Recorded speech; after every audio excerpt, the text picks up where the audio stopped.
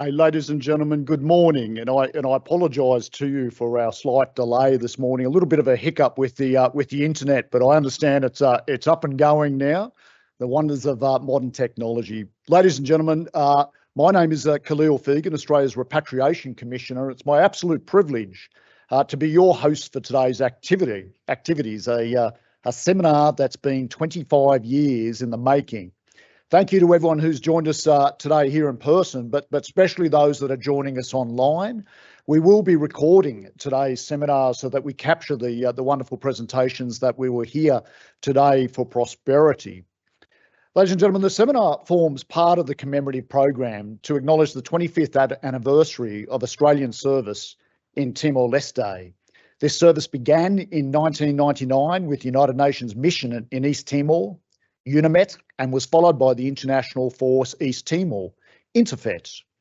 Although there will certainly be a focus on the service in Timor-Leste today, we will also hear broader experiences of Australian service on peace operations given Australia's distinguished 77 years of deploying on peace operations when called upon by our government to do so.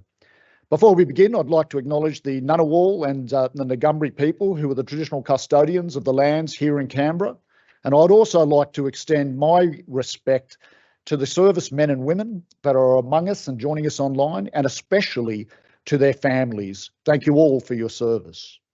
To assist with any questions today, I'll be joined by Brooke, who will be taking questions from those online, and Rory will be wandering the crowd with microphones. So please avail yourself as appropriate.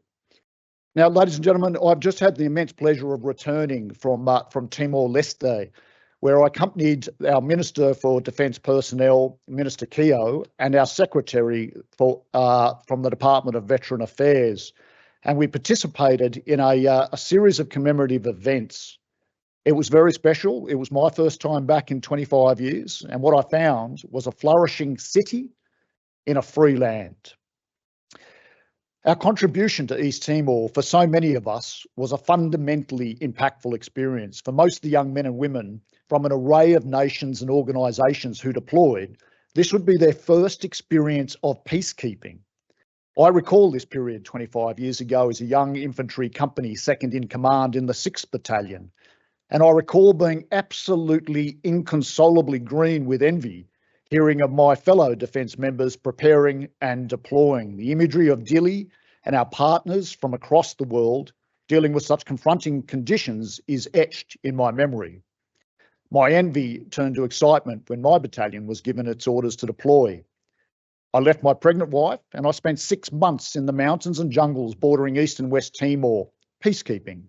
Personally, this experience was an awakening, and particularly so on the 24th of July 2000, when New Zealand Army Private Leonard William Manning was shot dead at a range of 10 metres by militia close to the Australian and New Zealand border. This news was horrifying to hear and was the catalyst at that time for a significant surge in operations to try to interdict those militia involved. I recall a few days later, on the 3rd of August, soldiers from my infantry company of peacekeepers being involved in contact with what was suspected to be this group of militia, resulting in the death of 2 militia. Dealing with that contact and the recovery of men killed in action, the smell, the sights, and indeed the reaction of young soldiers who had experienced it, fundamentally and irreversibly changed my perception of the reality of conflict, regardless of its nature. And it changed how I approached the remainder of my 34 years of service. Whilst I recall those darker events, I also recall a beautiful country, a wonderful culture, and a lovely people. I have the fondest memories and deepest respects for the peacekeepers and others from various organisations and countries with whom we served. Everybody's experience as a peacekeeper is different. However, I suspect no more or less impactful. And today we will hear from an impressive group of people. And I ask that we reflect on their words and ask ourselves, how can we use our learnings to make our world a more peaceful place? I'd now like to introduce our first speaker for the day, former Lieutenant General Peter Leahy. General Leahy retired after 37 years in the Australian Army as an infantry officer. During his career, he was appointed Chief of Army for 6 years, and prior to that, the Deputy Chief of Army and also the Commander of the 3rd Brigade. General Azer.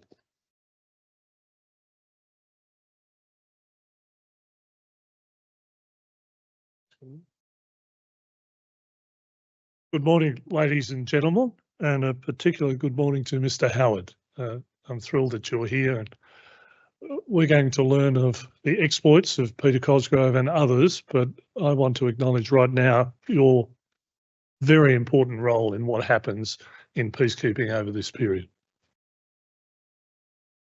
My aim during this presentation is to give a brief historical background to peacekeeping in the Australian context. That's probably the bit of the lecturer in me. I don't like being called an academic. I much prefer being a teacher or a lecturer. But then I want to give some personal observations on our involvement in East Timor and their impact on the Australian Army. Because we need to remember that whilst we were doing East Timor, we were doing other things as well. It was a difficult and an important time.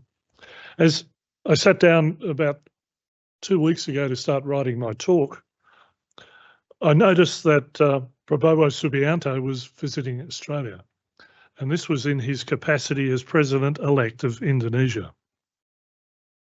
During his remarks, he made warm mention of Australia's early support to the Indonesian struggle for independence from the Dutch at the conclusion of the Second World War. Many Indonesians make mention of this intervention and are warm and positive about how it established a firm basis for the relationship between our two countries. Australia's involvement in Indonesia's independence struggle coincided with the work that Australia and our then Minister for External Affairs, Doc Evatt, were doing in helping to establish the United Nations in the closing stages of the Second World War. Peacekeeping was very much part of the considerations, and in late 1945, Doc Evatt proposed an Australian military intervention to keep the peace between the returning Dutch and the Indonesian Republicans in around Surabaya, and Peter Lundy makes the point. And excuse me while I figure out what this bit of green tape does. That'll do, thank you. Did someone do that for me? Up there? Thank you. And Peter makes the point here, as you can see. As a result of this, 24 military officers were attached as observers to either side for the observance of a ceasefire, and there were orders issued, and they wanted to maintain and obtain any further relevant information. 4 Australian officers were deployed. They quickly came to the conclusion that the ceasefire was unworkable and there was no peace to observe. But a start had been made to operationalising peacekeeping under the auspices of the United Nations, and Australia was right in the forefront of both activities. And this included being a founding member of the United Nations, through Doc Evatt being a thought leader during the early stages of the United Nations, and then being elected President of the General Assembly in 1948, and providing advocacy for the rights and voices of smaller nations. We should be proud of our role in helping establishing the United Nations, but also their role in peacekeeping. We've been active contributors to UN and other multinational peace efforts ever since, and we remain as a peacekeeping nation.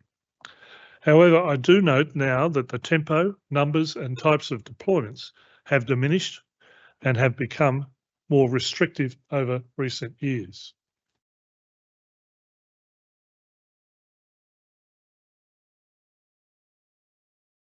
Chapter 6 of the United Nations Charter deals with peaceful settlement of disputes. It requires countries with disputes that could lead to war to, first of all, to try to seek solutions through peaceful methods such as negotiation, inquiry, mediation, conciliation, arbitration, judicial settlement, resort to regional peace organisations, or other means of their own choice. If these methods of alternative dispute resolution fail, then they need to refer to the UN Security Council, where Chapter 7 sets out the UN Security Council's powers to maintain peace. It allows the Council to determine the existence of any threat to the peace, breach of the peace, or act of aggression, and to take military and non-military action to restore international peace and security. The phrase "all necessary measures" contained in the Charter means that military action performed through land, sea and air forces is specifically allowed. Such action could either be troop deployment, the enforcement of a no-fly zone, even aerial bombardment. And in all instances, the right of self-defence is authorised. In the early stages of peacekeeping under the United Nations,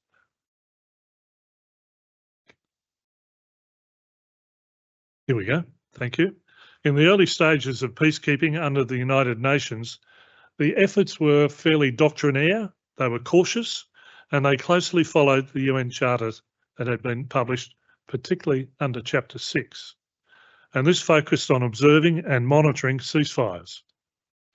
And a number of these missions were unarmed. Overall, UN peacekeeping has proven to be one of the most effective tools available to assist host countries navigate the path from conflict to peace. And I think we can record that peacekeeping has strengths: legitimacy, burden sharing, and an ability to deploy and sustain troops, police and civilians from across the globe. It's guided by 3 principles. You can see them there on the screen. Peacekeeping is flexible and over the last 2 decades has been deployed in many configurations.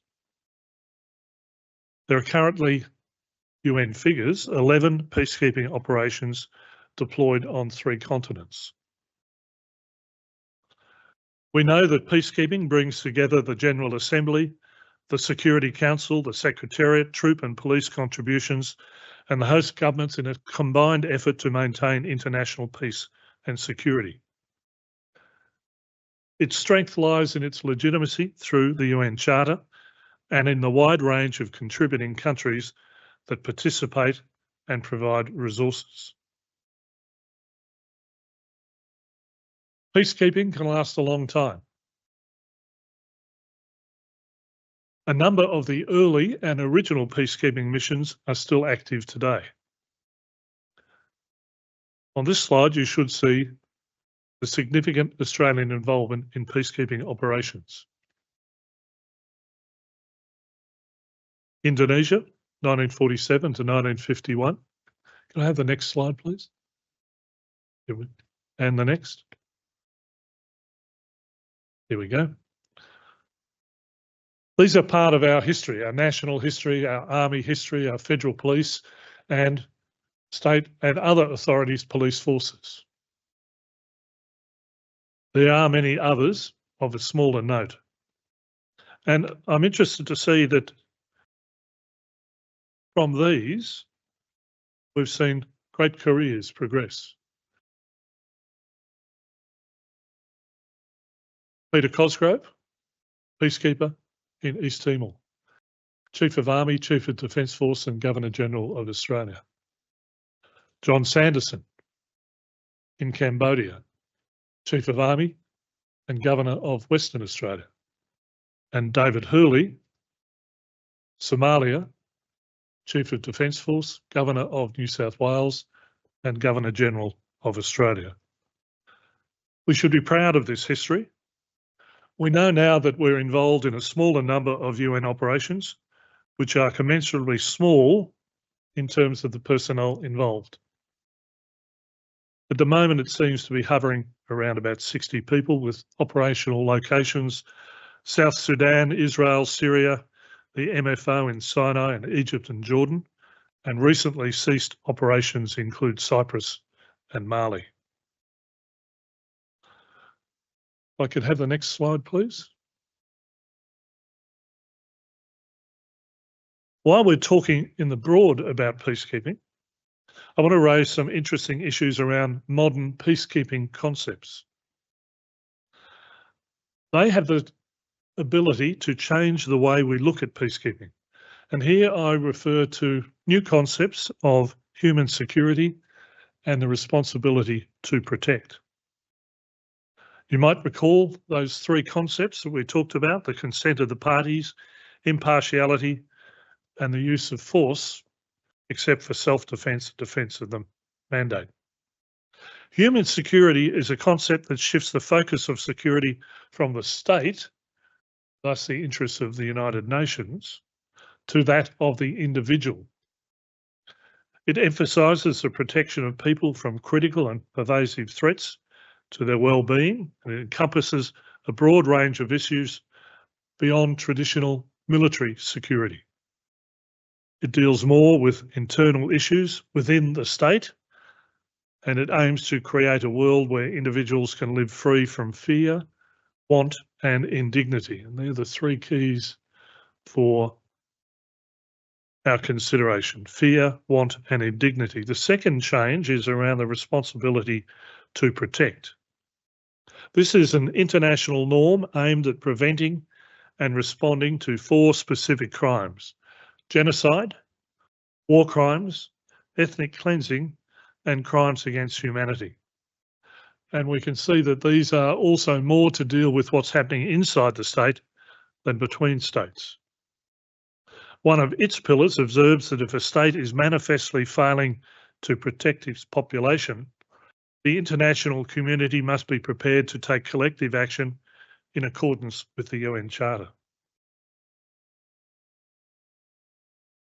Responsibility to protect represents a shift in the understanding of state sovereignty, emphasising that sovereignty entails a responsibility to protect populations from mass atrocities. It also seeks to bridge the gap between the principles of non-intervention and the need to prevent human suffering. Let's now move closer to the topic of the day and have a look at Operation Warden.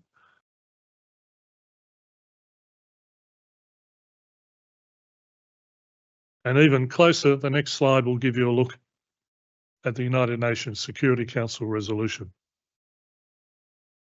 Now, I'm not going to go into detail, it's not my place. There are people who are actually on the ground dealing with this, and they're the experts. But I want to give you a glimpse of how and why the operation was established. Even though it was 25 years ago, the uncertainty and potential dangers of the time are still very clear in my mind. The prospect of conflict with Indonesia was close. One of the features of the operation was it happened quickly, and there was little time to prepare both the Australian contribution and the multinational forces that follow. And one of the reasons for the rapid approval and deployment was that APEC met in New Zealand the week before the determination of the Security Council resolution. On Thursday, the 9th of September, there was an emergency meeting of foreign ministers. On 12th of September, President Clinton announced that the United States would no longer support the IMF bailout of Indonesia unless their army withdrew and allowed peacekeepers in. So Prime Minister Shipley of New Zealand and leaders from all the other APEC nations literally got on the phone and they made something happen. And Prime Minister Shipley argued that this was where the worth of APEC lay. Leaders meeting face to face, getting on with each other and building a sense of agreement and cooperation. We then saw the authorisation of a multinational force to conduct operations under Chapter 7 of the United Nations Charter. Aspects of the Charter condemned the violence in East Timor, called for those responsible to be brought to justice, and emphasised the need for immediate, unrestricted humanitarian assistance to the area.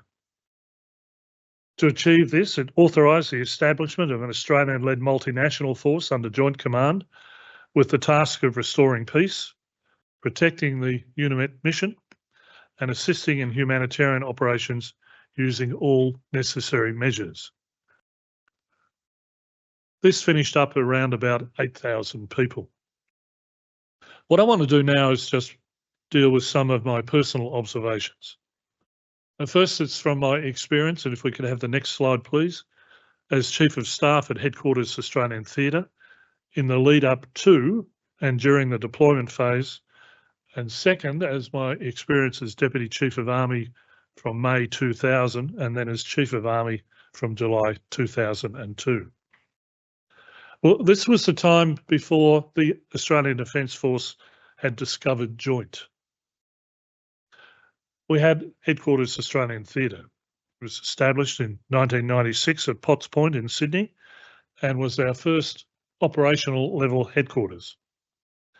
And the intent was that Headquarters AST would provide the ADF with a single headquarters to command all three services when deployed on operations. I arrived there out of the UK as Chief of Staff in April 1999. Things were starting to point towards some form of crisis in East Timor. The headquarters was young, was working on developing doctrine, and had not been given nor had established a clear role for itself. Part of this was because the environmental commands were reluctant to cede any command or control, and the strategic level in Canberra was also uncertain about how Headquarters AST would work. Frankly, things were a bit of a mess. Personal, planning and coordination relationships were being established. In some ways, it was a mad scramble as competing agendas and strong personalities came into play. We know that East Timor happened quickly, and from my point of view as Chief of Staff, it was herding cats, some of them quite feral. But what made everything work was the intent and resolve of everyone involved and their determination to get the job done. There was an enormous amount of goodwill and initiative shown, and this included changes in deployment, notice to move, which while unorthodox, meant we were ready. And I'll add there, just. And the results attest to it. Large numbers of troops and quantities of supplies moved rapidly to Darwin, and an air and sea lift landing of almost 2,000 troops occurred in the first 24 hours. Specifically, Headquarters AST was tasked to support in a campaign context the planning, formation, deployment and sustainment of interfet.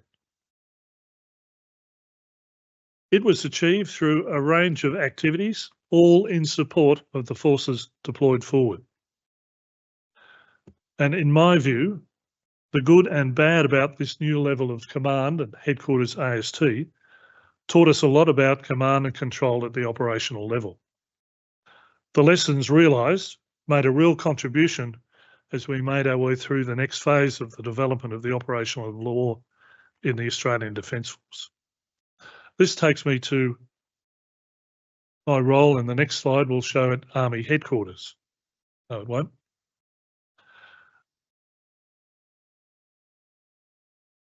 This is the other part of my story as it relates to my time as Deputy Chief of Army and then as Chief of Army. And I would add with Peter Cosgrove in the room, he was Chief of Army to me being Deputy Chief of Army and then CDF to me being Chief of Defence Force. These were exciting times. As we know, we're also starting to deploy into Afghanistan, Iraq. We were still in Bougainville, Solomon Islands was happening. It was very exciting.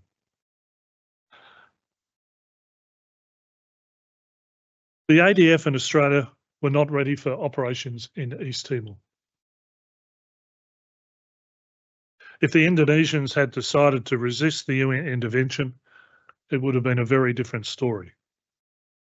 Frankly, we couldn't have been asked to do a more straightforward task. Proceed to East Timor, deal with a poorly armed and disorganised militia, and hand over to a new UN force. East Timor is as close as it gets to Australia. The mission was expeditiously authorised by the United Nations, were invited in by the President of Indonesia, and there was a solid international military and diplomatic effort support, including decisive interventions at the diplomatic level prior to the launch of the mission. And I think we should not underplay the role of the US in that diplomatic mission. Well, of course, the Indonesian military were not well pleased, but they were generally compliant in not directly opposing the intervention. But in my view, and this occupied me until 2008 as Chief of Army, it showed up glaring deficiencies in the ADF. The strategic guidance at the time did not comprehend that there would be a mission of this nature. Warning time was set well into the future. Troops were not on a suitable notice to move. Our headquarters structures were immature. The three services not well practiced in working together. Our logistics over the shore capabilities were limited, and much of our stores were held in southern Australia. Strategic lift was seriously deficient. There wasn't enough protected mobility for the ground force, and we'd had very limited experience in managing and leading a coalition force. Force preparedness and readiness were inadequate, and notwithstanding a strategic policy of self-reliance, we were obliged to seek additional support and significant additional support from the United States.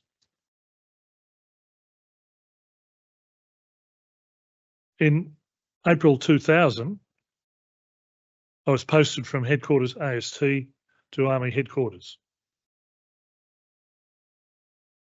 That started a task of changing the Australian Army. I joined the Army in 1971 and we were about 35,000 strong. We were just coming out of Vietnam, and what we saw after that was a rundown in the size of the Australian Army till about this time when we were 25,000 strong. Strategic guidance was not much use. You're going to defend Australia, the enemy, and who can forget the Musoreans and the Cimmerians? They might occupy a small hamlet somewhere south of Katherine, and that was our task to displace them. That meant a lot of work. It meant also that we had to deal with now Iraq and Afghanistan. All the while we were thinking, what did it mean about East Timor? Where could it lead? Conflict with Indonesia? A long-term contribution of military forces to the island? Conflict between East Timor and Indonesia? A broken East Timor as a mendicant state requiring long-term financial support from Australia? Well, apart from a few difficulties and a return of a number of times to East Timor, the results of Interfet and Untayet and the other missions that went there can only be judged as a success at the strategic level: diplomacy, economic, military and information. And what I see now in East Timor is an autonomous state. It has good relationships with Indonesia and it has a vibrant future. We, all of you, should be proud of what you achieved those 25 years ago. Now, I think how we're going for time, because there might be time for a question or two. Ladies and gentlemen, we have 10 minutes for questions, and just while we wait for the microphone to do the tour of the room here and see if we have any questions, Brooke, from anybody online, I might, General Leahy, thank you for those valuable observations and insights from a particularly interesting period in our Army's history. I might just kick off with the first question, if I can. And my question, General Leahy, for you would be in relation to your time as the Deputy Chief of Army and then as the Chief of Army, and your experiences working in this realm and dealing with these operations How did that influence the development of your hardened and networked army policies thereforth?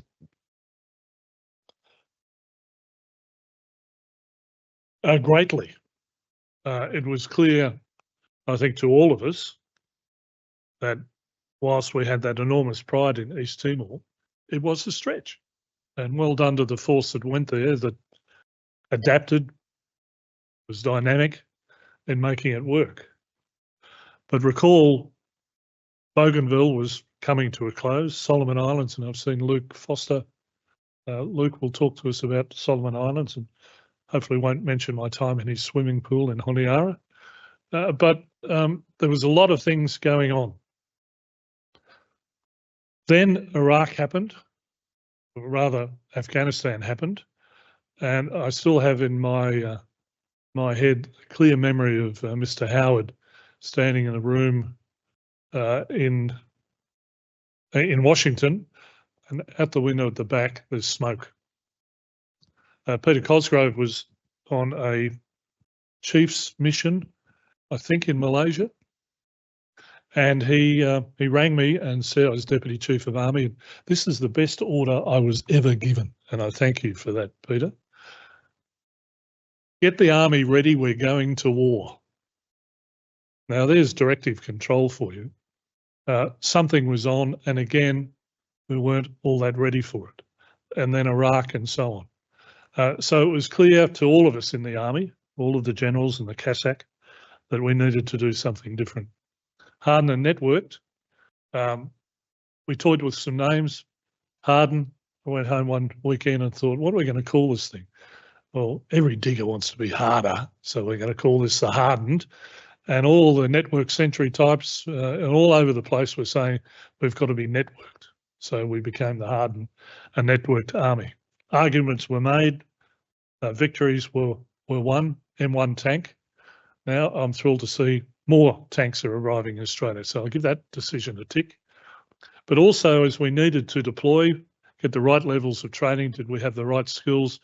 Who knew what the languages in Afghanistan were? Who knew what the roads were doing? So we had to rush all of those things through. And here, I want to very publicly make acknowledgement of Mr. Howard and his government's role in all of this, in that it was a rush. We did have to work hard. And I found in part that the Department of Defence was not as flexible and adaptable as we might have wanted.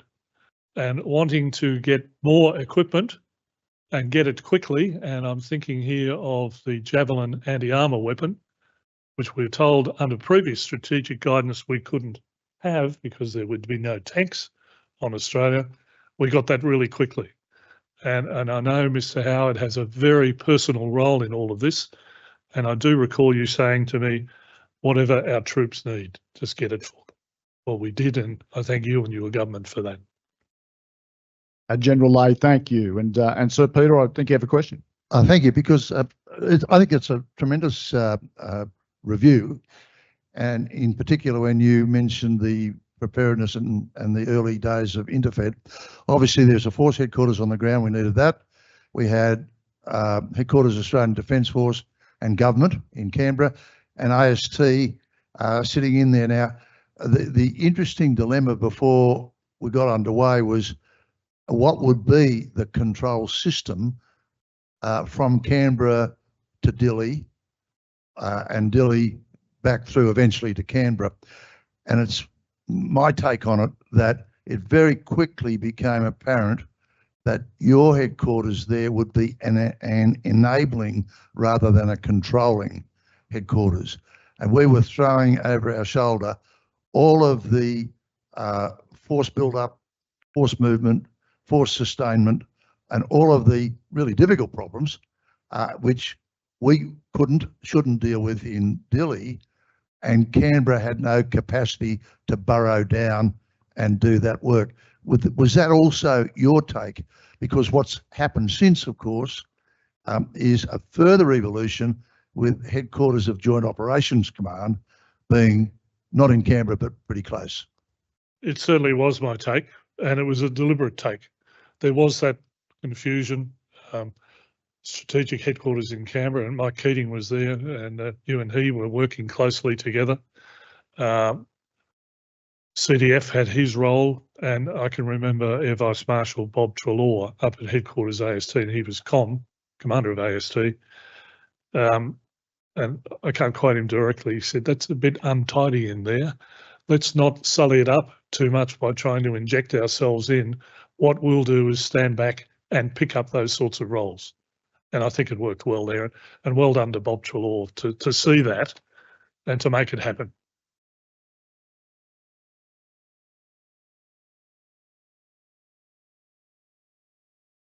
Thanks, Peter. William Maley from the ANU. In 1999, I was teaching here at ADFA, and about 6 weeks before the popular consultation, I went to a meeting at DFAT, and there were a number of different people there from different departments.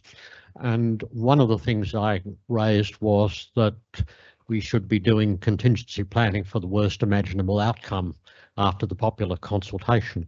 And a first assistant secretary came up to me during the coffee break and said it was irresponsible to raise the issue. And I was wondering whether in the run-up to the popular consultation, there was a sense in defence that, not from strategic leadership, but from elsewhere in bureaucratic circles, there was a disdain for the idea of full-blown contingency planning for something like Interfet, on the basis that it would suggest a lack of complete confidence in the reliability of the Indonesian military. I'm just smiling. Paul Symon's going to talk later. I think he's probably well able to deal with that. But I think we were just coming out of what David Hurley called the long peace. And I think there was just wasn't working for us. I mentioned the Javelin. Let's save lives. Lots of stuff that we got saved lives. And let's be careful here, Peter. There's stuff going on at the moment that I would wish we were better prepared for. And there does seem to be that, well, no, don't worry about it. We should be worrying about it. That's our profession. And that's why we have meetings like this, so that we can look at those lessons, see have we learned them well enough, and what are we doing about it now. But Paul, you're going to answer Bill's. Oh, in fact, well, rather than take up time here, a bit later. Yeah. So another question? Or are we done? Any further questions, ladies and gentlemen? Thank you, General Leahy, for sharing some of your personal experiences and learnings from this particular time. I've got a number of takeaways from your talk today, not the least of which pertains to the challenges of associated with herding feral cats into a hardened and networked army, which, sir, we thank you, because it ultimately did contribute to saving lives. So, ladies and gentlemen, if you'd join me in please thanking General Leahy. That's right.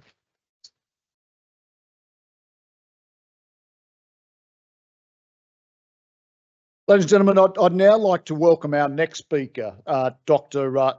Tom Richardson, a historian and lecturer at the University of New South Wales. Dr. Richardson has been heavily involved in researching Australian peacekeeping in Timor-Leste, Iraq and Afghanistan. Dr. Richardson.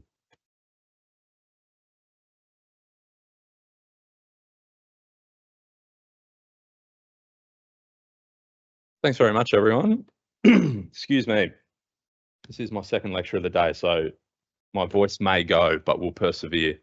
I'm here because, as the Commissioner says, I've been involved in a number of the official histories, but specifically I was the researcher for the Interfet Unimet volume of the official history, Born of Fire and Ash, which was published recently, as hopefully some of you are aware. And I'd like to take this opportunity to not only thank all the veterans in the room, but in particular those of us who assisted in that official history. I can see a few of you here. I know that was not always logistically easy or emotionally easy, but we really appreciate your effort. It's also because of the difficult birth of the book, if we can use that euphemism, it's not always clear to those who were involved that it's actually come about. I bumped into someone down in Melbourne last week, and he was shocked to discover that it had been published at all. So thank you very much. All right. How is our clicker going? Not great. That's all right, I'll call to the top. So how did Australia come to be involved in Timor? That's the topic I'll be dealing today, as my extremely uninventive slide title suggests. There's numerous dates you can pick. So you could start in 1942, when obviously Australian commandos fight in what was then Portuguese Timor against the Japanese. You could start in 1974-75, when the Whitlam and Fraser governments play footsie with the Suharto regime as it ultimately invades and occupies East Timor. You could start in early 1999, when President B.J. Habibie, Suharto's successor, announces that the Timorese will be given a choice on their future in the Indonesian Republic. I'm going to go with a slightly unusual one, or one that has been obscured somewhat, I think, in popular memory, and that is the 5th of May, 1999. Because it was on this day that Indonesia and Portugal signed what becomes known as the 5th of May Agreement, that actually sets out when and how the people of East Timor will vote on their future. I think it's important to remember, when Habibie made his announcement earlier in the year, it wasn't actually clear what form that consultation would take. The 5th of May Agreement lays it out. It's going to be a direct vote. There was talk of other modes, and it's going to be administered by the United Nations. And so that sets the stage for the United Nations mission in East Timor, or what becomes UNIMET. And that is the first phase of Australia's involvement. They also, if I can start mixing my metaphors, as my boss does frequently, the 5th of May Agreement's established to a degree the rules of the game. And I don't just mean the modalities of the vote. It was clear as soon as Habibie made his announcement that in any kind of fair consultation or vote, Timor would vote for independence. Thus, even prior to 5th of May, pro-Indonesian militias had been highly active in East Timor, intimidating the population and disappearing independent supporters. What was also increasingly clear, even at this stage, was that these groups were controlled wholesale by the Indonesian military, TNI. And so with the agreement having been signed, it seemed clear that their strategy was to try and force a certain result at the ballot box through intimidation and violence, rather than blowing up the process altogether. If I can get the next slide, please. And indeed the one after that. UNIMET was not a traditional peacekeeping force, but would have to, as much as possible, resist these militia efforts. Just prior to the signing of the 5th of May agreements, in a meeting in Bali, Prime Minister Howard had convinced President Habibie to allow the deployment of unarmed UN civilian police, CIVPOL, and military observers, and again, a euphemism had to be used here to protect sensibilities. They were known as military liaison officers, or MLOs. Habibie insisted that Indonesian police, backed by the army, would be responsible for security. But the CIVPOLs and MLOs would advise them in their duties. Australia's initial commitment to UNIMET was 50 CIVPOL and 6 MLOs. In addition, and we're going to hear, I believe, directly after this, the Australian Electoral Commission would support the running of the ballot, and a variety of other government agencies would also contribute to the overall running of the mission. I guess probably the most dangerous aspect of that was the opening of a consulate in Dili by DFAT, and the presence of several Australian diplomatic staff in the city full-time from that moment forward.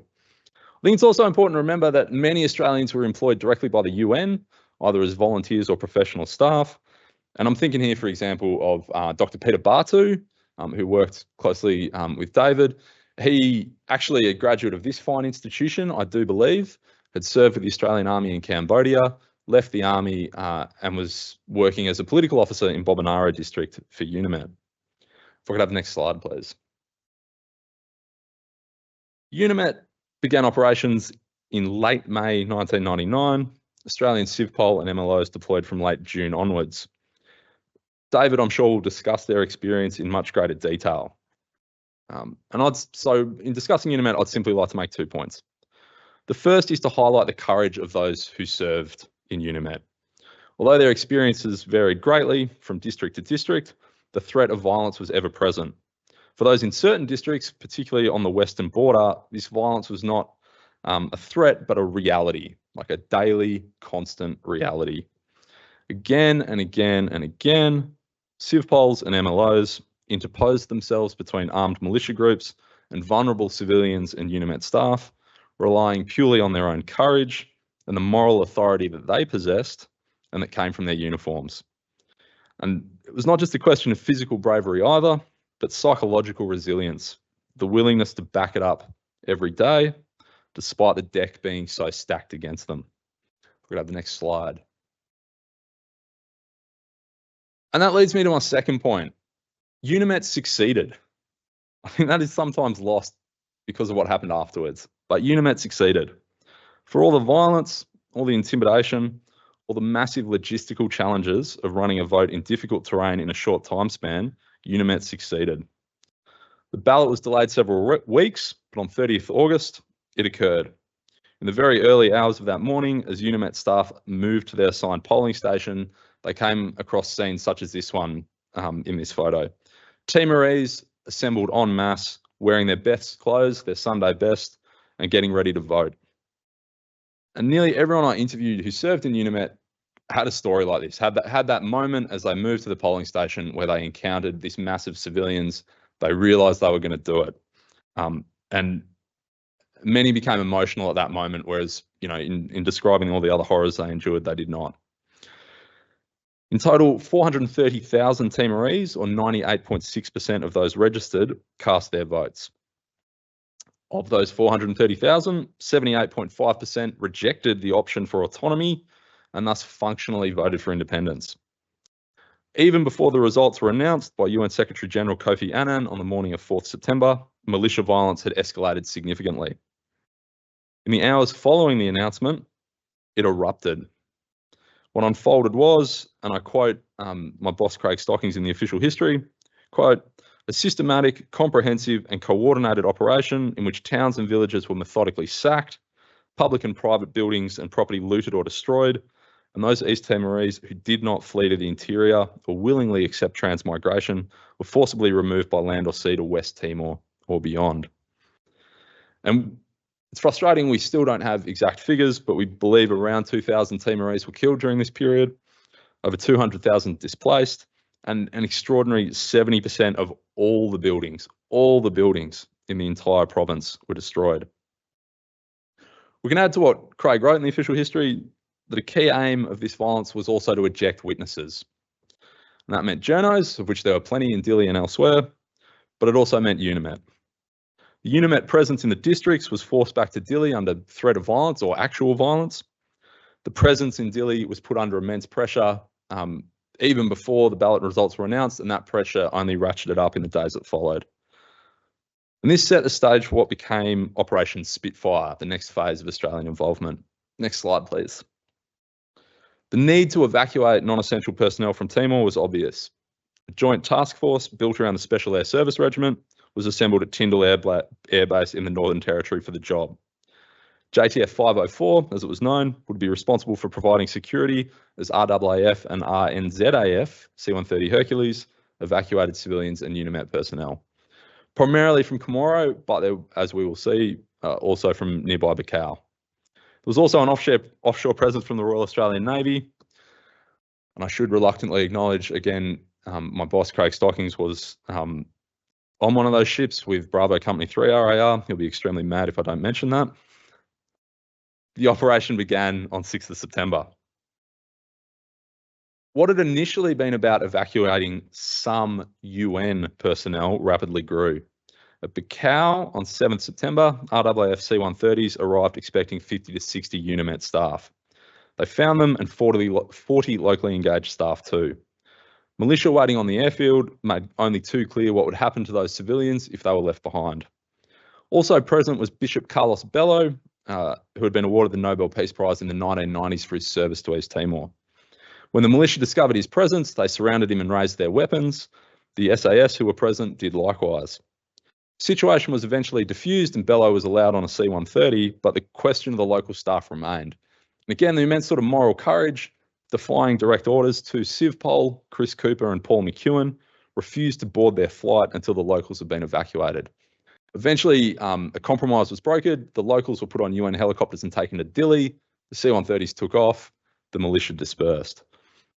And a quote that's sort of stuck with me through this is Major Jim McMahon, then Major Jim McMahon, who some of you would know, the SAS officer in command on the scene, said, out of his deployments, it included Iraq, Afghanistan, the rest of Timor. The standoff with Bello was, quote, one of the moments when I thought this could get ugly. And indeed, I think that's a sentiment shared more widely. The events at Bicau set an important precedent and made clear an obvious problem. UNIMET could simply not leave its local staff or those who had sought shelter with it behind. On 8th September, the UN announced the complete withdrawal. It was not until the next day, a seeming eternity for those on the ground, that the Australian government announced that it would allow temporary protection visas for these civilians. So on 14th September, once that had been done, a route to Comoro Airport was cleared by Indonesian soldiers, and UNIMET and Australian defence staff sort of rounded up stragglers, and then a massive convoy went through Dili streets from the UN compound to Comoro. And, the C-130s are stuffed, right? Normally take 90 passengers, one C-130 fits 137. Those flights out on the 14th September marked the practical end of Spitfire, even though the operation technically continued until the 19th. In total, 2,538 people were evacuated in 37 sorties by the RAAF and the RNZAF. This broke down as 555 UNIMET personnel, 343 locally engaged staff, 1,456 refugees, 180 others, which again I like as a euphemism, they're journalists, not others, and 4 defence staff from the Australian Embassy in Jakarta. An enormous effort, right? But one that at the time seemed to be dwarfed by the humanitarian catastrophe unfolding outside. And if we could just get the next slide. So this is a typical view out of one of those Hercs as it leaves Dili, the entire province on fire, hence the title of the book, Born of Fire and Ash. And if we can go to the next slide. This is what the UNIMET compound looked like when Interfet returned. Gives some idea of the situation within it at the time, but also the damage done to it once it was overrun by militia after they left. Note in particular the burnt out cars in the background. And this brings us up to Interfet, if we go to the next slide. As General Leahy sort of already hinted at or discussed, there was a hope within the Australian government that the result of the ballot would be respected. And little thought had been given to the situation that Australia and the world suddenly confronted. And indeed, in answer to the question asked just before, early in 1999, there was a specific directive from DFAT saying, do not plan for a PKF because that'll become a self-fulfilling prophecy. And that kind of hamstrung ADF efforts up until the 4th of September, when the ballot is announced and suddenly Foreign Minister Alexander Downer declares in response to the violence, Australia's willingness to lead an international force to restore order. 2 days later, I believe, on the evening of 6th of September, Prime Minister Howard is on the phone with President Habibie and President Clinton and UN Secretary General Kofi Annan, and he's urging Habibie to let an Australian-led force in, and he's urging Clinton to put the heat on Habibie to let a force in. Contrary to recent media reporting, and I was absolutely calm when I read that column in The Guardian that said the United States pressured Australia into Interfet. I was calm. I did not stomp around my house for the entire morning muttering angrily about what was the point of writing a book if no one read it. It was fine. It is the other way around. Australia was pushing for Interfet to occur. Clinton wanted to give Habibie more time. Habibie said he needed more time. We'll come back to that in a second. General Leahy has covered the obstacles the ADF faced. Fundamentally, this is an organisation that had not been directed to prepare for this kind of scenario and wasn't ready for it. I'll just point to 2 episodes really quickly. At 10 o'clock at night on the 5th of September, then Brigadier Mark Evans, the commander of 3 Brigade in Townsville, received a call from General Cosgrove. General Cosgrove needed the concept of operations by 9 a.m. the next day. That was the kind of compressed timelines that were suddenly necessary. Evans and his staff thus had to start planning their own insertion. That insertion happens 15 days later. That is a brigade plus in what eventually becomes almost a divisional size force that Australia is leading. This is the biggest thing the ADF has done since Vietnam, but really the biggest thing the ADF has done since the Second World War. And it gets done in 15 days. I think that is really extraordinary. The second episode occurs several days later on the 14th September. Senior ADF officers are in the Deployable Joint Force Headquarters Theodorette in Brisbane. They get briefed on the plan as it then exists. That briefing reveals that the plan requires 7 HMAS Tobruk equivalents and an enormous number of C-130 sorties. How many HMAS Tobruk's did we have in 1999? One. Never a reliable ship to begin with. She was due to undergo deep maintenance, but that had been delayed. Funding had been allocated elsewhere. She broke down, leaving Sydney Harbour. So that was the enormous gap between what the plan suddenly required and what the ADF had been built to actually do over the previous 15 years. Of course, there was also HMAS Jarvis Bay. We cannot forget her, but she was also a converted car ferry with all the limitations that implies. But while the ADF didn't have the structures or all the gear or the time, it had the people. I appreciate that sounds like I'm pandering to this audience, but the consistent message out of those who served in Interfet was that the operation was saved by the quality of the people who executed it. And again, I think General Leahy has mentioned that already. Under pressure, training and investment in character paid off and the cream rose to the surface. That's not only true of the ADF, but also Australia's coalition partners as well. I think it's important to note from the outset, Interfet was indeed an international force with significant contributions from a huge range of countries. The danger in listing them is, of course, that I'll forget someone, but key partners, obviously, New Zealand, the United Kingdom, the Philippines, Thailand, the United States, and the Republic of Korea, among many, many others. Part of what made and indeed makes Interfet unique is that it was a coalition operation, a massive coalition operation in which Australia was the senior rather than the junior partner. We get back to the operation itself. 12th of September, President Habibie finally bows to international pressure, agrees to allow an international force in, and 8 days later, Interfet, UN sanctioned but Australian led, went ashore. Began with Response Force, the name given to Interfet Special Forces components, again built around the Special Air Service Regiment, but also with New Zealand SAS, British SBS. They landed at Comoro. They were followed by elements of 2 RAR. But even before those landings occurred, Australian warships had arrived in Dili Harbour, HMAS Anzac, HMAS Darwin, and HMAS Success. And I was lucky enough, it was a real privilege to work on the official history as a whole, but particularly go to Timor and interview Timorese who'd lived through this period. One, Florentina Smith, who was an MP at the time, but in 1999 had been a member of the resistance. She talked about waking up that morning in the hills above Dili around Thackeray and crying tears of joy seeing those grey hulls in the harbour and realising it was over, that salvation was at hand.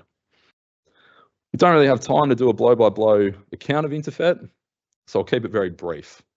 And luckily someone wrote a book about it. I should emphasise I don't get any royalties, but it's a good book. Australian and coalition soldiers, sailors, airmen flowed into East Timor over the following days. The initial focus was on restoring security in and around Dili and extending humanitarian aid where possible.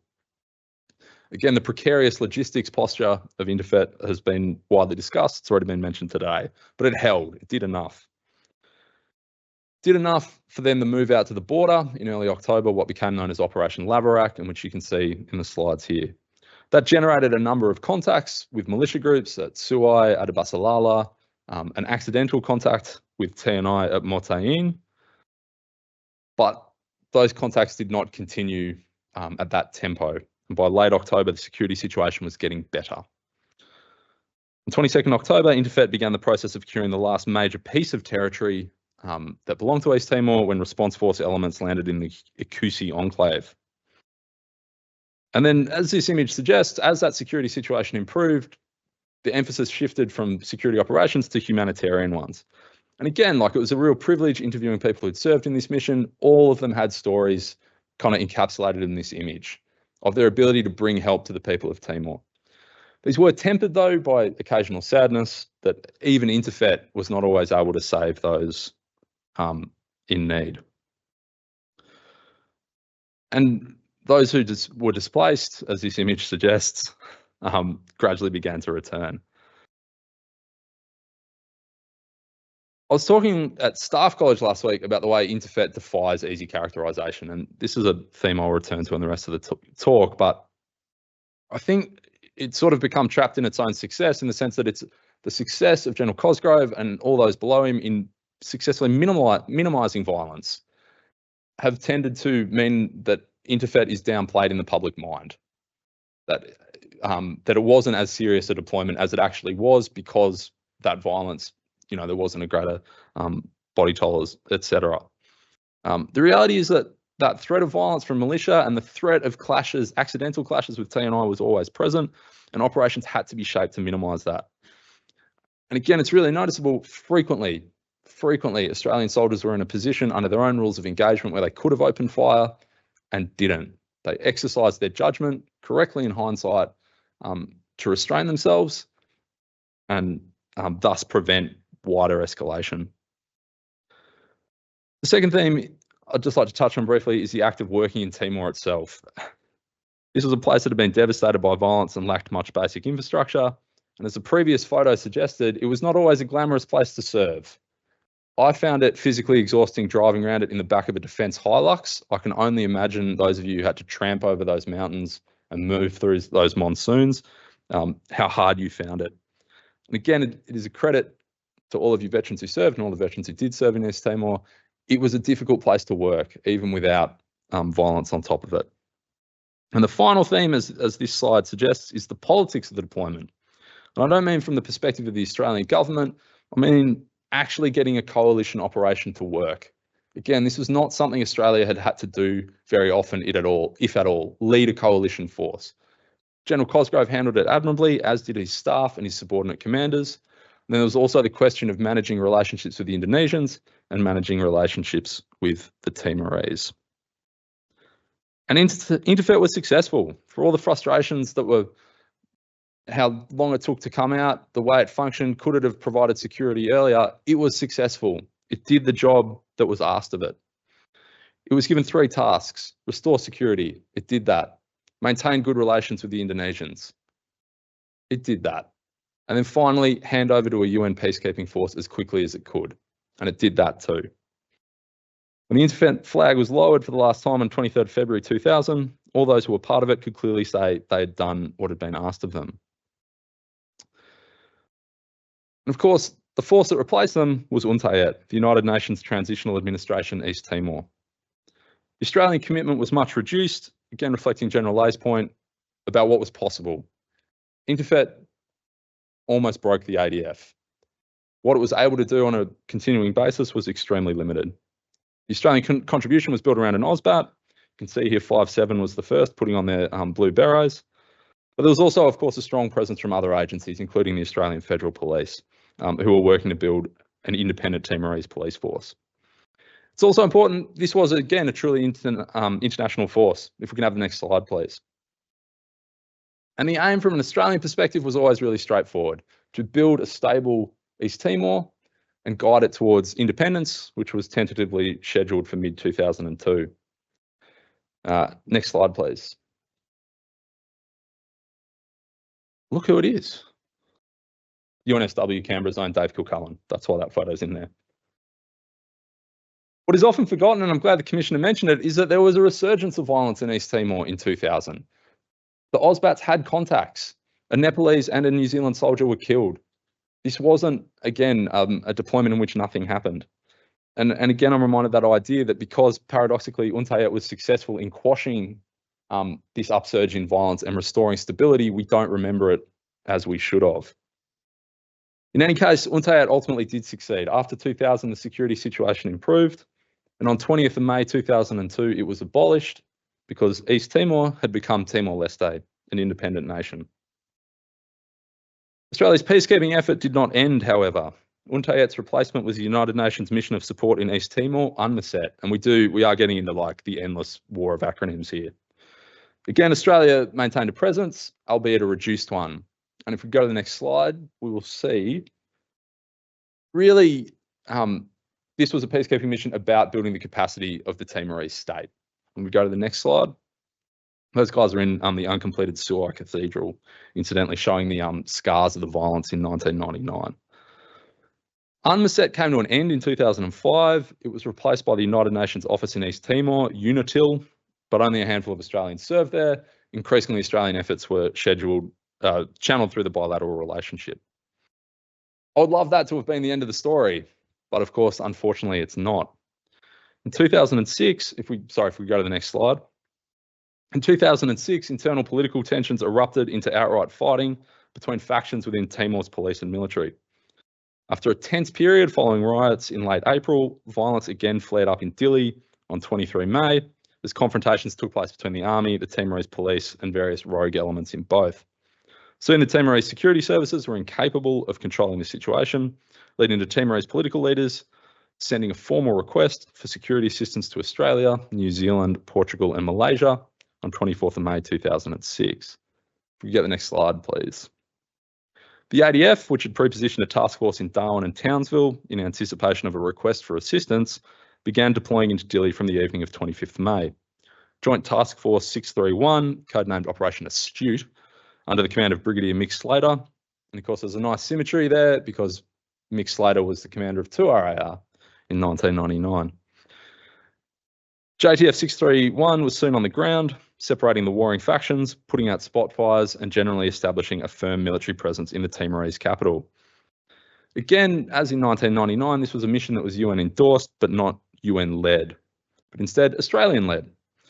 A peacekeeping operation made by an agreement between the governments of Timor-Leste, Australia, New Zealand, and Portugal.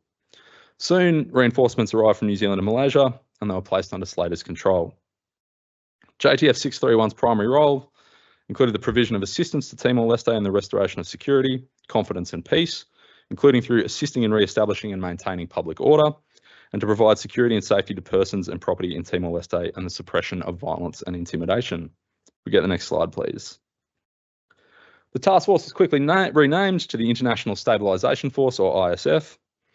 It was generally built around a battalion group drawn from the Townsville-based 3 Brigade, and again to General Lay's point, no single battalion could deploy, right, because the army was spread into all these different deployments across Afghanistan and Iraq, so something sort of had to be built. It was augmented by a Special Forces component, Black Hawks from 5th Aviation Regiment, and various other combat support and logistics elements.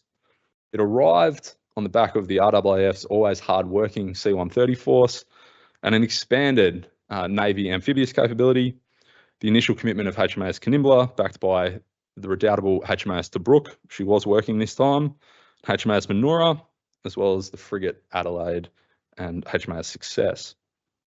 Through several rotations, Australian troops in Operation Astute, and an interesting use of reservists, again, a sort of angle of the Australian peacekeeping experience we don't often think about, but very much a presence during Astute. Australian troops in Astute supported various follow-on UN missions and helped maintain law and order and assisted with training local security forces. The size of the Australian contribution gradually decreased as the situation became more stable. And again, this contribution was matched by other government departments and agencies. So around 50 AFP officers deployed in 2006 to assist with the restoration of law and order. And there was also specialist help for other tasks, particularly in 2008 with the attempted assassination of Xanana Guzmão and Jose Ramos Horta and the death of the rogue soldier Alfredo Renato. ISF ceased its security operations on the 21st November 2012, and elements of the ADF remained in Timor-Leste for handovers until 27th March 2013. Again, I won't do it blow by blow because we're running out of time.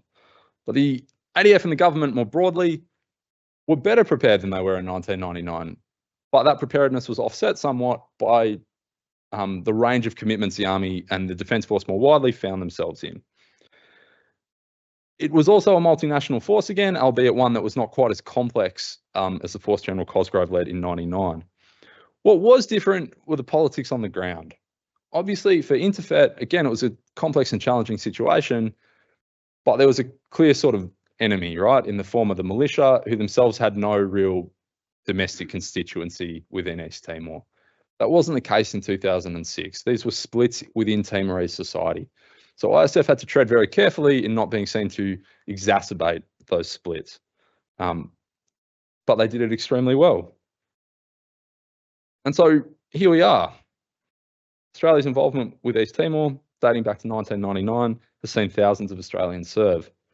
6 Australians died on service in East Timor, 5 were in the ADF, and 1 in the AFP. Many others bear psychological and physical wounds from their time on the island. At the core of the missions in which they served, and regardless of wider geopolitical machinations, has been the desire to see a peaceful and stable Timor-Leste. In that sense, and again, I can only echo the comments that have been already made, in that sense, they appear to have been ultimately successful. Over a decade after ISF's withdrawal, Timor remains at peace and is gradually growing more prosperous. And that's me.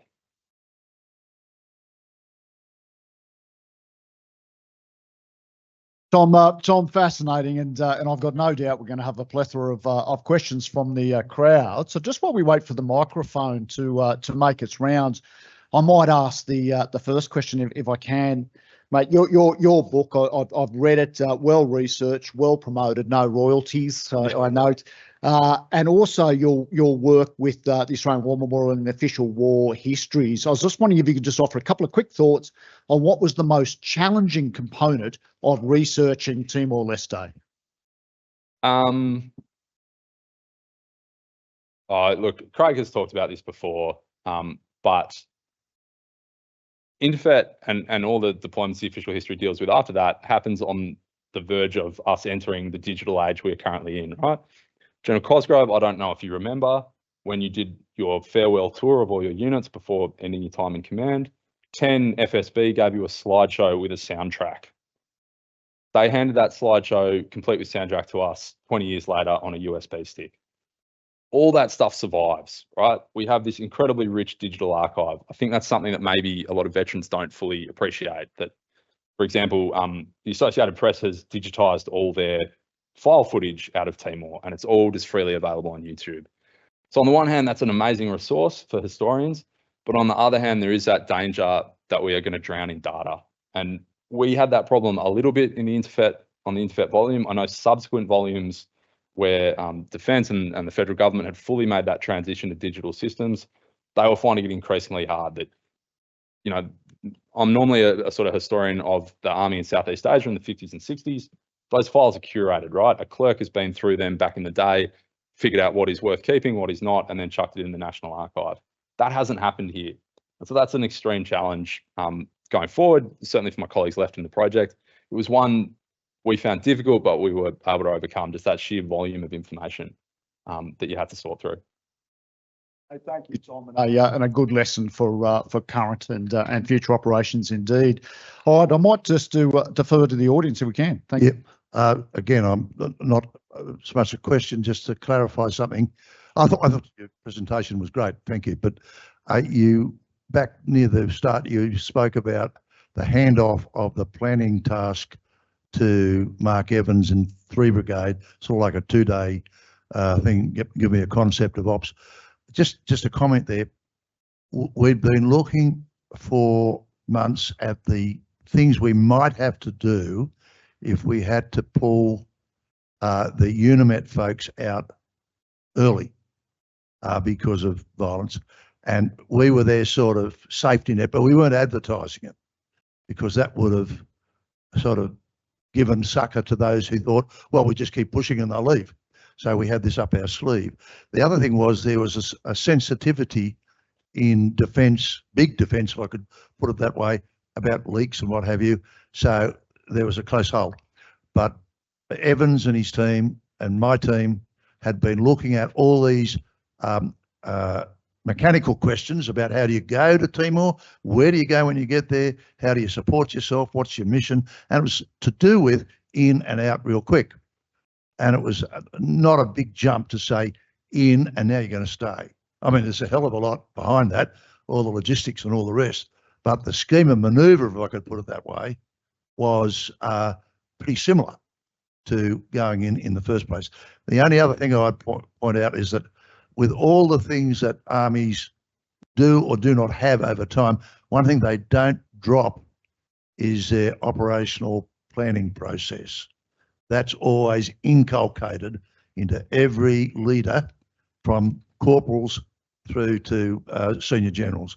They have this culture of planning and staff duties, we call it. So it's not a big ask to say, get cracking, give me a plan. Carrying it out, that's the trick. I do have to apologise, General Cosgrove. I agonised for about an hour last night over whether or not I digressed into explaining the 3 Brigade heavy SPE planning process prior to 5th September. And I thought, oh, he's not speaking till later in the afternoon, so he might not be there and I can get away with it. But you've put me to rights. And thank you, Sir Peter.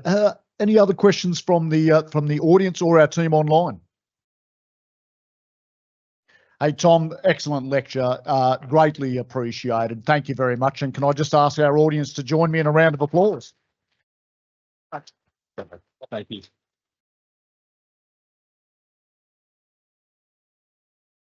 And thank you again, Tom. Ladies and gentlemen, our next speaker today is Mr. Michael Maley. Michael has assisted with electoral operations in Timor-Leste.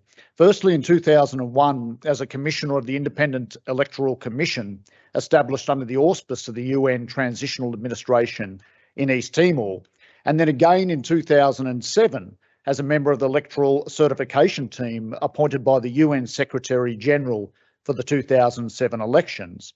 Ladies and gentlemen, please welcome Michael.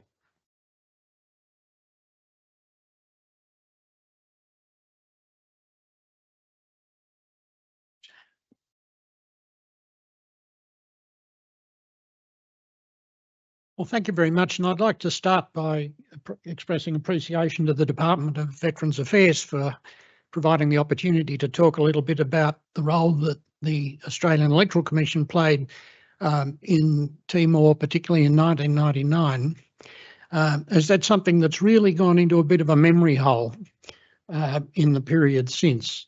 And if I could have the first slide, I'd like to flag that.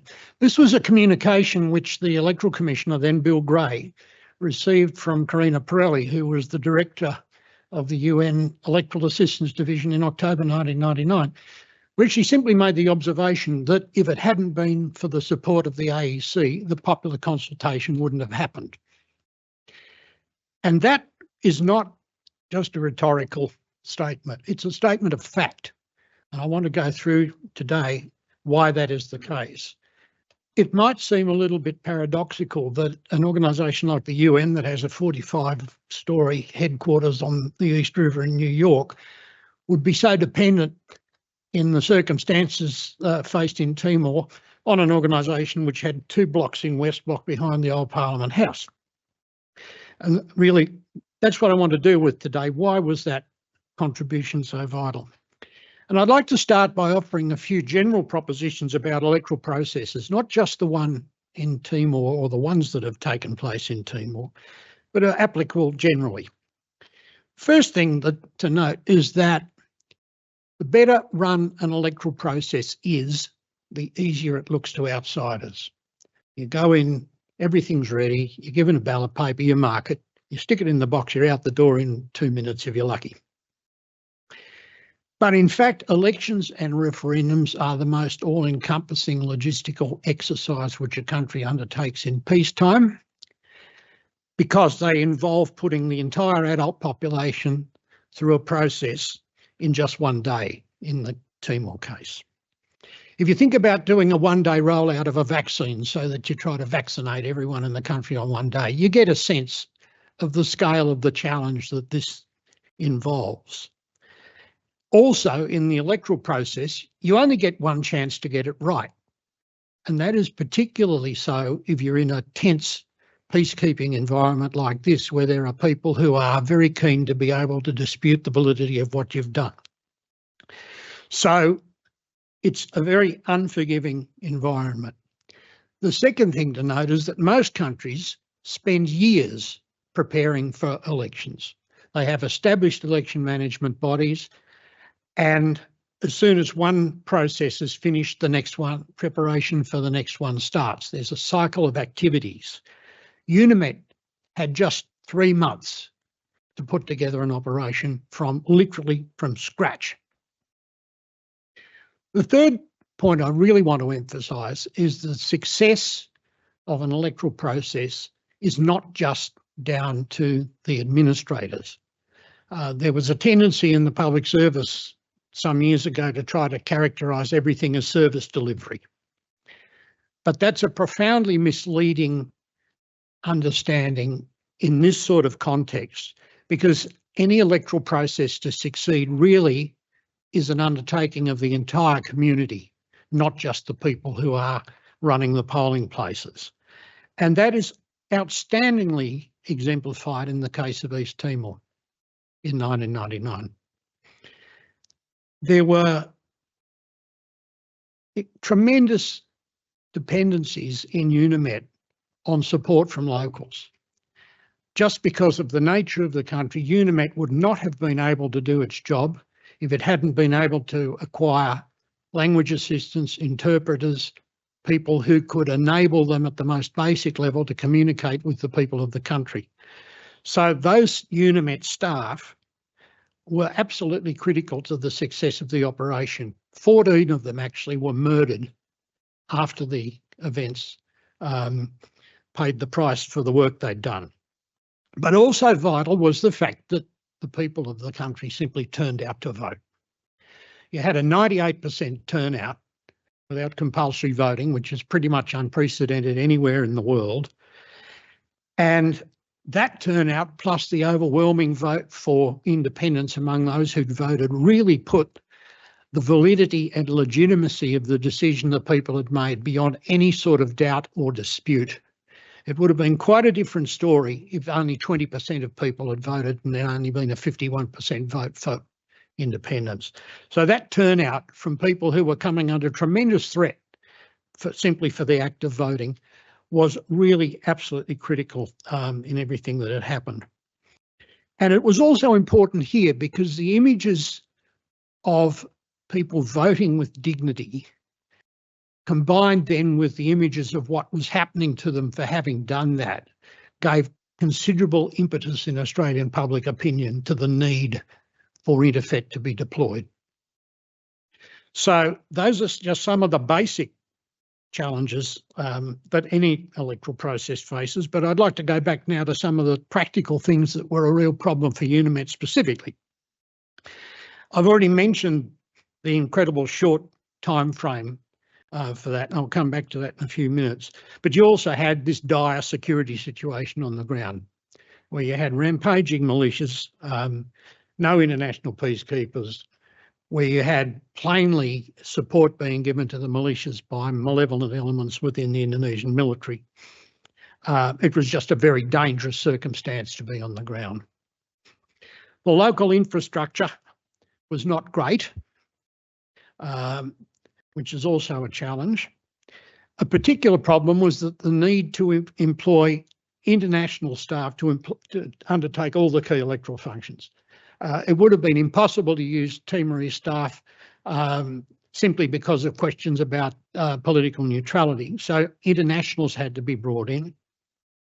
But internationals being brought in typically hadn't been to Timor before, very rarely spoke the languages that were appropriate there. And I might mention that Timor has 30 languages at least. And once you get away from the population centres, you're more and more likely to strike people who don't speak English or Portuguese or Bahasa Indonesia, but are fluent in Makassar or Bunak or something like that. So these international staff were in a challenging environment from the very moment they started. And the geography of the country was also not well known to the people who were going in, who were typically deployed directly to the villages where they were going to be serving. And it's a tough geography. It's the geography that sustained guerrilla warfare for 24 years from 75 to 99, and in which the Sparrow Force was active during the Second World War.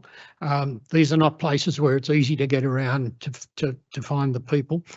And electoral operations are inherently decentralised operations.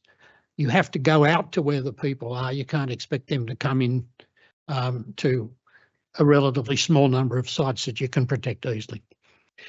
And finally, there was the need to provide out-of-country voting facilities as provided for in the 5 May agreements.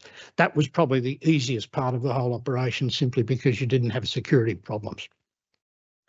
Now, these were some of the practical problems, but there are also enormous political problems that are worth flagging. And these were brought back to me when I was asked to give a talk at ANU in April 1999 to a workshop which was held with various Timorese factions at the Centre for Democratic Institutions about experiences in Namibia, where I had also served with the UN. And in preparation for that, I wrote down a list of all the reasons why I thought the Namibian operation had been a successful one. And I realised that every one of those factors was absent in Timor.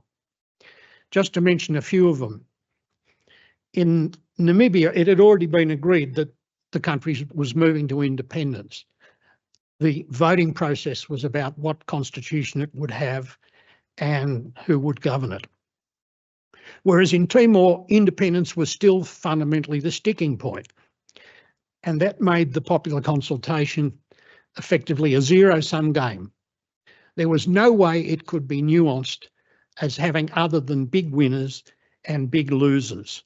And that made it clear from the outset that there were going to be significant, powerful and violent players who could be expected to offer strong resistance to the UN role and to dispute any result they didn't like. There also wasn't the sort of global strategic interest in Timor that was present in places like Namibia, Cambodia, South Africa and the Balkans.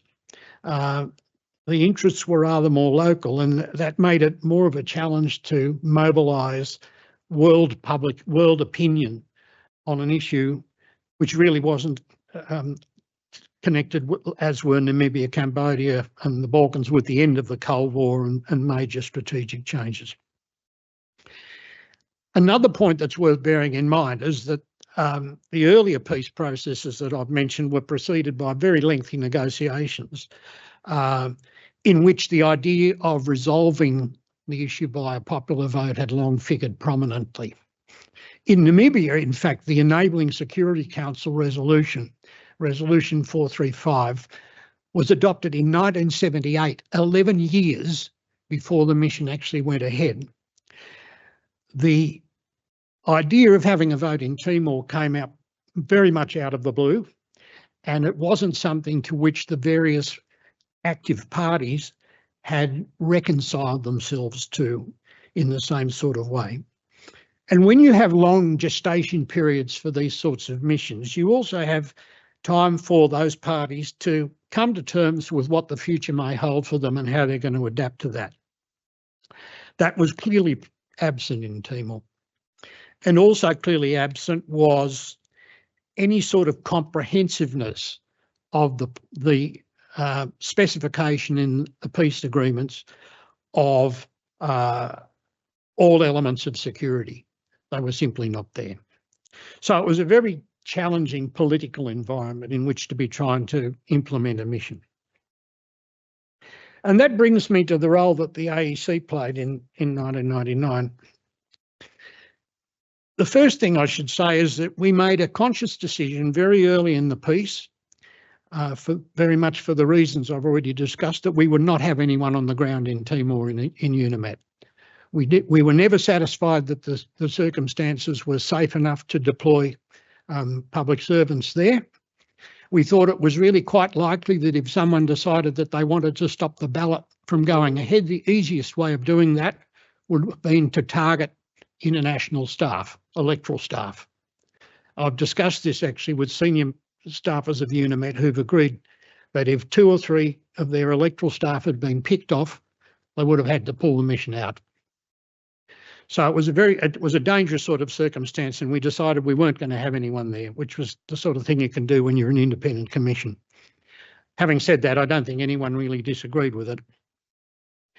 So we were then put in a circumstance where we felt we had to do absolutely everything we could from a distance to try to make the operation a success.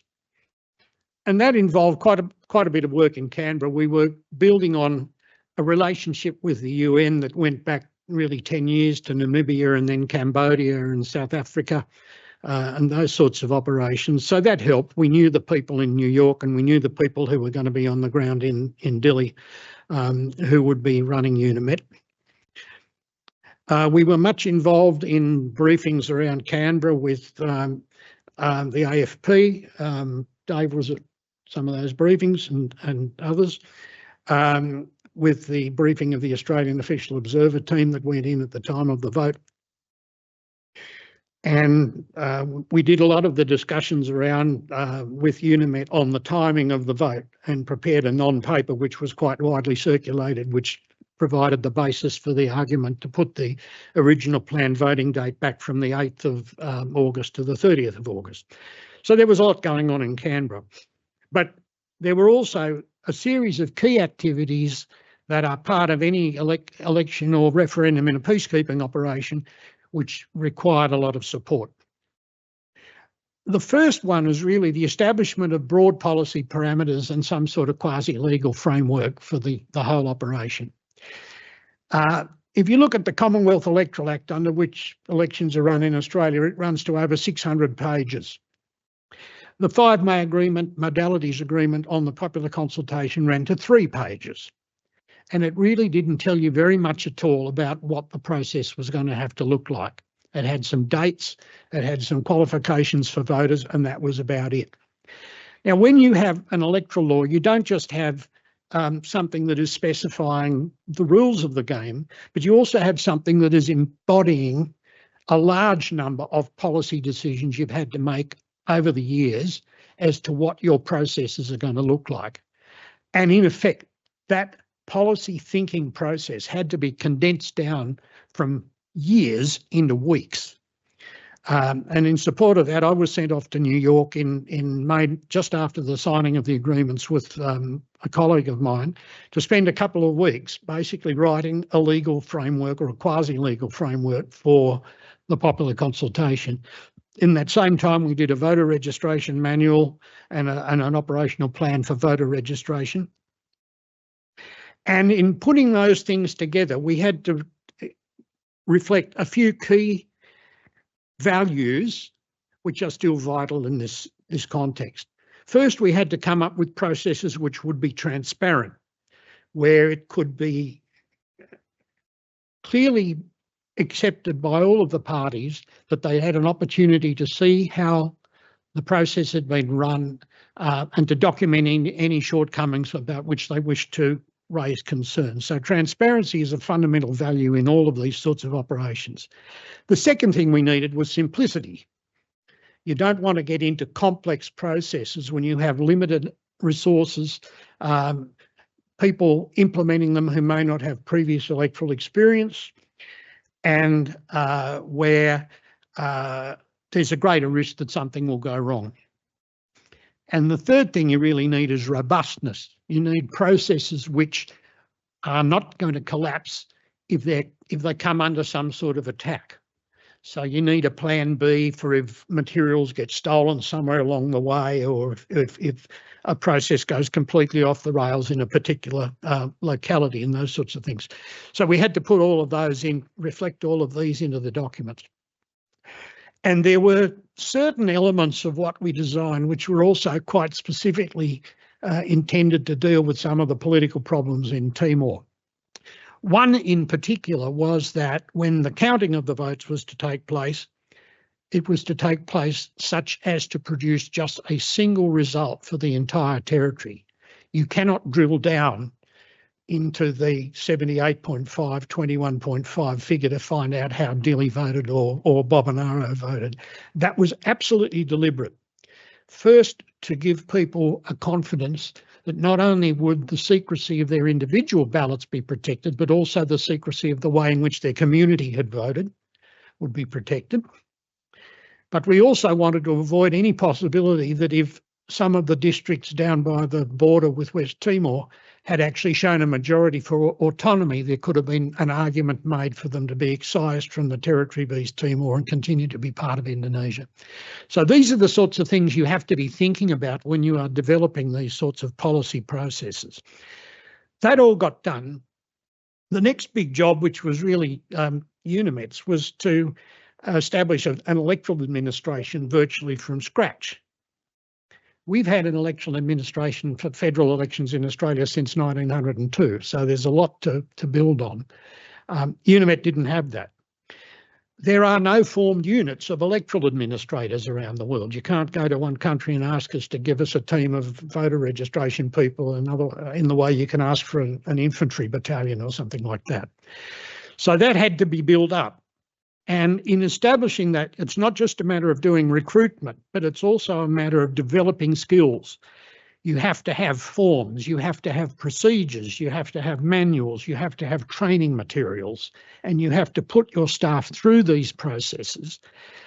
And you have to do it in a way to ensure that you're going to have a consistent product being delivered right across the board. It's a bit like McDonald's in some ways, because you are going to have people watching what you are doing. And if they find that things are being done differently in Balcar from what's happening in Dili, they will raise that as an irregularity. So that consistency is really important. Australia actually, through the AEC, conducted the out-of-country voting here in Australia. Everywhere else it was done by the International Organisation for Migration on UNIMET's behalf, but we did it in Australia. And so we had to get our own staff trained up and appointed formally as regional or district electoral officers under the UNIMET directions, and get them ready to undertake this operation in Sydney, Melbourne, Perth and Darwin. So that was just some basic establishment before you even get into the activities. Then you have to prepare for voter registration, which was specified to go for 20 days in the 5 May agreement. Why do you need voter registration? Well, the answer basically is that you want to resolve any messy questions about who is entitled to vote and who isn't before polling day, because you've got to get everyone through polling day in 8 hours. So voter registration is designed to resolve that. But as is often the case in these sorts of situations, there was no concept of East Timorese citizenship which you could use as the basis for voting. So in fact, the 5 May agreement had set out that you were qualified to vote if you were born in Timor, or if you had a parent born in Timor, or if you were a spouse of either of those people. And that becomes a somewhat more complicated mechanism when you are actually going to register people. I wonder if I can have the second slide here. Yeah, this was the form that actually had to be filled out for every registered voter to capture the information that was needed to establish that they were qualified to vote. So this is not a straightforward form. There's a lot of data to be gathered depending on the particular circumstances of the applicant. Bear in mind that in going through this process of registration, you are likely to be dealing with documents of diverse character in a language that you don't necessarily understand. And one of the themes that we were striking was a constant appearance of new types of identity documents that people hadn't heard of. You had various Indonesian documents, you had baptismal certificates from the church being adduced as proof of people's identity. And that was actually a moving game through much of the process. But in fact, they registered 451,000 people in 20 days, which is a pretty remarkable achievement, all things considered. For our part, the AEC took part in the computerisation of this data. There were copies of each of these documents sent down to Sydney, where they were data entered by a firm contracted by the UN.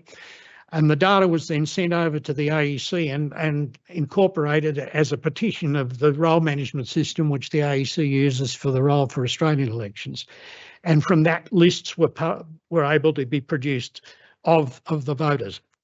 Now, this only scratches the surface of the difficulty of voter registration, because there are complexities in things such as Timorese naming conventions, where you may well have a totally different surname to that of your father. I know people in these circumstances. So that was another thing which people had to come to terms with and being trained on. Voter registration is a big job. The next phase of activity is typically the campaign, and Australia's, the AEC's involvement in that was really not on the political side of things, but on just getting information out to potential voters in this country. And that was done through radio and press advertisements, information sheets, a telephone inquiry service, brochures, community briefings, a website, all of the sorts of panoply of tools which the AEC uses normally at a federal election were deployed in these circumstances towards this community of people who are going to be voting in the popular consultation. And really the last phase of AEC, well, almost the last phase of AEC activity was the preparation for the polling and the counting. And in fact, we procured every element of the equipment used both in Australia and around the world and in Timor itself for the whole process, except for the ballot boxes, the voting screens and indelible ink, which was used to mark voters to stop them from voting more than once. And the ballot papers were actually printed in Sydney. I watched them come off the printing presses as we signed off on the proofs. And that was a really critical contribution because it effectively, the procurement was being done with AusAid money, and it short-circuited any sort of delays which would have flowed from having to go through UN procurement processes. The AEC was able to tap into its own panel contracts for most of this equipment and materials to make sure that it was got over to Timor in time. So that was really vital. There were just a few wrap-up activities after we'd done the count in Melbourne of the votes that were cast in Australia. There was a debriefing of UN volunteers who'd been evacuated after the voting but before the count. That was being held in Darwin, and I was actually with them in Darwin on the 4th of September 99 when we watched the result being announced by Kofi Annan. And even then we were hearing the reports that Tom mentioned earlier of outbreaks of violence, and it was very clear to me then that it was all going to go to pieces, because the capacity to make polling day work showed that people had the capacity to turn the violence off when they really wanted to. And the fact that it recommenced indicated that there hadn't been a strategic decision to cut their losses, but that they were going to take the place apart. So that was a sad sight to see. Probably the last form of support for UNIMET that the AEC provided was a somewhat strange episode when there was a Senate committee inquiry into events in East Timor, which was proceeding in October, November 1999. And a witness before it, a fellow named O'Connor, took it upon himself to describe UNIMET as a disgrace to the United Nations and to anybody who supported it. And he went on to make claims about the conduct of the ballot, which were either provably false or totally unsupported by evidence. Now, normally in these circumstances, when you hear these sorts of comments, you might be inclined to let them go through to the keeper. But in this case, Mr. O'Connor was speaking as the Executive Director of the Australia Defence Association. So we thought that a response was called for, and we put in a supplementary submission to the committee, which refuted each and every one of his falsehoods. And that was the end of that. Okay, a much happier story is the support for electoral processes in Timor post-independence. In the UNTATE period, our friends in the UN actually came back to the AEC and asked us if we could assist with electoral capacity building, which was part of their mandate. And we were very happy to do that because we'd actually been developing a course for election administrators, which was in response to the number of people who'd been thrown into that task in the 1990s without much opportunity to be prepared for it. And I might mention that it's now known as the Bridge Course, and it's been delivered in over 66 countries and is the world gold standard for electoral capacity building around the world. Anyway, we had a lot of very good Timorese staff we were able to recruit for that process, and it's formed the basis and the foundation for the successful character of their electoral administration ever since. Every director and director general of the post-independence electoral authority in Timor is part of that class of 2001. The current Minister for State Administration and the current in Timor and the current Director General of STI, were both former AEC employees. So that set the stage for a successful Constituent Assembly election in 2001, which paved the way for the transition to the restoration of independence in 2002. Ever since then, the AEC has maintained a relationship with the electoral authorities in Timor, including through membership of the Pacific Islands Australia-New Zealand Election Administrators Network. There's been ongoing mentoring and support. Timorese have come to Australian elections and observed what's going on there. And partly because of the history going right back to 1999, there's been a very good relationship between the AEC and the other assistance providers on the ground in Timor, the Americans, UNDP and the like. So that's a happy story. And a particularly happy story is the current status of Timor's electoral democracy. They've developed a very strong culture of respecting electoral processes and results. Election days are always peaceful up there. The processes are effective, they're transparent, and international and domestic observers have consistently been issuing positive reports. Timor was ranked first in Southeast Asia in the Economist Democracy Index in both 2016 and 2019, second behind Malaysia in 22 and 23, and the quality of the elections brought those indexes up. They had on the same index, they shared the top ranking with Malaysia most recently on the specific dimension of electoral processes and pluralism. And they're ranked first in Southeast Asia in the Perceptions of Electoral Integrity Index compiled by the Electoral Integrity Project, which started at Harvard. And Timor, in fact, has twice now deployed international electoral assistance missions to other countries, in Guinea-Bissau in 2010 and again in 2022. It's the only example I know of genuine South-South cooperation in the electoral field where a country has gone from being a recipient of electoral assistance to being a provider of electoral assistance. And it's a great credit to Timor for the way in which they've proceeded. I think I'll stop there, but I'm happy to take questions.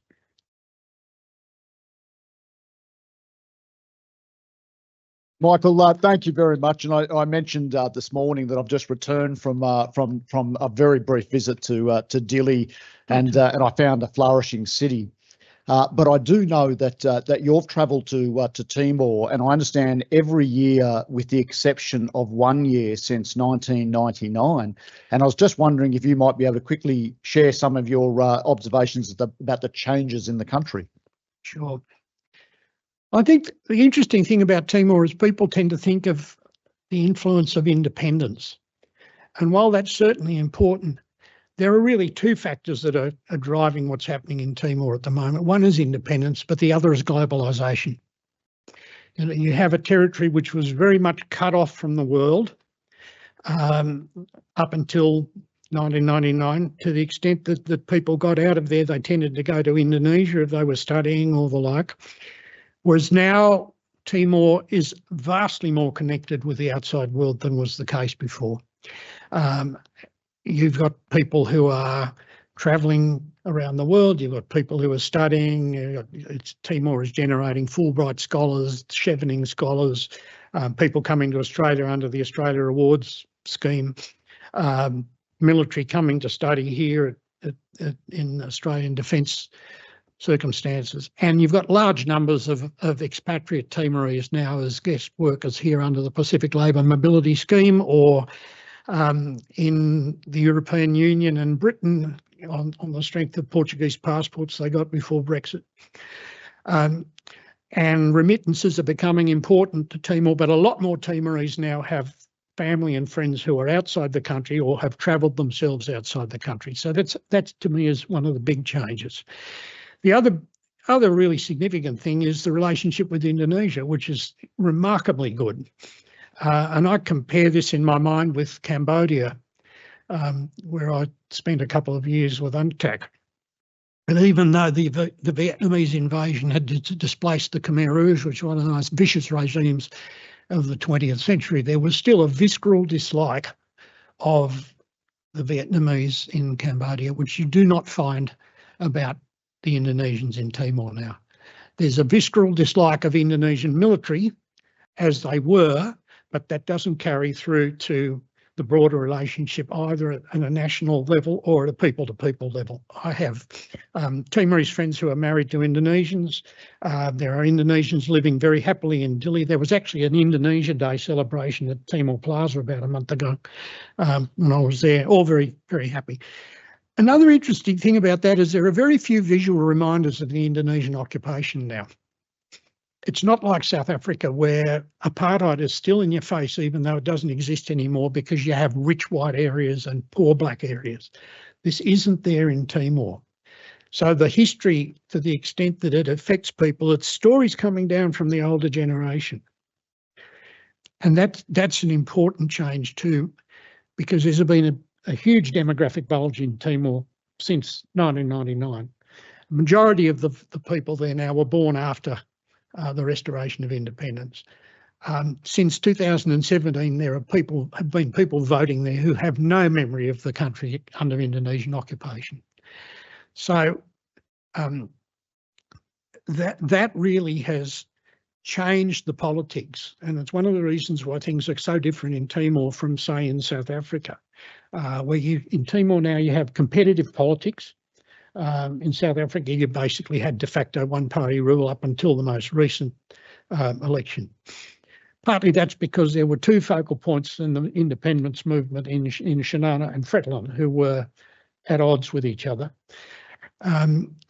Which brings me actually to another change, I think, which is the lessons learned from the crisis of 2006. Some scholars of democracy have said that every new democracy needs to have a hot family feud somewhere in there. And Timor really had that then, but the effect of that experience, I think, was twofold. First, the people realised that they'd been exploited by political leaders, and they resolved they weren't going to be allowed to allow themselves to be used as shock troops in political fights again. And the leaders themselves, I think, learned a lesson that they brought their country to the brink of disaster, and they've backed away very much since then. So you now have a politics there which is not really ideological, which is much more based on coalition building, because they have proportional representation, and no party since 2001 has won a majority of the seats in the parliament. So you have this strengthening democratic culture, I think, which is also very important. And the other thing that's interesting is in the decline of political polarisation, you no longer see families where different political opinions within the family is destructive of family relationships. In fact, I have lots of Timorese friends who are all of different political parties, but they're all good friends themselves. And I think if the USA could get to that stage these days, they'd be rather happy about it. Michael, thank you. And we said right at the get-go, one of the purposes of this seminar is to learn from the past, so to inform improvements in the future. So, Michael, thank you for sharing your insights on the scale and challenge associated with conducting an election in a contested, insecure, remote, inhospitable environment with minimal global interest, and with the support of a local population that only has minimal English skills and different naming conventions. So I think all of those lessons are very valuable. And ladies and gentlemen, would you join me in thanking Mike? Thank you.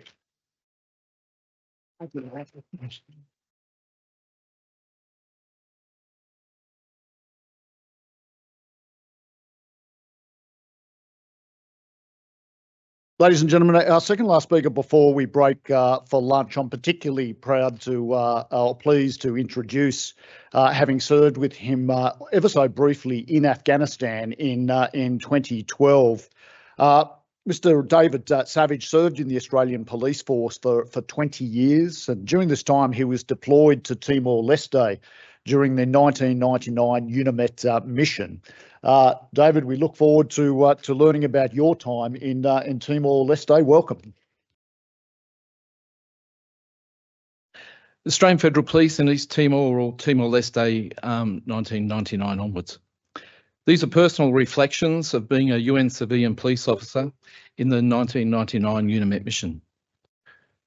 The United Nations mission in East Timor, June to October 1999, was mandated to organise and conduct a popular consultation, as we've heard, whether the East Timorese people accepted a special autonomy with Indonesia or rejected the proposed special autonomy leading to East Timor's separation from Indonesia. UNIMET was not a peacekeeping mission. It was an unarmed electoral or political mission.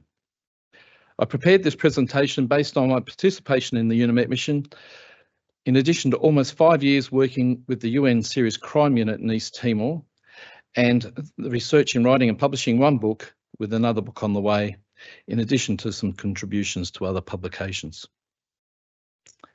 I also want to make it clear that the current Indonesian government, their military and police, are different than those who were in control during the period in East Timor in 1999.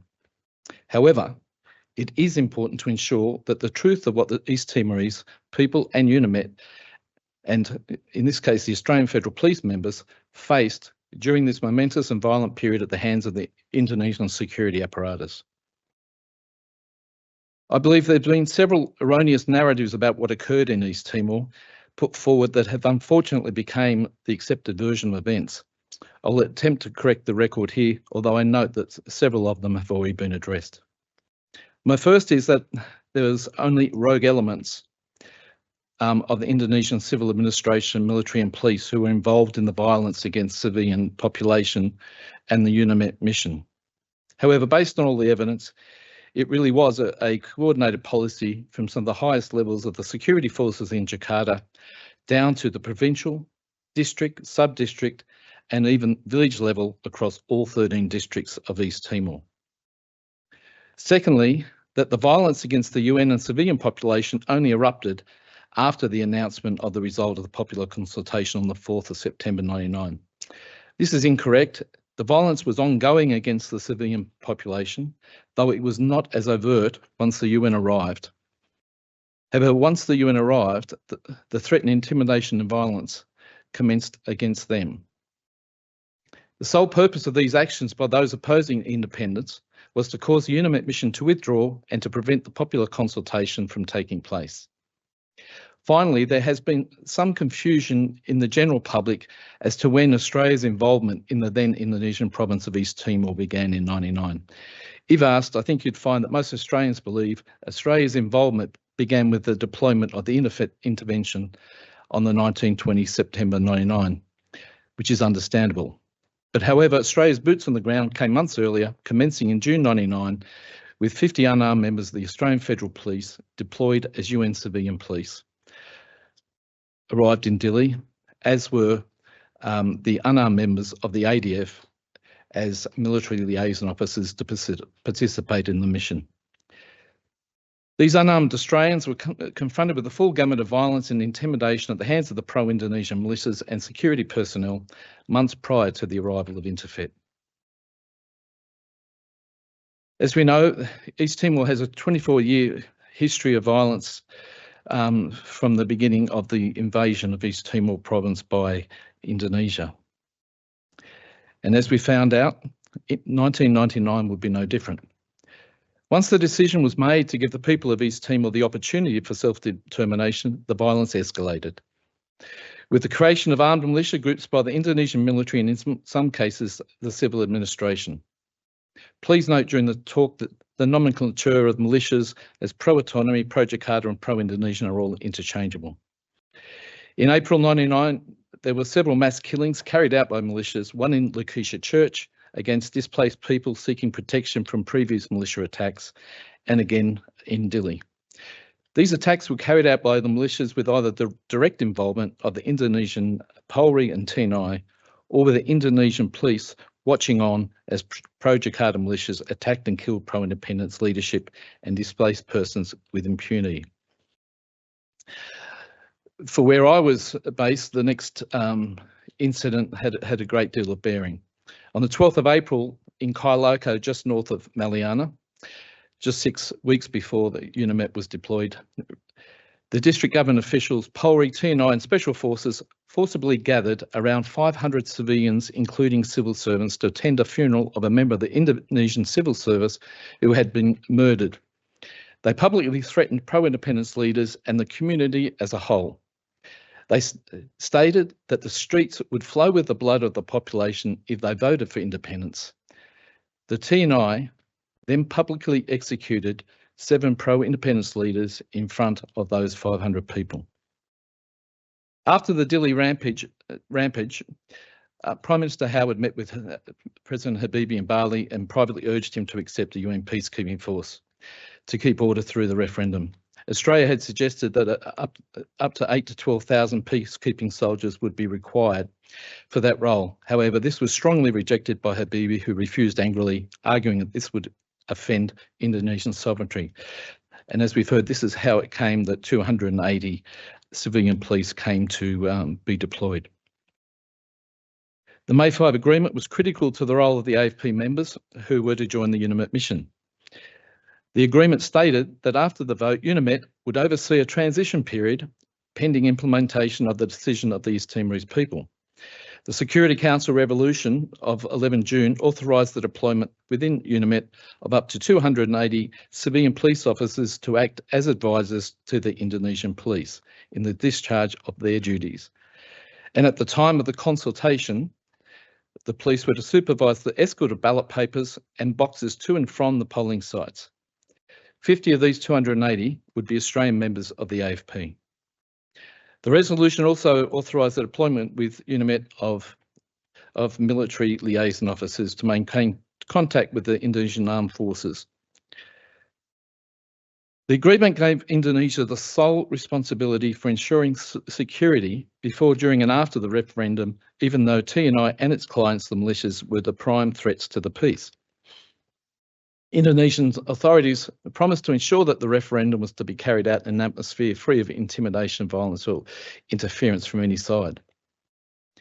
It's not difficult to see that after 24 years of violence against the East Timorese, putting faith in the Indonesian security forces to prevent that violence was at best misplaced and at worst going to end in a disaster, though the scale of the violence could not have been envisaged.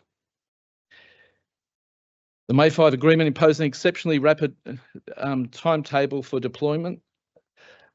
It envisaged that voter registration would conclude by July 17. The referendum would take place on 8th of August, but before then UNIMET would have to be authorised by the Security Council, recruit staff, muster equipment and vehicles and deploy to East Timor, establish offices throughout the territory, inform the population about the process, register hundreds of thousands of voters and set up over 700 polling stations.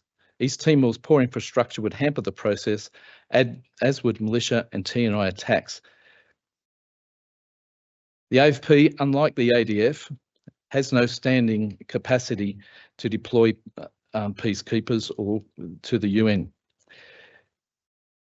The AFP deploys people on a purely voluntary basis. So immediately after the May 5 agreement was signed, the AFP put out an expression of interest to recruit the 50 members. This was only open for 5 days, which included a weekend. The contingent of 50 was quickly selected with a blend of highly experienced officers who had served on a range of previous difficult and challenging UN missions, such as Cambodia and Mozambique, but along with those who hadn't. It also had some who had Indonesian language skills. Within 2 weeks, 50 AFP members were arriving in Canberra from all over Australia and their regular roles, which ranged from general duties policing, drug investigations, or in my case, witness protection. We arrived to a suburban caravan park to undergo a rapidly arranged training course in preparation to be deployed to Timor, as the AFP at that stage did not have any standing facilities to train, equip or deploy 50 members internationally, especially at such a rapid timetable. However, somehow it all seemed to come together. This was to be a unique and inherently risky and dangerous mission. There were only unarmed uniformed members, There were only unarmed uniformed members, 282 police and 50 military liaison officers, with the 400 UN civilians and many other UN locally engaged staff. Unlike other missions, there were no armed peacekeepers to back us up. There was no quick reaction force waiting in the wings. There was no adequate medical support. There was not even a medevac helicopter capability. Air support to the mission was by contracted civilian helicopters, whose role was to support the UN electoral process. They were, fortunately, incredibly brave air crews. Such speed was almost unprecedented in UN history, and UNIMET staff performed with extraordinary effectiveness, bravery and efficiency, despite a nightmarish security environment and daunting logistic challenges that delayed the vote from the 8th to the 30th of August. The decision for the AFP to be armed was a difficult one, and I've spoken at length with former Prime Minister Howard about this. With the initial decision that they'd be deployed with sidearms, however, after much discussions and perhaps counterintuitively, the decision was made to be unarmed. As it turned out, this was to be a sound decision. If members were armed, they would have been outgunned against the heavily armed TNI, Polri and militias, and would have been seen as legitimate targets by them. Being unarmed, they could not be deemed to be seen or framed as a threat. Despite Indonesia's commitment to the May 5 agreement, on arrival, in my case, Maliana, the pro-autonomy and militia heartland, we observed firsthand the intimidation by TNI and the militias, which continued unabated throughout the UNIMET period. Militia leaders regularly threatened a bloodbath if voters chose independence and backed their words with actions. We were becoming very concerned as the deployment began, as the threats and rhetoric from militias and members of the pro-autonomy groups grew louder, especially when they started to target the Australian contingent, including that Australians would be targeted and their blood would flow in the streets. While we were prepping to deploy to Timor, the Timorese were being threatened by the pro-Jakarta militias. Factions that anyone who supported UNIMET, by even renting accommodation, offices, even selling food to them, would be punished. It wasn't looking good. And unlike the military, we as the UN police and the military liaison officers that accompany us are deployed as individuals and not as contingents, in that they can be sent only one or two up to often remote locations where they must fend for themselves in almost every way, finding their own accommodation, food and even potable water. So it's important that those that were selected were the right people. I was deployed with one other Australian and we rented a house for an exorbitant amount in rural East Timor. As the owner, Pak Moniz, explained to us, by the end of the tenancy, he would have to rebuild a new house after it was destroyed. He was not wrong. We shared the house with other UN CivPol, Australian Military Liaison Officer Major Clark Smith, New Zealand Military Liaison Officer Major Mark Ogilvie, and Lieutenant Colonel Nigel Dransfield from the UK. We soon all become very firm friends as we confronted the violence around us, including regularly our house being targeted. We had 2 Zimbabwe police that moved in with us, but after a week they moved out because they said it was far too dangerous to live with us. On this hastily arranged mission, communications were still being set up even as we were deployed. Our deployments, the Australians, were staggered to coincide with the arrival of police from around the world to ensure that it didn't look like it was just Australians coming in en masse to run the mission. Even though we had been told that there were suspicions that the militias were linked to the military, it soon became very clear to us that the militias were raised, trained, funded and directed by the Indonesian military, in particular, elements within the Special Forces Kopassus and the SGE, or Special Intelligence Group. We would investigate reports of militias being trained only to arrive and find the TNI in the act of training them. Our role was not to take sides, but to be neutral and create the space and environment for the civilian population to be able to decide their future. We soon found out how hard it was to be. Almost immediately, the threats and violence against UNIMET began, with the militias targeted the UNIMET office. They stoned the mission office in Maliana the day it opened, almost destroying it and injuring local people and international UNIMET staffer. UNIMET received information indicating the attack had actually been directed by the TNI District Military Commander, which was later confirmed. On a day after I arrived, when scoping out potential voter registration locations, our vehicle was ambushed by armed militias and our vehicle was fired upon as we tried to drive around the roadblock. We had no comms or maps. When we hightailed it up into the mountains with a militia vehicle in pursuit of us. It took us several days to finally make it back safely to Maliana. On July 4, militiamen attacked an aid convoy and a UNIMET helicopter in Lakeisha. Australian CivPol who tried to intervene had their UN vehicles badly damaged, and in the aid convoy, one local staff member was severely beaten, suffering permanent brain damage. During these attacks, the TNI planted firearms in UN vehicles, then accused them of running guns to the pro-independence Falnatil. Surely an absurd accusation, but they were willing to do anything to discredit the mission. Using friendly media, they also accused an AFP member of conducting illegal searches on pro-autonomy officers, and this wouldn't be the first time that they did this. During the UN's subsequent investigations post the UNIMET mission, it was found that the pro-Indonesian forces' plans were to kidnap a UNIMET international with the intent that this would scare the mission to withdraw. There was a plan to increase and escalate the pressure on UNIMET, ranging from threats to actual physical violence right up until firing upon them until either they left or the vote was abandoned. We had to be very careful and we seriously became concerned for our own safety. The house of which I lived in, the members were incredibly experienced. Some of them were special forces and served subsequently in Iraq, Afghanistan, and other places. And to this day, they all claim that they've never been so frightened or concerned for their safety as they were during the UNIMET mission.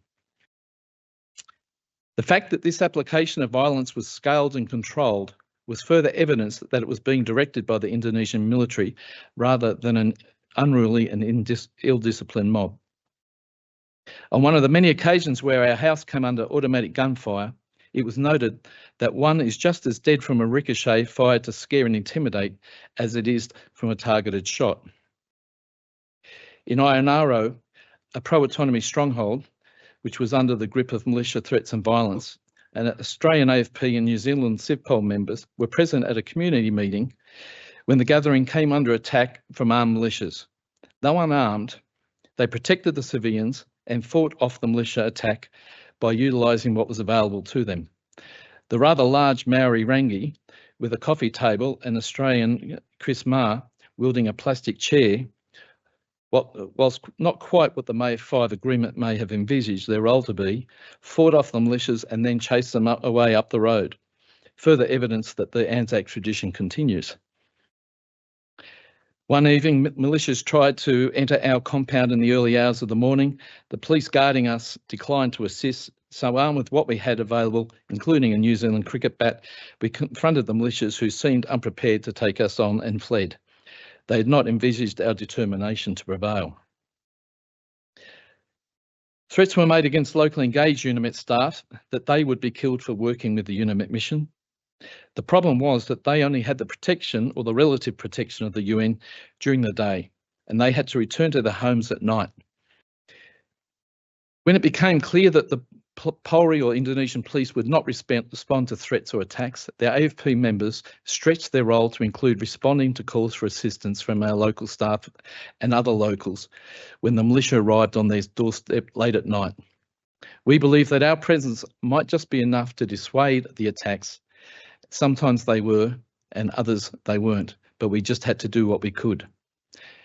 As Australian police and human beings, we couldn't just watch the attacks occur without doing everything we could to try and protect our staff and the population. Registration attacks. Before a vote could take place, we've heard that eligible voters had to be registered. Each electoral team was made up with a civilian police officer, UN district electoral officers, a local interpreter and a local driver. They were continuing threats and attacks that were designed to disrupt or even abort the process.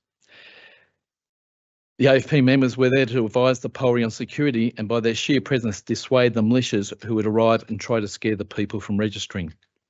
These incidents range from minor intimidation by arriving, as we've seen on some of the photos, armed as a large group, to escalation when SIPPOL couldn't negotiate the militias to leave and wouldn't back down, which included situations such as putting the barrel of a rifle up the nose of an Australian SIPPOL member, former SAS veteran Don Barmby and Gleno. This failed to achieve the desired effect when Don called his bluff and stared him down despite the barrel of the gun in his nose, which resulted in the militias backing down and leaving. Attacks on registration centres continued through the 20 days of registering the population. In order to tip the balance, there was a concerted attempt to truck in ineligible voters from Indonesian West Timor. And when the UN district electoral officers rejected these voters, the response by the waiting militias was to claim the UN was not neutral, and on a number of occasions to actually attack the UN staff on the pretext that they were so outraged by the lack of neutrality by the UN. In Batagade, near the West Timor border, this occurred, and the hundreds of pro-Jakarta militia who were pre-positioned outside the polling centre attacked the UN locally engaged staff. When a West Timorese was ruled ineligible, without the intervention and bravery of UN staff, including Australian MLO, the then Major Clark Smith, who placed themselves between the militias and the UN staff, whilst receiving many punches and strikes from the flat surfaces of the militia machetes in the process. There was then a protracted standoff that lasted many hours. At the TNI-led militias surrounded the registration centre, threatening to attack again. The Indonesian police declined to intervene and stood to the side. We responded with a group of UN police, including myself and AFP Superintendent Phil Hudson, drove from Maliana along the dangerous mountain road at very high speed and arrived to initially protect and to then negotiate the safe departure of the UNIMET internationals and local staff. The following day, the final day of registration, in Balabo, hundreds of armed militias surrounded the registration centre, readying to attack the staff. I was stationed there. I finally negotiated a withdrawal of the militias only after several hours of talks by compromising with them. That was to allow one remaining ineligible voter to register. We then closed the registration centre. You had to do what you needed to, and if it meant that just one person who was ineligible voted and it protected the community, well, that's what we had to do. Prior to the actual vote, there was a public awareness process and a campaign period for each side to sell the position to the population. This was destined to be a very dangerous period. It was also very unclear whether the pro-autonomy side would allow the independent supporters to campaign. A visit by the senior UN officials to Maliana raised the question as to why there wasn't a CNRT or a pro-independence office open there. As my boss Phil responded, because it would be destroyed by the militias immediately. Shortly after, they were encouraged to try and open a pro-independence office. A couple of days later, it was opened.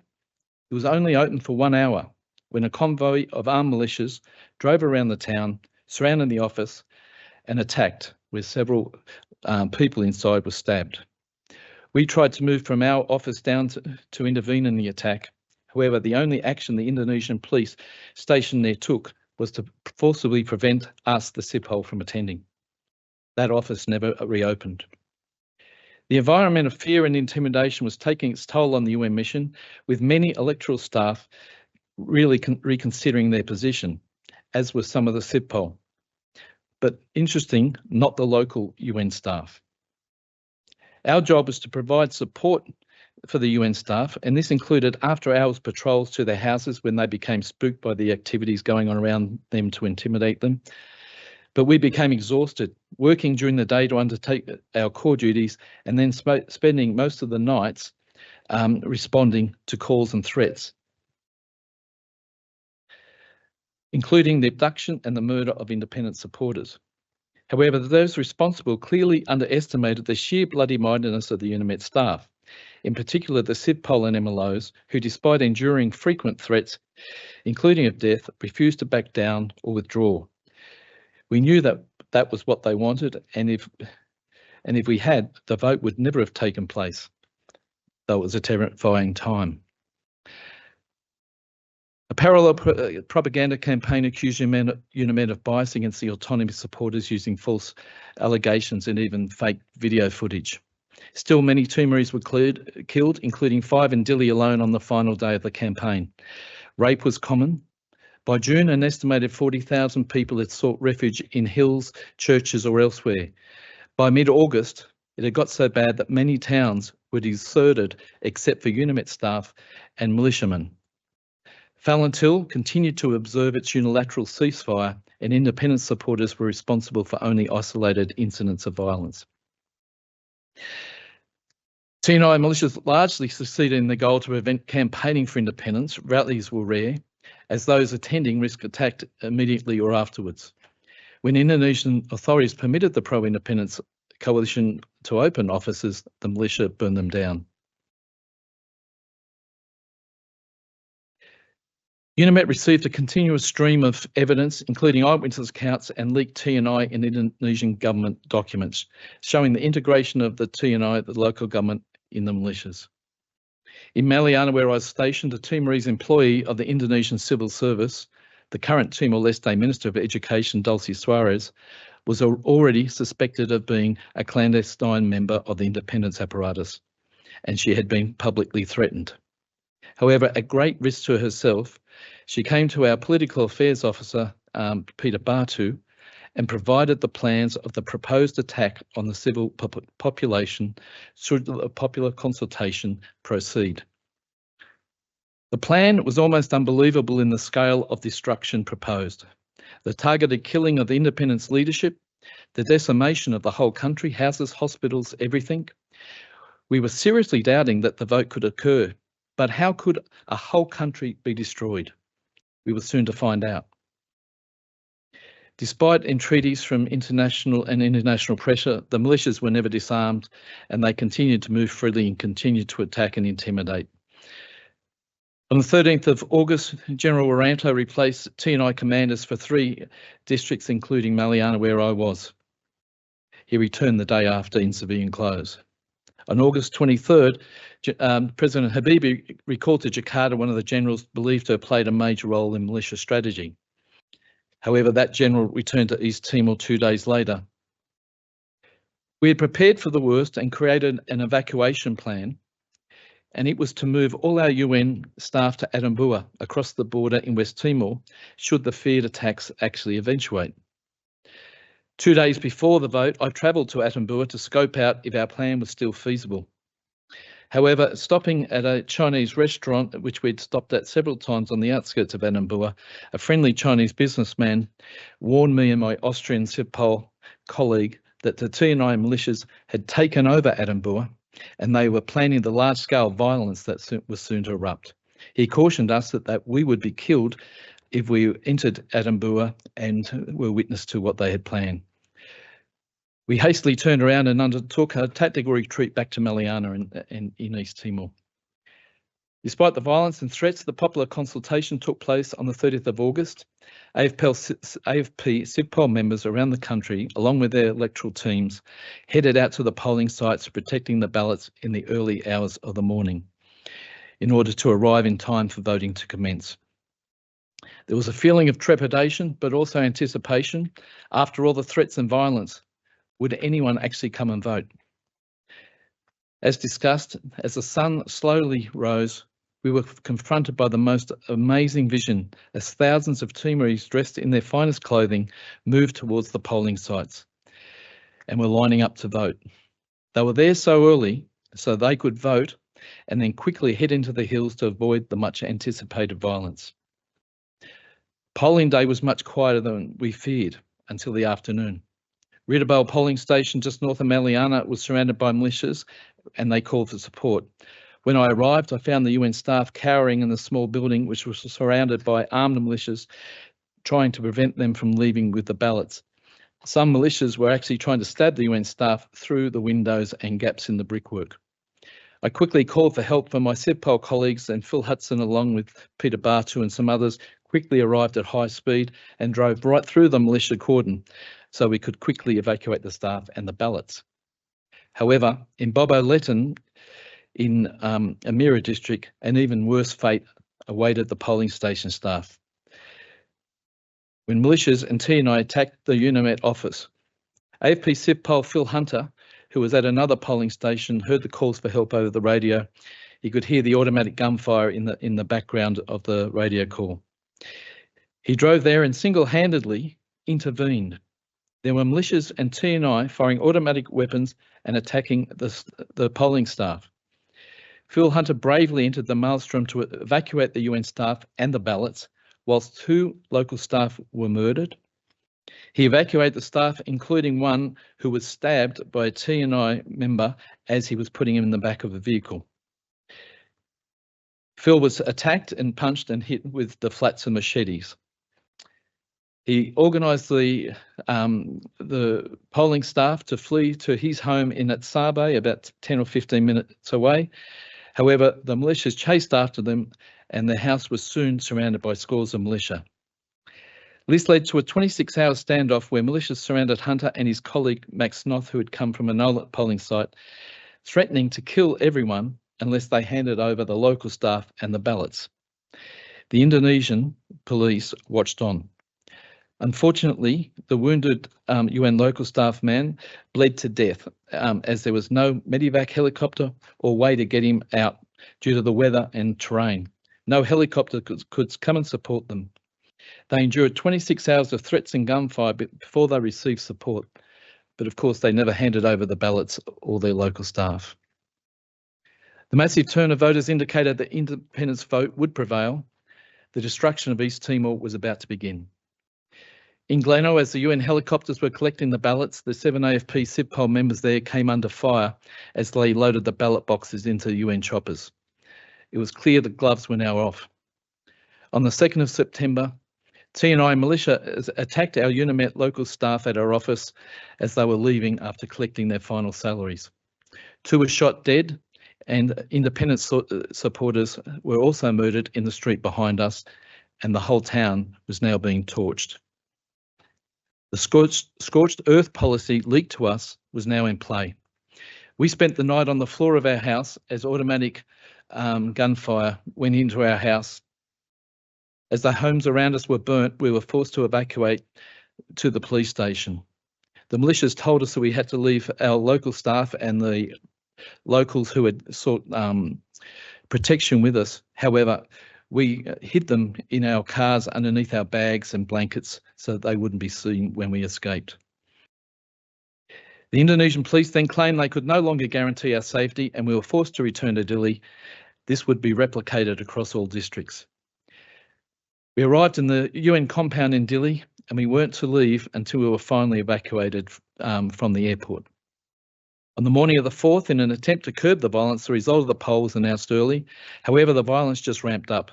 In Likasar, a militia hotbed, the AFP and their colleagues declined to leave when their security was removed by the polling.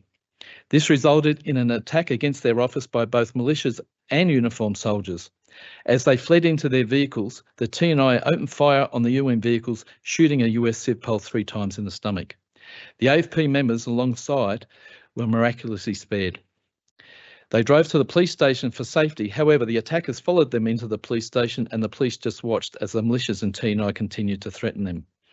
The brave civilian helicopter pilots came in and collected the US Civ Pol, who was now on a makeshift stretcher fashioned from an office door ripped from the police station. In Dili, the evacuating Civ Pol and UN international local staff found them besieged in the overcrowded UN compound, which was made worse when civilians seeking shelter next door were shot at and flooded the UN compound through razor wire. The city of Dili was now systematically burned and destroyed, and over a third of the population were being forced into Indonesian West Timor.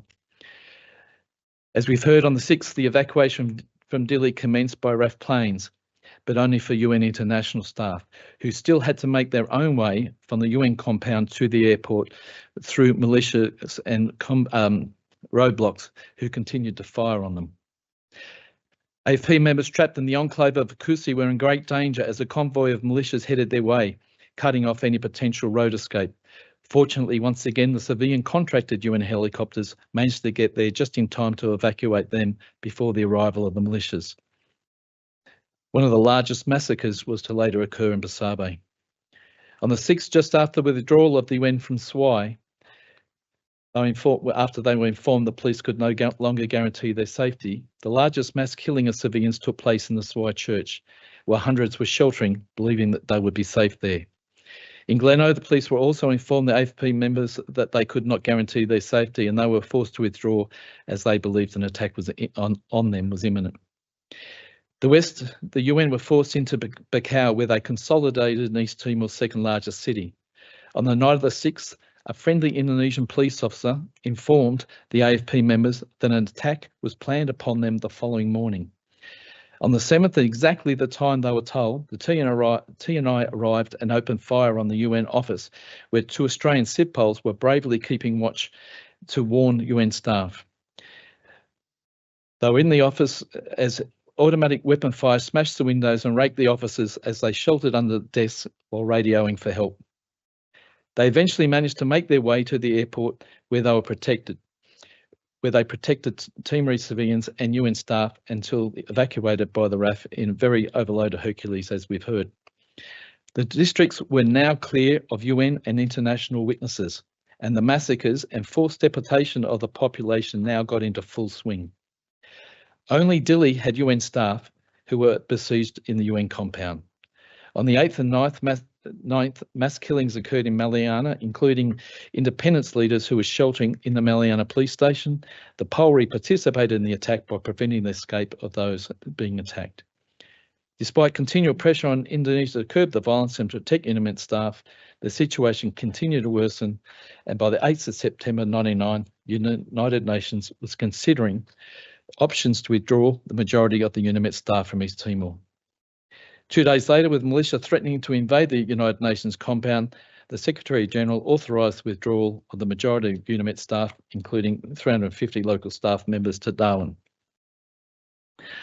The UNIMET staff, including AFP, SIPOL and Australian MLOs, refused to leave unless all the Timorese civilians who had sheltered in the compound were allowed to come with them.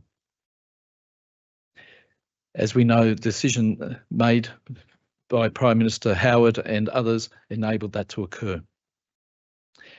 The 100-strong contingent were left in Dili remained confined to the United Nations compound until the 14th of September, when they, along with more than 1,400 locals who had sought refuge in the compound, were relocated to Darwin. A very small contingent of United Nations personnel, including AFP SIPOL Commissioner Alan Mills, stayed on in the Australian Consulate building until after Interfed arrived 6 days later. The role of the AFP and other SIPOL members cannot be understated. Unarmed and in a purely advisory role, they went above and beyond what could ever have been expected of them to do. As the UN head of the mission, Ian Martin, said in 2019, in this day and age, such a mission would never be authorised, let alone be allowed to proceed. Yet the bravery of the Timorese and the stoicism and commitment to do the right thing ensured the people of East Timor their right to decide their own futures. Thank you. David, thank you very much for sharing your story and highlighting the important work and role of the Australian Federal Police in some very, very testing times. So many of us in the military who served with the Australian Federal Police during that period have a profound respect and much admiration for what you and the team were subjected to and certainly achieved. So, ladies and gentlemen, if you could join with me in thanking David once again. Yes.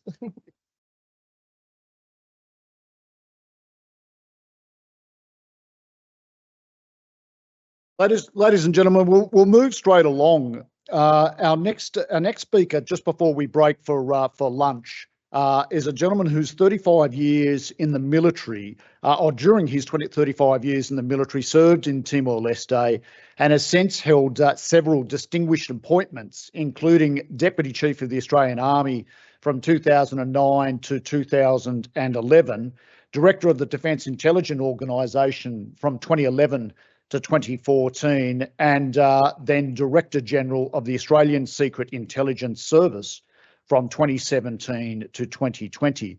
Ladies and gentlemen, would you please welcome Major General Paul Symon, retired, to the stage.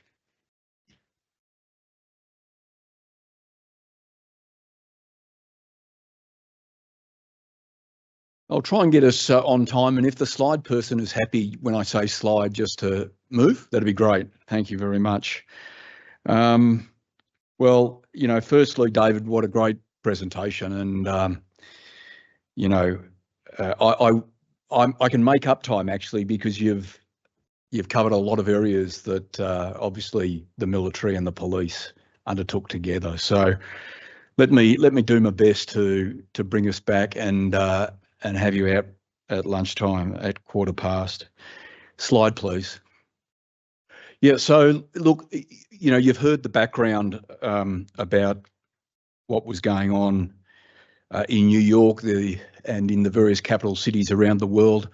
What I've just distilled down here, and we've already heard about Resolution 1246 of the 11th of June, but it was in that particular resolution that you got the dot point that I refer to there, that a military liaison component of up to 50 would be specifically involved in maintaining contact with TNI.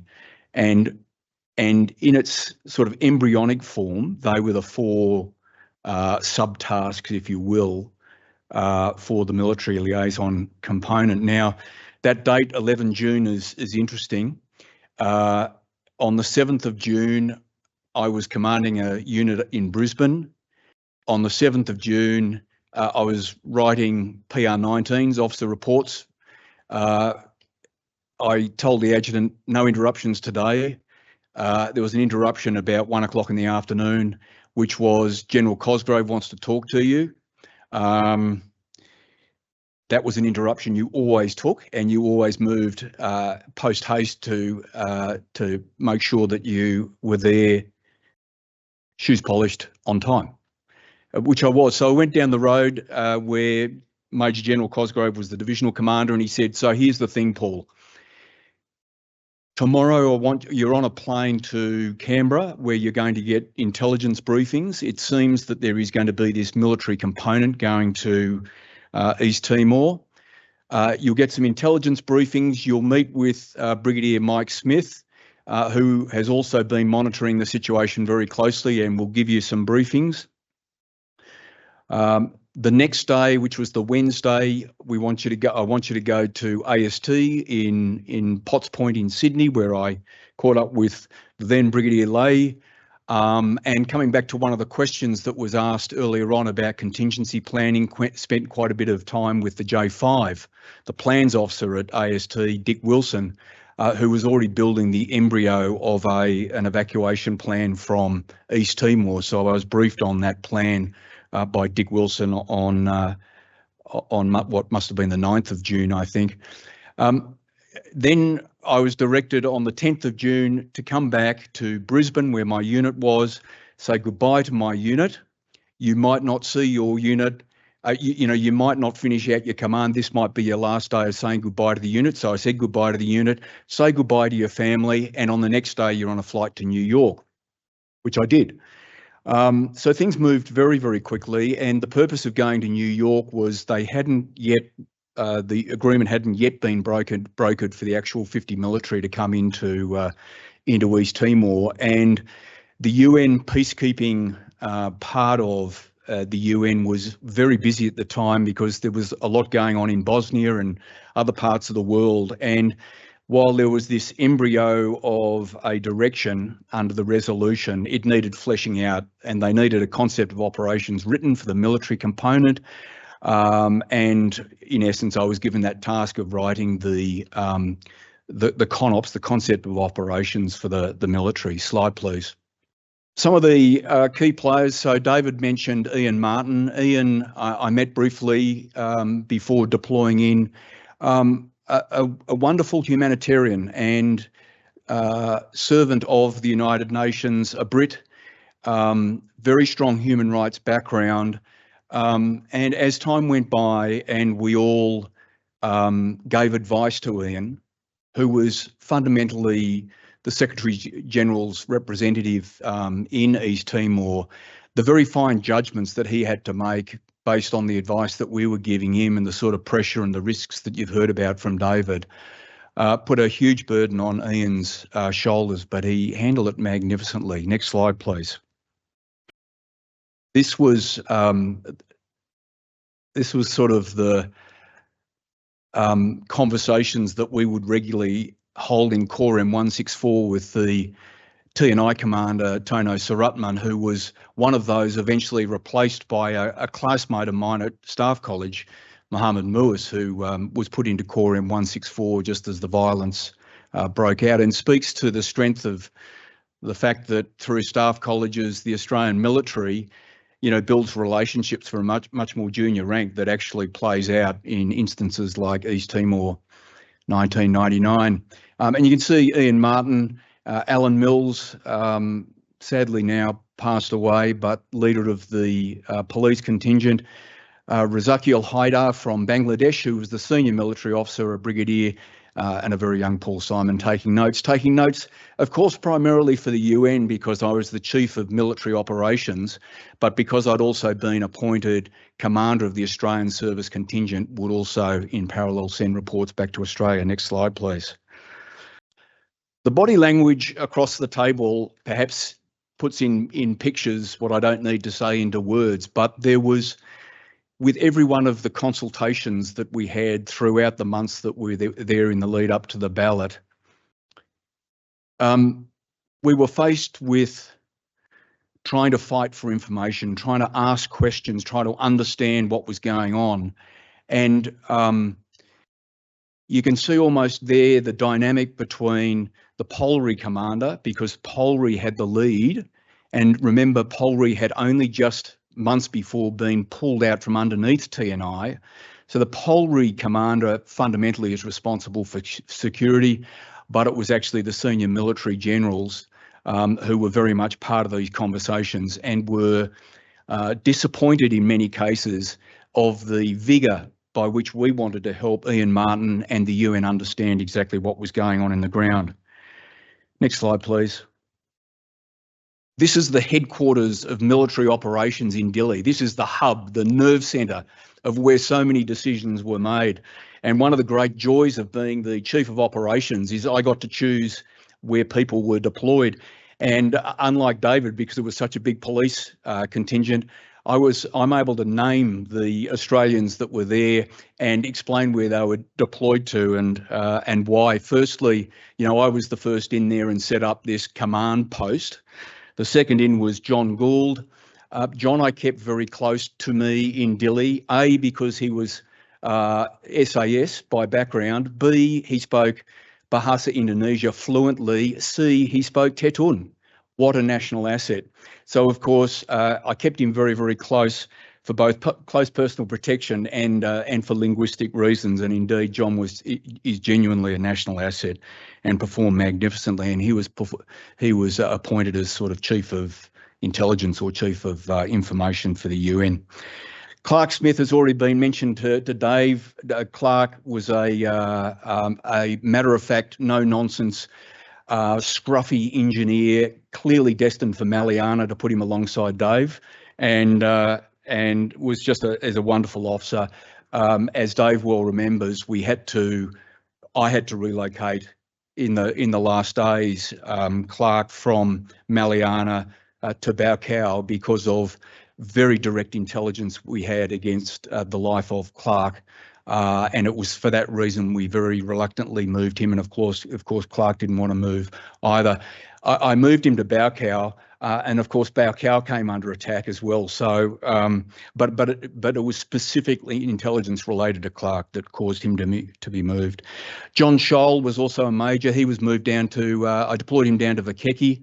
And John was written up for a bravery medal, subsequently awarded the bravery medal with Paul McEwen, and for extraordinary actions down in Vakeki, I mean, and again saved the lives, in this case, of Indonesian authorities who were being attacked by youthful independence activists.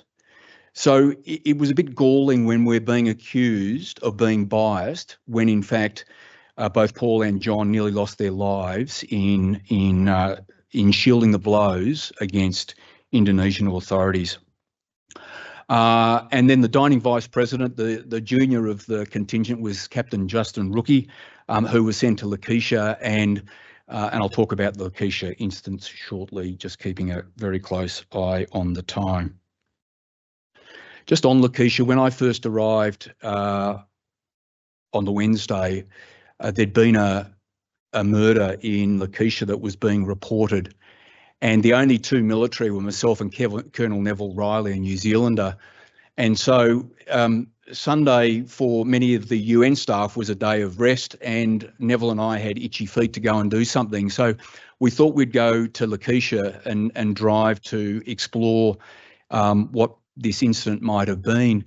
And we had a map on us, not a military map, but a map that Brigadier Mike Smith had given me, which was open source material, but highlighted the fact that according to the local East Timorese, there was a T&I Marine company located on the outskirts of Lakeisha, which was not passed to us by the Indonesians. When the Indonesians told us this is where they are, this element was not included.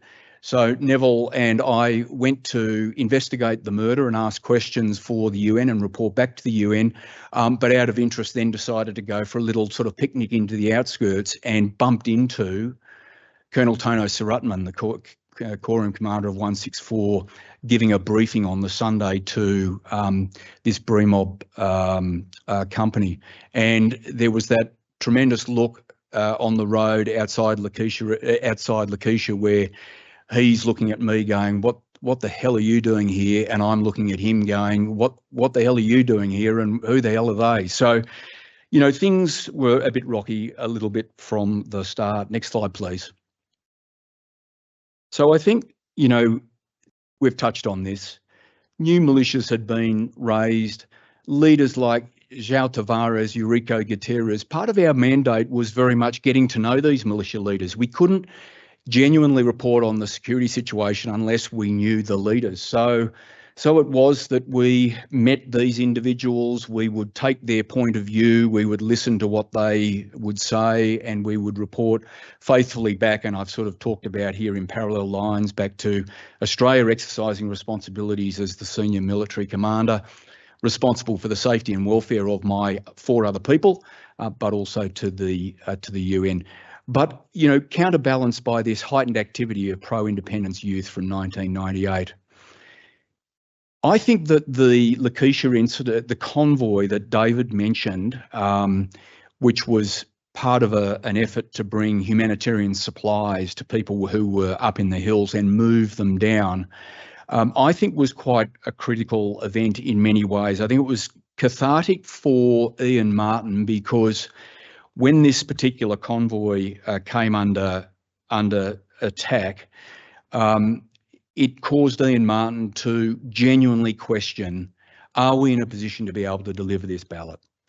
And, you know, the advice and the briefings, the sort of responsibilities and the burden he was carrying was a very serious burden. And because we were very shaken by that Lakeisha incident, I think it was very courageous of Ian Martin to continue on at that point in time. But I think it did shake him, and it shook a lot of people in the mission.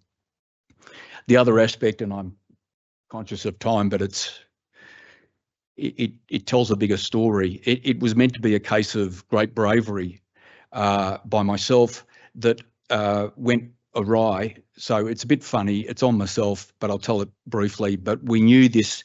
We'd heard reports this attack was going on in Lakeisha, and we had terrible comms, as you've heard from David. And I said to Ian Martin, you know, we've got the helicopters, we had 2 helicopters. I could go up in the helicopter and provide retransmission, you know, from the local radio net in Lakeisha. And then if I can get the right height, you know, and the right distance off, I can pass on all of the messages so you know what's going on. So in a great moment of bravery and daring do, I jump into the helicopter, and of course the retrans didn't work at all. It was completely misguided that we'd be able to use those sort of local radios in the way that I described. But it was at that particular time when we'd landed the helicopter on the outskirts of Lakeisha. I left the helicopter to be briefed by one of the UN members from that particular convoy who was briefing me on what happened, when a sort of group of about a dozen militia ran onto the beach and started firing at the helicopter. Helicopter immediately takes off, which you'd expect it to do. Paul Symon and an Austrian left on the beach, being chased by these dozen militia with these homemade weapons. And we ran, you know, in a moment of great bravery. We just ran for our lives because we had nothing else to defend ourselves with. And one of the reasons I keep running to this day is that I completely outran these fellows, as did the Austrian. The point of telling the story is we ran for quite a while, and we hit a point, a clearing out just in Lakeisha, where there were well-dressed individuals who we ran into. And the militia are maybe 50, 60 metres behind us running after us.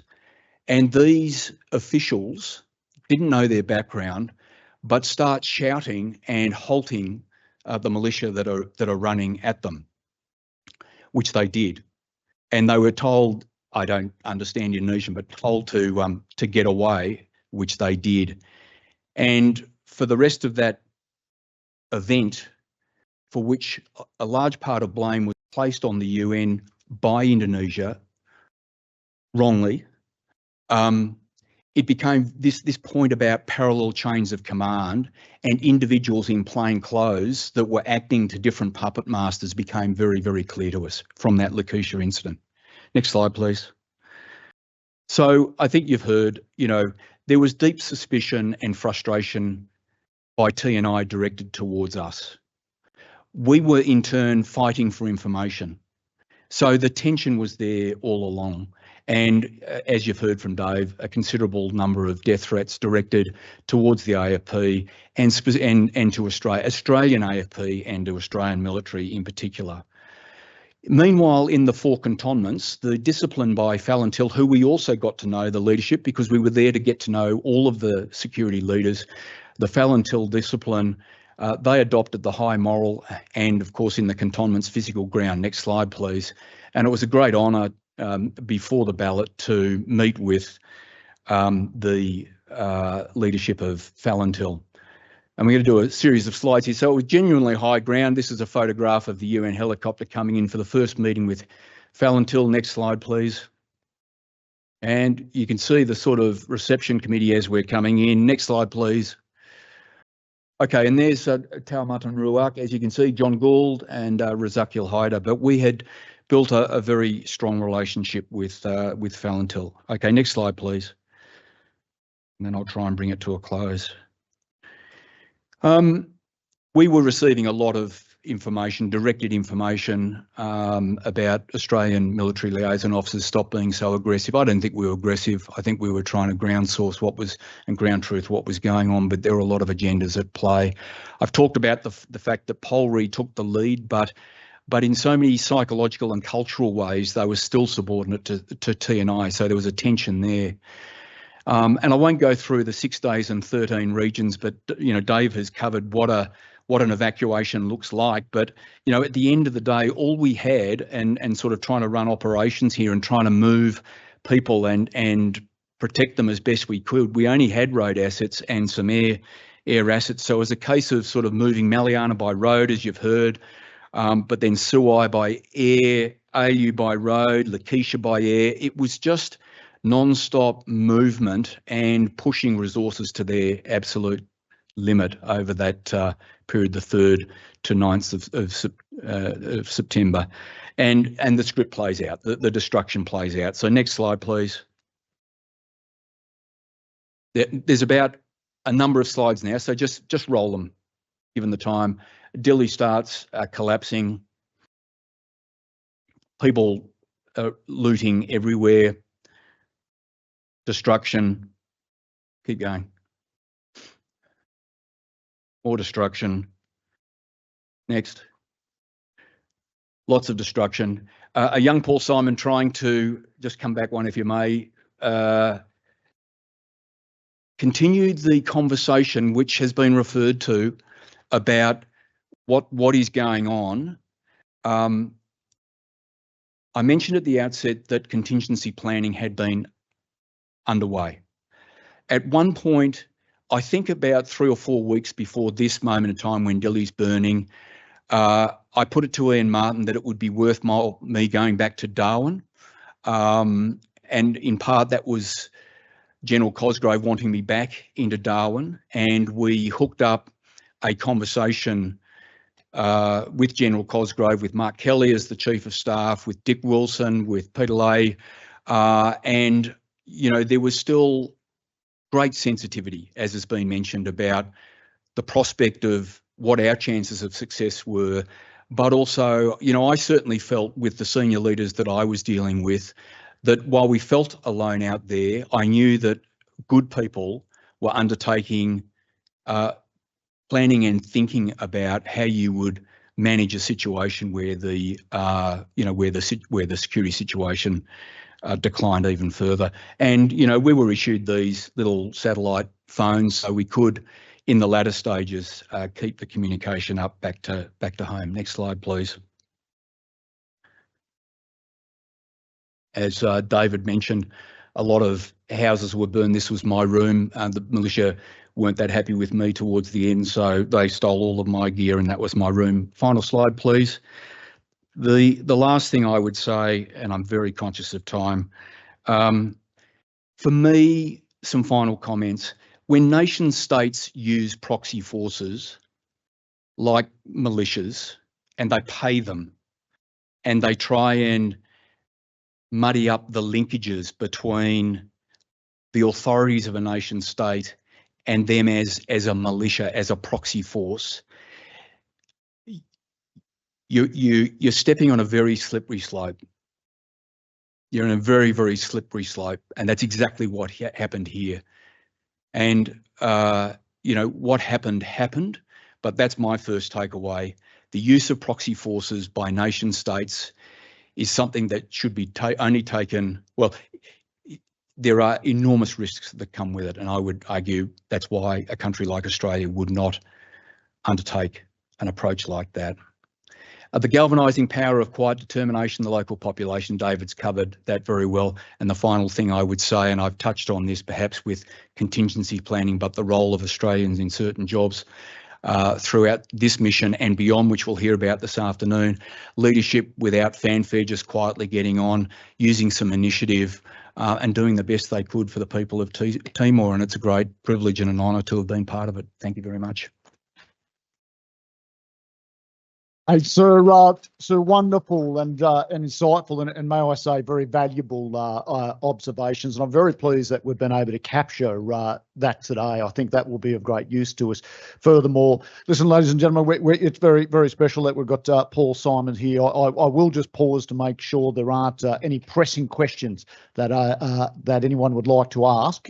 If not, what we'll do is roll into lunch. Thank you, team. Can you join me once again in just thanking Paul for his presentation? Hey, good afternoon, ladies and gentlemen. Firstly, I'd like to acknowledge our distinguished guests sitting here in the audience today and all of the service members, current service members and past serving members, both of the ADF and the Australian Federal Police.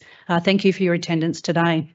And what can I say? It's my honour to be standing up here this afternoon to talk to you from a soldier's perspective about my time in East Timor. This morning we've heard from a number of presenters on the strategic level, everything from the government decisions to how it affected us in the ADF through to getting ready for our deployments. What I'm going to talk to you about now is from the soldier's point of view. So I'll just start with letting you know that I joined the Army as a young 17-year-old. I grew up on the central coast of New South Wales. And 34 years later, I stand here today to give you my perspective of my two deployments. Firstly, I deployed to East Timor in 2001, and second, I deployed in 2003. And when I was preparing for this presentation, there was a vast difference on my two deployments. Not that I knew it at the time, but certainly now as a regimental sergeant major, I'm aware of the differences. Just wait for the slideshow.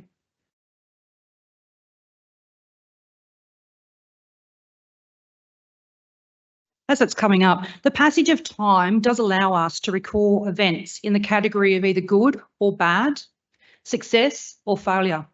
And as I was preparing for the presentation, all I could reflect on was the good and the success. There really wasn't anything that jumped out to me about failing or being bad whilst I was on deployment. But I will just tell you that I'm not a combat fighter. I'm a logistics soldier.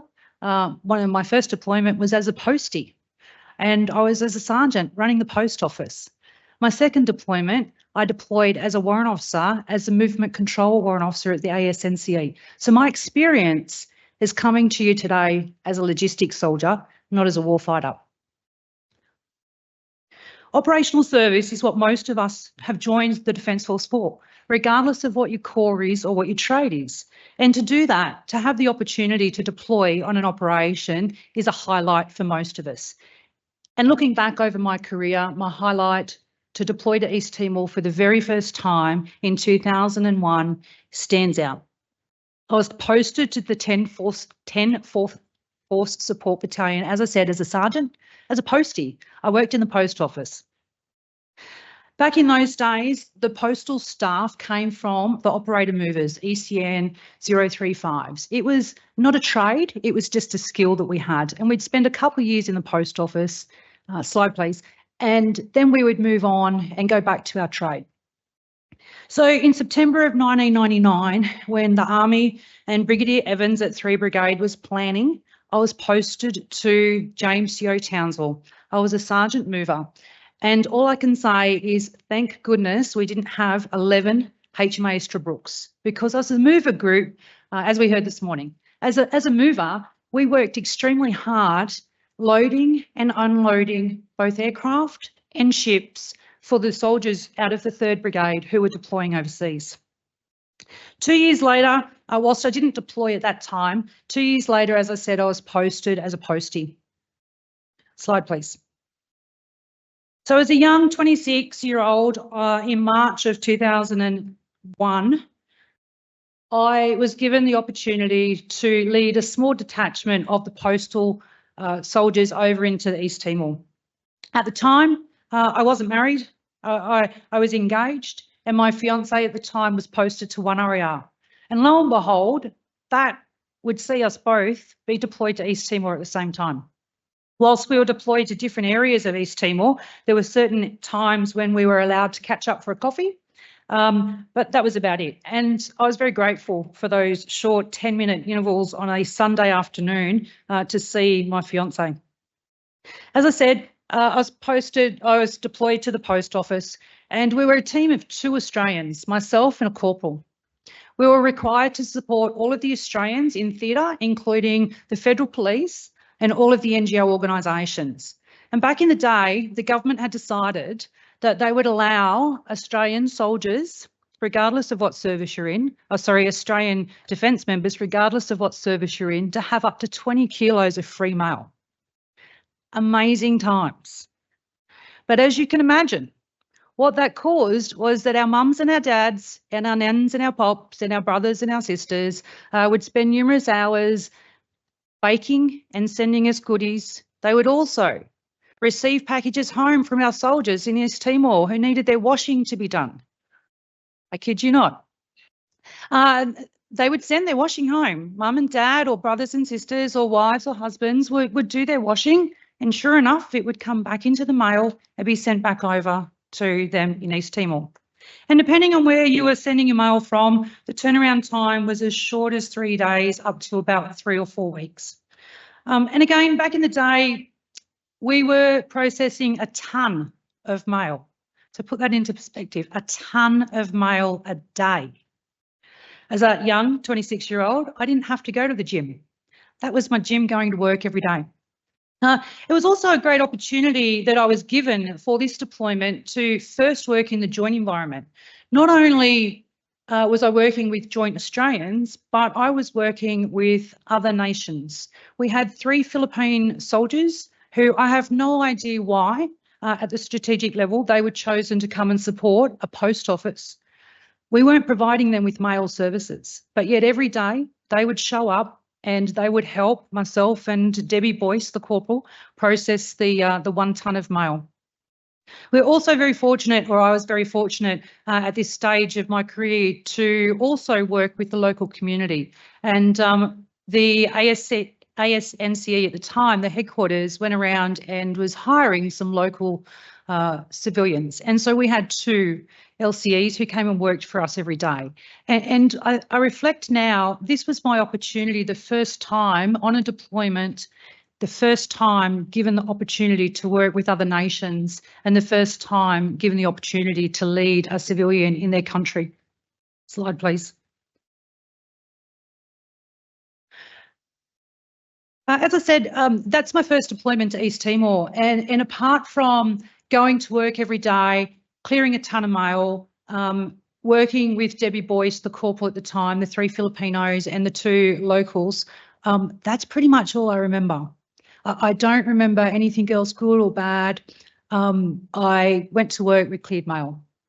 But what I do remember more so, and I don't know why this is my next deployment, which was back into East Timor in 2003. So in between coming home from my first deployment, I got married, had 2 more postings, I got promoted, I was now Warrant Officer Class 2, and I was now posted to the 1st Recruit Training Battalion as a Company Sergeant Major. I got the phone call from our career management asking if I would be interested in another deployment. And of course I said yes, and at that time the Middle East had started. And so here I was thinking I was going to be lucky enough to maybe deploy to the Middle East. I'd done Timor, Middle East would be great. Lo and behold, a couple of weeks later, after my chain of command, because remembering I was a CSM at 1RTB, my chain of command agreed to release me. And I got told that I was heading back to East Timor. But this time, as I said, I was a warrant officer, and I was being going in as the warrant officer mover at ASNCE. So a completely different experience 2 years later. And I was 30 years old now, really old, knew everything. I was now married. No, I don't have children, so no children. So off I went to East Timor again, working with ASNC, but it was a different environment. Things had changed. Not only had I changed as an individual, I was now a couple of years more mature. I was now a warrant officer. I was given a lot more command authority. I had leaders who were absolutely all focused around mission command. As a warrant officer mover, I had a job to do, and that was to move soldiers and supplies and equipment, both around theatre, but also to and from Australia. And as long as that happened, no one questioned. There were a couple of times where I'd have to go and seek guidance and advice and have a couple of people from the J4, the logistics cell at ASNCE, make some hard decisions. But generally, myself and my team, we were left just to do our job. The difference, slide please, the difference for this deployment, and I'll just quickly touch on these photos. The first one in the middle, if you had deployed into the middle, into East Timor, you would know that ASNCE set up the Dili Surf Lifesaving Club. That was our recreational area. And it's so important as a leader to think about little things like, what are you going to do to keep your soldiers entertained? What are you going to do to allow your soldiers to decompress after a hard day? What are you going to do to sell your nation and show how proud you are to be, in our case, an Australian? So we put a lot of effort into our social activities. Now, you might think by these couple of slides that's all we did. We didn't. It was heard earlier before lunch that we were working 6 days a week. We generally had a Sunday off. So everything that you see here is the activities that we've done to not only improve our morale and to look after our soldiers, but things that we've done to support each other, just as good humans. When I talk to the soldiers around the 2nd Division where I'm posted now, I talk about 4 things. I talk about we have to be able to shoot, we have to be able to move, we have to be able to communicate. And lastly, we have to be good people, a good person. They're the 4 things I always talk about. And I use those in this presentation because it actually was one of those aha moments doing this last weekend. Back in East Timor, we still had to do those things. We had to be able to, I didn't, but I could if I needed to. We had to shoot, we had to move, we had to communicate. We had to communicate up and down the chain of command. We had to communicate with other nations speaking a language that we didn't necessarily speak. We had to communicate with the federal police, with locals. So I think communication is a super important skill. And then we have to be a good person. Just be a good person. And you can see on the photo here on the right of the screen is a bunch of ladies. These were all the ladies at the time. There are 9 of them, 9 ladies who were posted to ASNCE, and we'd make an effort once a month to get together, all different rank levels, all different corps, all different trades. There is a Navy lady there, and there's also an Air Force lady there, and the rest are Army. We would get together once a month just to have a coffee or go out to lunch. Slide, please.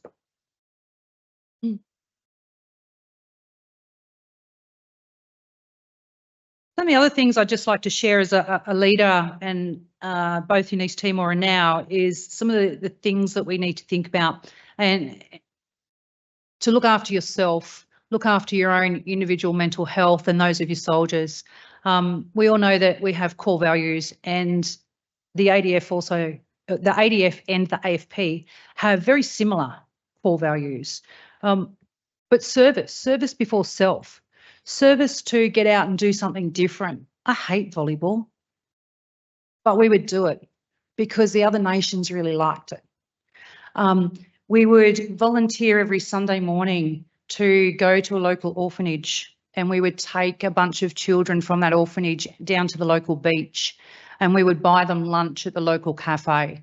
And we would pay for that as individual soldiers, and it may have cost us no more than $5 Australian, but the service that we gave, you're right, continue on to the next slide, please. The service and the encouragement that we gave to those young children who were doing it very tough, and the smile that it put on their face was worth 50 times that $5.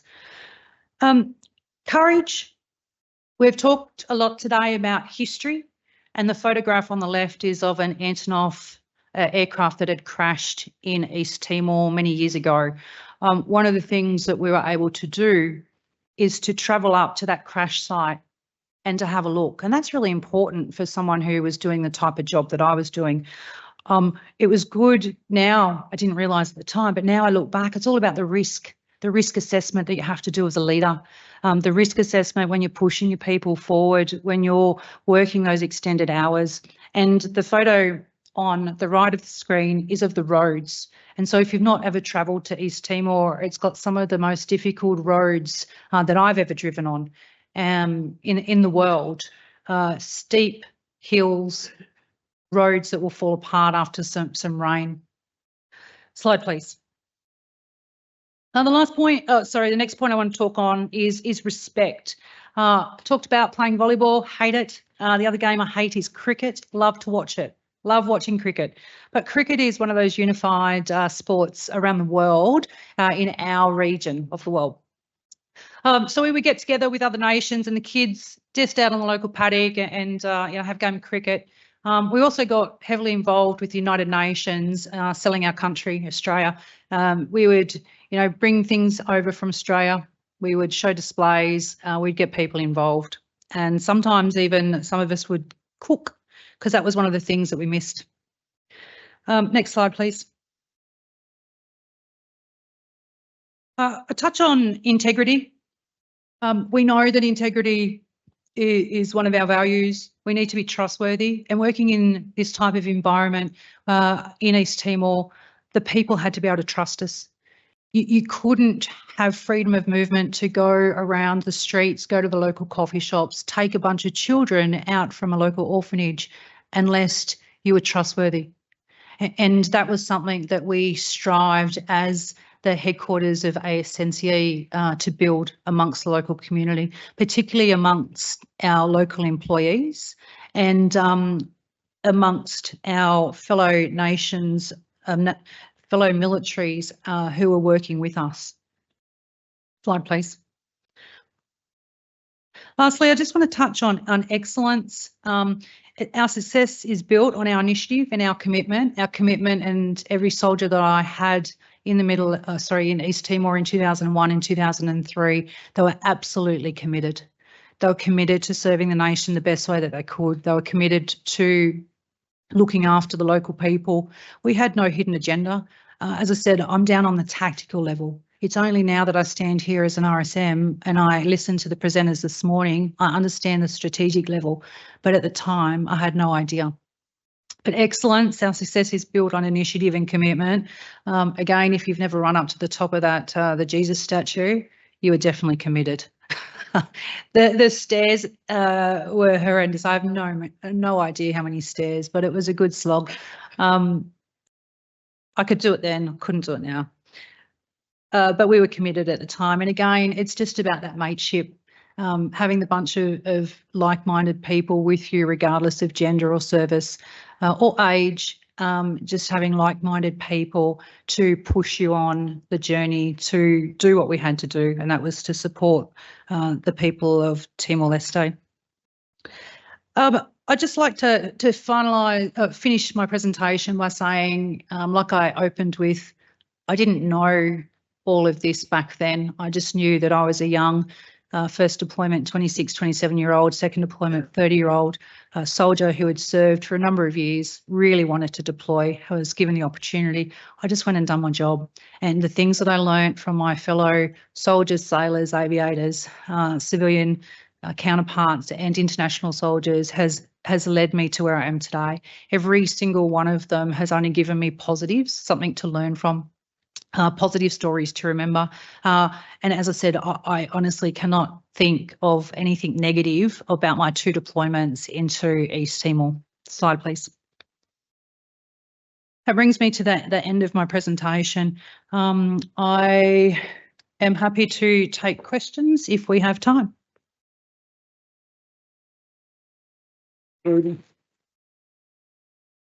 Trudy, we absolutely have time, and it would be remiss of us not to take some questions. Thank you. I think Trudy's given us a wonderful level insight into the tactical level, and it's wonderful to see the linkages to some of the more operational and strategic level presentations that we heard this morning.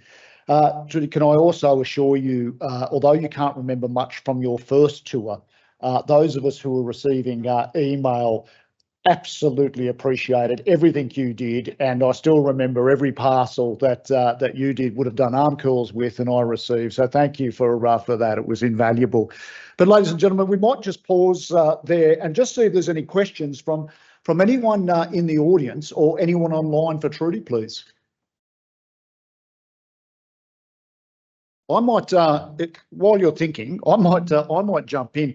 But Trudy, I had 2 questions for you. One is again that linkage from your perspective as a soldier on the ground doing the job, particularly in that first tour. What did you know about the operational and strategic level machinations that were occurring at that time? How much insight did you have as a soldier doing the job on the ground? I'll go back. So I'll go back to my time as a sergeant mover in Townsville with the getting ready with 3 Brigade. I had a little bit of understanding, but it had been a couple of years since I then moved on to the post office. So on the ground, what did I know? I knew that AUSBAT were up the hill. I knew that AUSBAT were relying on us, the Force Logistics Support Unit, to provide them with their basic life support, food, ammo, mail, water. I knew that when aircraft didn't come in, that they would have to look at their resupplies from elsewhere. I knew that mail was the #1 priority because we didn't have email, we didn't have a telephone. You didn't carry around that mobile phone in your pocket. You had to take a 10-minute phone call, and in some cases for the AUSBAT soldiers who were forward, that was a 10-minute phone call or less on a satellite phone. It wasn't easy to communicate, so the mail was super important. That's really all I knew. I didn't know what was happening in Canberra. I didn't know what was happening here at AHQ. I had no idea what CDF or Chief of Army were deciding. I just knew that 3 Brigade had gone first. I was a postie. Thank you, Trudy. And if I can be so bold, we have one question down here. Thank you, sir. William Maley. I was very interested in the comments you made about trust, which is hugely important in this kind of context. Thinking back, was the importance of trust something that you learned about through a formal training program, or was it something that you picked up once you were in the theatre of operations, or do you think it's something that comes intrinsically from particular types of personality type? I think it's all three. Unfortunately, not a simple answer to your question. It's all three. So for me, I think trust is something that you develop. It's like your own morals as you're growing up, both as a person, but inside the military as well. Then to deploy overseas, as I said, we had mission command was there. Our leaders trusted us to get on and do the job. The trust that we had to build was with the civilian population. You know, I reflect now, would a orphanage allow a bunch of soldiers to walk in and take kids every Sunday down to the local beach? No. But back then we worked hard to build up that trust.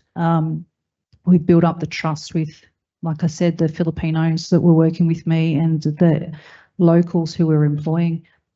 Today, we are taught trust on some of our promotion courses. It's covered, but I think you learn it both in the three different ways. Thank you. Hi, thanks for your presentation. Given what you've heard today and the experiences you had when you were in East Timor, do you think that having more of an understanding of the strategic intent and vision of Australia and our leaders would have helped or changed the way that you acted or completed your own mission in Australia, in East Timor? As a sergeant in the post office, no. Certainly when I went back 2 years later as a warrant officer and worked in the movements and was the movement warrant officer, absolutely. I think even though it was only 2 years, I was a little bit more mature in service. I was a newly promoted warrant officer, but I understood the big picture a little bit more. Now as an RSM, it's absolutely my job to interpret the strategic level. And I think that's maybe what was missing when I was a sergeant and a warrant officer. It's my job as the RSM to interpret the strategic level and put that into words that our soldiers can understand. And I'll come back to communication, shoot, move, communicate. You know, it's something that I have to be good at. And so I like to think that today our soldiers ask more of the why. Maybe I didn't ask so much the why back in 2001 and 2003. RSM, I just wanted to ask you, it's almost a rhetorical question, but seeing you there with your campaign ribbons on, you've been to a number of different operational service environments. And I'd like you to consider and tell us how maybe the pyramid of operational experience you get translates from places like Timor, remote, but still not easy, wrong end of the pipeline, so to speak. And then you go to the Middle East and places like that. How's that, do you think, been able to translate into your effectiveness in orientating and mentoring the youngsters who are coming along? Thanks, sir, for that great question. So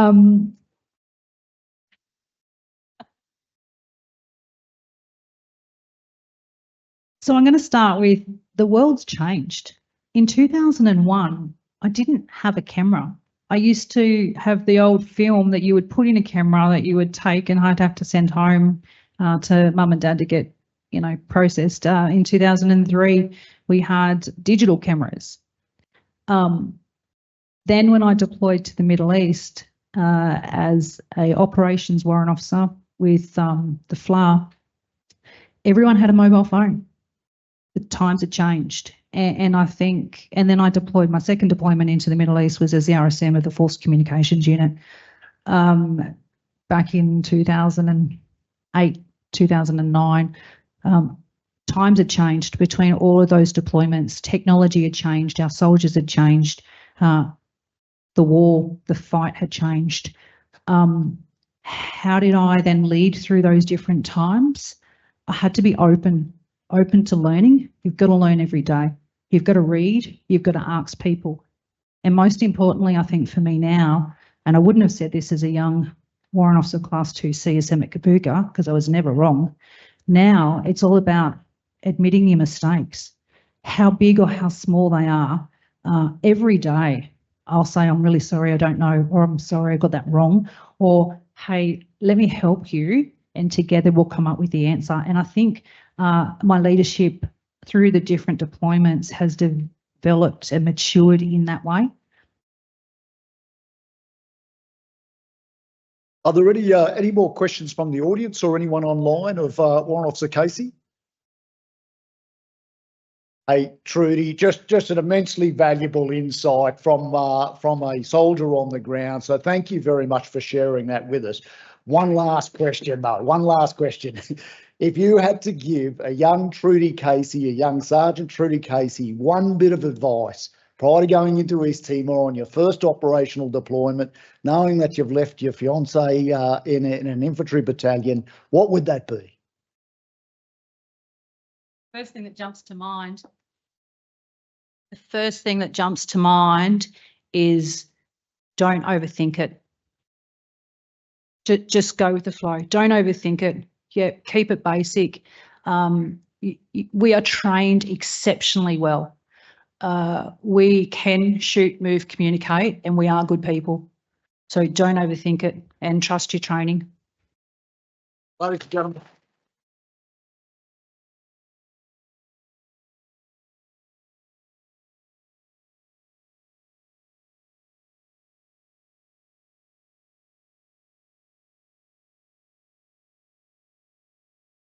Next, can we please welcome Colonel Luke Foster. Now, Colonel Foster joined the Australian Regular Army in 1979, serving the majority of his 37-year career as an infantry officer, and served in Timor-Leste as part of Interfet and later as the commander of the International Stabilisation Force. Luke, thank you for joining us today, and over to you. Thanks, Kahlil. I just want to thank Trudy for her presentation, and it was a great presentation, but you'll understand why in a moment, why I think it's such a valuable one, because it leads perfectly into what I'm about to say.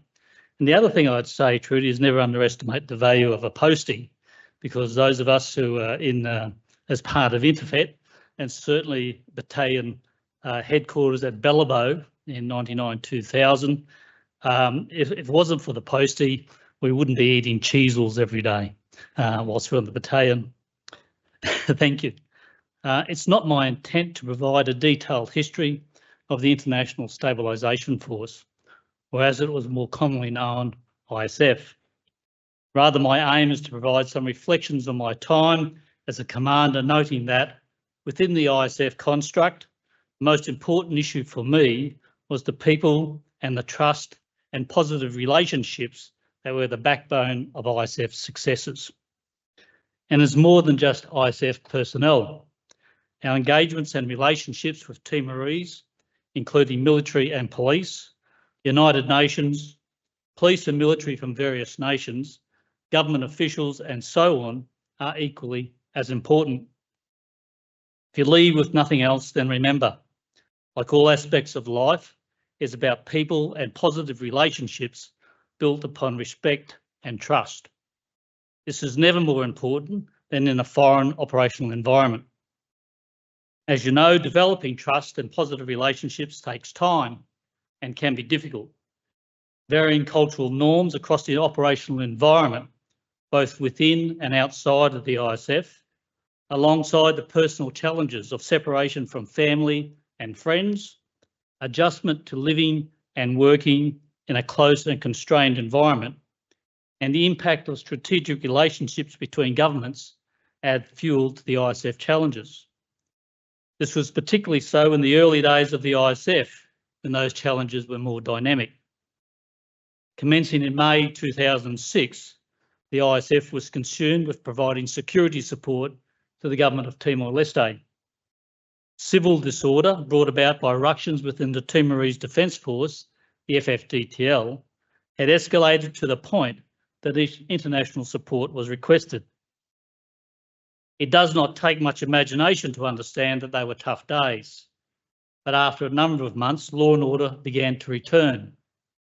However, there remained for some time thereafter an undercurrent of discontent within elements of society. Some 12 months after the initial ISF deployment, the 2007 presidential and parliamentary elections were conducted. These were potential flashpoints of social malcontent, but they were completed successfully, with José Ramos Horta and Xanana Guzmán being elected President and Prime Minister respectively. What was not foreseen were the assassination attempts on President Horta and Prime Minister Guzmán in February 2008. While Prime Minister Guzmán escaped unscathed, President Horta suffered significant injuries requiring him to be evacuated to Darwin for treatment.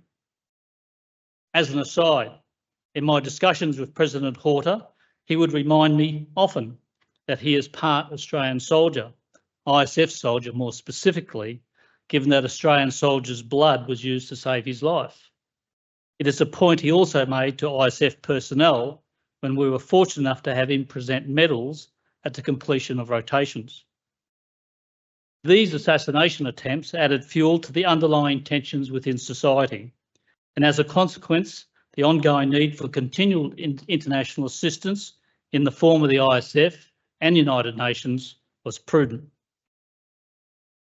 However, by the time of my arrival in July 2011, tensions remained but had abated significantly. It was evident that the longevity of the ISF was short. My command tenure ended in September 2012. Operational tasking ceased in November, and from then until its departure in 2013, tasking focused on the repatriation of personnel and equipment, a task undertaken by my successor and his team. Longevity issues aside, on my arrival, the ISF was still mandated to maintain its operational focus on providing security support to the government of Timor-Leste. Additionally, the ISF was prepared to provide logistics and movement support to Timor-Leste's 2012 presidential and parliamentary elections. These elections were significant, given they were celebrating the 10th anniversary of the restoration of independence from Indonesia, and importantly, successful elections devoid of major security incidents became a decision point for the government in determining a timeline for ISF and United Nations departure. However, even before the 2000 elections began, we considered the consolidation of ISF bases and equipment in preparation for repatriation. We also planned to reduce the ISF signature and the perceived aggression posture of the ISF across Timor-Leste. And finally, an important task was to provide ISF personnel with opportunities for development, namely in the form of career courses or, where it was appropriate, engagement with the Timorese people. To achieve all that was required, the ISF consisted obviously of a headquarters, a communications element, an Australian rifle company for potentially robust tasking, a New Zealand company group, another element of security support, and a combination of military and civilian logistics, aviation and medical support. These units were initially spread across 4 locations, 2 sites in Dili, one for the headquarters and the other a combined logistics New Zealand base. Unsurprisingly, aviation elements were based at the airport, and the Australian Rifle Company, originally based on the outskirts of Dili, was moved into the logistics and the New Zealand's base. At any one time, the ISF consisted of about 450 people.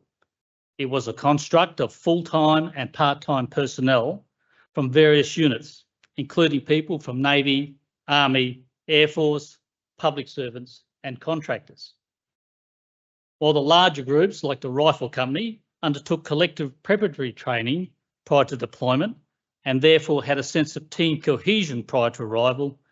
Many personnel outside of those larger groups, namely their headquarters, deployed via weekly trickle flow. The challenge here was to build the same team cohesion within the headquarters. Fortunately for me, team cohesion was brought about by professionalism of the deputy commanders, chiefs of staffs, regimental sergeant majors, and the many principal staff officers I was fortunate to have on my team. Many people had deployed to the ISF, had also had deployments to East Timor, Timor-Leste via INTERFET UN missions and a previous ISF deployment. Many also had Iraq, Afghanistan, Solomon Islands, Bougainville, or domestic disaster relief experience. In short, it was a potpourri of experiences that blended together to form a professional and cohesive organisation. Operational experiences aside, the diversity of people who deployed left me in continued awe. One was a doctor, yet deployed as a rifleman. Others were farmers, police, school teachers, and so on. One soldier I met was a refugee from Africa who joined the reserves to repay the Australian people for their generosity in allowing him to become an Australian citizen. Another soldier who undertook a short Teton language course prior to deployment became so fluent in the language that by the end of his 6 months deployment, he was extended so he could act as one of my interpreters. Others went on to more senior roles, including becoming unit commanding officers and leading ADF reserves and employer support. And it would be remiss of me not to mention the Wild Timor Cafe in Coburg in Melbourne. It was founded in 2012 by soldiers who had deployed to Timor-Leste. Wild Timor Coffee Cafe is more than just a cafe. It is a team of former soldiers who work with Timorese coffee producers to ship their product to Australia. It's an outstanding success. In the lead up to the 2012 elections, I permitted patrols to be conducted across Timor-Leste. However, I did not want, nor was there a need for aggressive patrolling.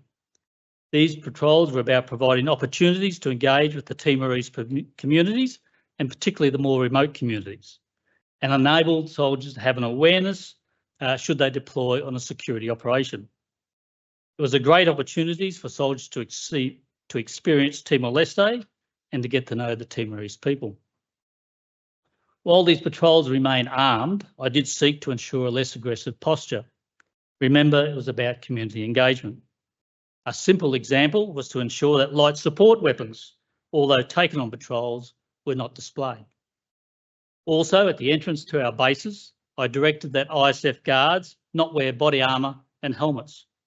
Those days had passed, although the decision and that of the patrolling demeanour was more driven by staff analysis than my gut feel. As we neared the 2012 elections, particularly as the election campaigning began in earnest, I ceased all patrolling throughout the country.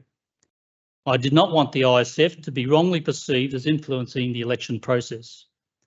Our focus then became on providing career opportunities within the bases, while at the same time planning to support the elections, should we be asked. We were not. I spoke about the Rifle Company, a robust team that should security situation deteriorate, I would deploy to assist Timor-Leste security forces. But I would only deploy such elements after all other elements of the security hierarchy within Timor-Leste had been utilised.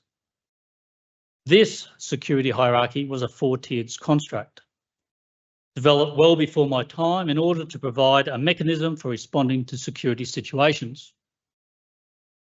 The first tier was the Timorese police, the PNTL.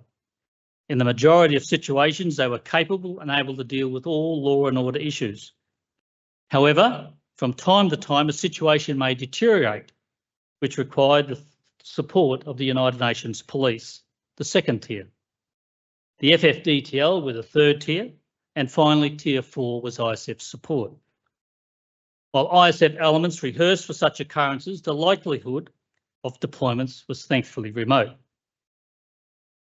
However, in 2012, after the elections, a situation occurred in Thackeray, which deteriorated over a number of days. If there was a time when ISF support would be requested, I thought this might be one occasion. Given that the government of Timor-Leste had made it clear that the ISF and the United Nations would cease operations later in 2012, I felt that it was important to discuss with the PNTL Commissioner of Police the wisdom of seeking ISF support. My view was that should we deploy, we would be sending the wrong message regarding Timor-Leste's ongoing ability to maintain law and order. While the Commissioner was not particularly happy with that discussion, and he was under significant pressure, he understood the implications of such a request. I did assure him, however, that ISF medical and aviation support would be available if it was required. The matter was successfully resolved without our support. Of all that we did in support of the Timorese, I felt that our aviation element, in combination with the aeromedical evacuation teams, was a standout. It should come as no surprise that the ISF's civilian and military helicopter capability was a significant enabler for our operations. Given the military helicopters and crews were rated for night flying, the civilian helicopters were used for day operations. On many occasions, generally late at night, we were made aware and made our AME teams deploy to remote locations to assist and evacuate women having difficulty giving birth. If the ISF got a call, we knew that a mum, her baby, were in significant trouble. The procedure of getting to the site, pick up the mother, the baby and a support member was seamless. It had been tested on many occasions. On arrival back in Dili, they would be transported to the Dili hospital. Fortunately, we were able to save the majority. There were other calls for aviation medical support, and the rule I followed when considering these requests was simple. If you can save a life, do it. The 25-bed hospital was also an important component of the ISF. Fortunately, rarely fully utilised. I do recall in February 2012, when all the beds in the hospital were taken with ISF personnel suffering from dengue, a particularly debilitating disease. For those who are just beginning their military journey, remember the care of your personnel takes many facets.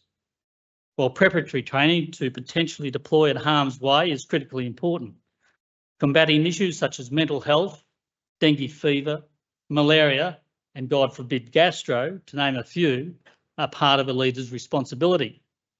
All these health issues and more were faced by the ISF. No operation is single-dimensional. There are many entities from tactical to the strategic that need to be engaged to achieve the mission. The ISF was no different. For us to conduct our mission and tasks, we need to engage with a broad range of people and organisations. Obviously, the government and people of Timor-Leste were significant. We were, after all, there to assist them. We engaged at various levels, by me directly or through the establishment of liaison officers with the President, Secretary of State for Defence, Commander and members of the FFDTL, and the Commissioner of Police and the United Nations. Every ISF member was an ambassador for the force. All good and bad deeds were observed, and all left a lasting impression on the Timorese community. In the majority of circumstances, these impressions were positive, and when they weren't, I would call on these organisations to explain how I would remedy the situation.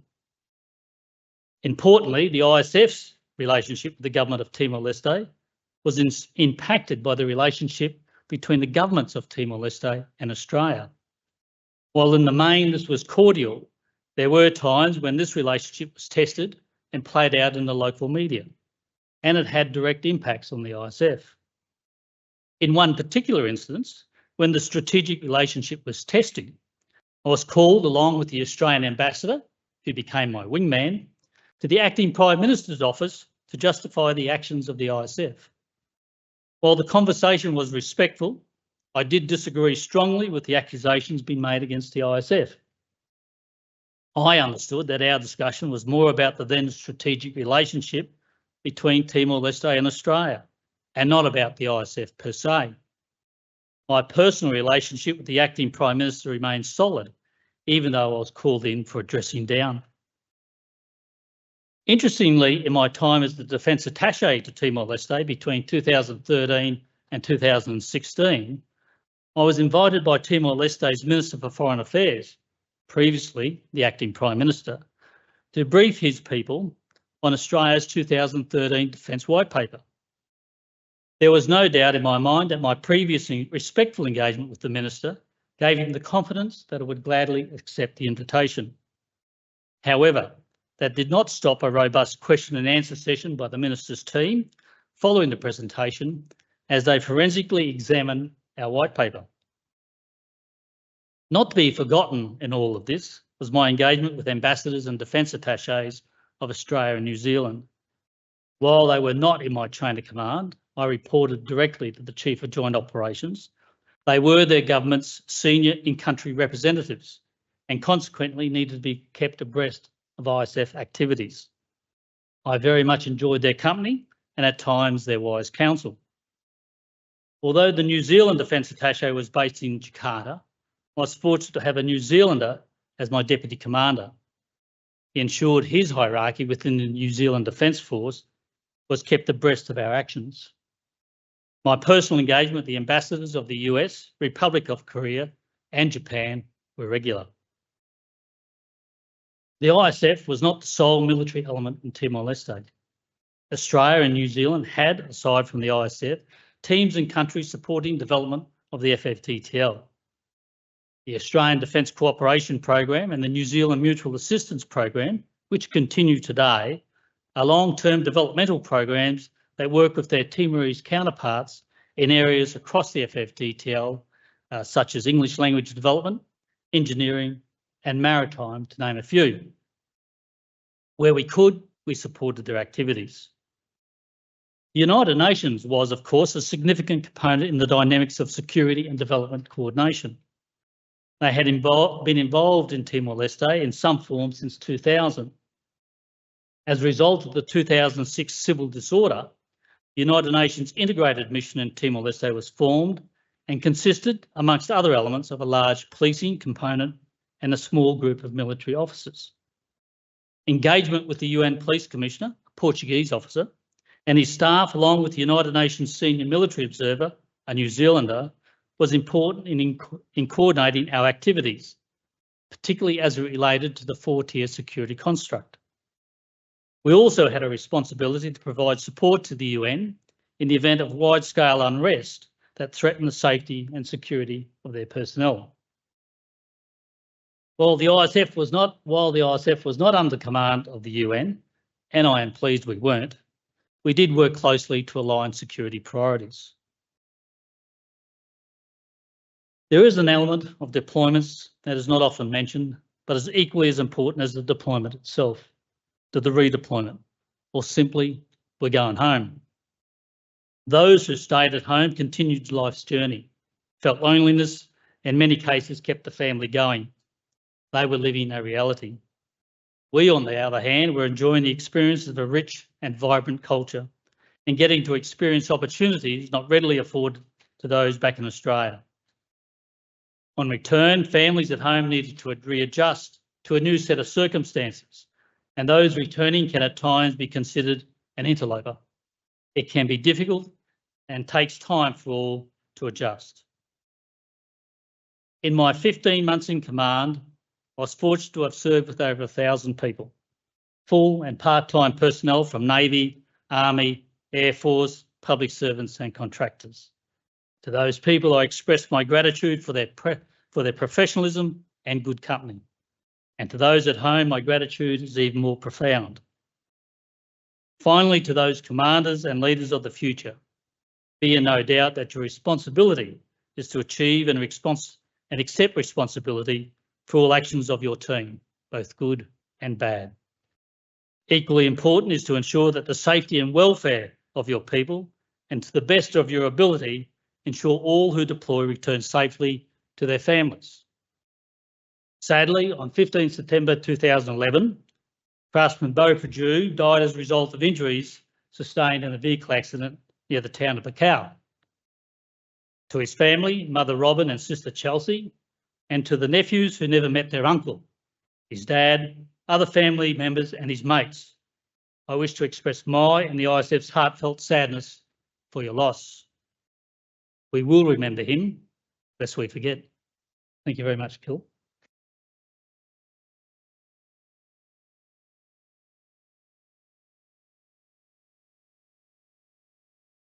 Hey, Luke, thank you very much, and particularly so for mentioning some of the challenges that those who are left behind, our families, face whilst we're deployed. I think that's a very, very important point.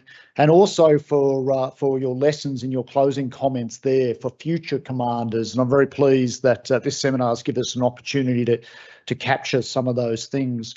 We have a few minutes, ladies and gentlemen, for questions for Luke. Either pertaining to his initial experience in East Timor with Interfet, or later on whilst commander of thousands of soldiers over his time in East Timor as commander ICF. But just while we wait there and the team do the rounds with the microphone, I might ask you the first one, and I suppose it's a bit of a follow-on question from my question to Trudy.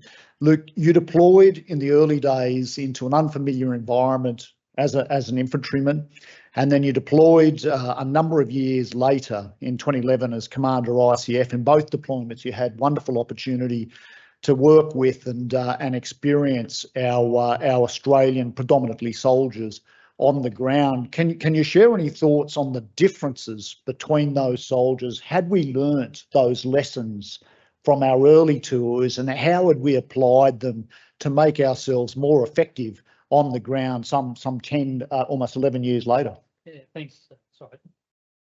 Thanks, Kahlil. I think one of the things that I noticed a change in was when deploying again in 2011, 2012, is the amount of reserve part-time personnel that had been included in the force. And I can't remember the statistics and the ratio. I'm flat out remembering what I did yesterday, but I can't remember those statistics, but it was pretty close to about 50% of the force were reservists.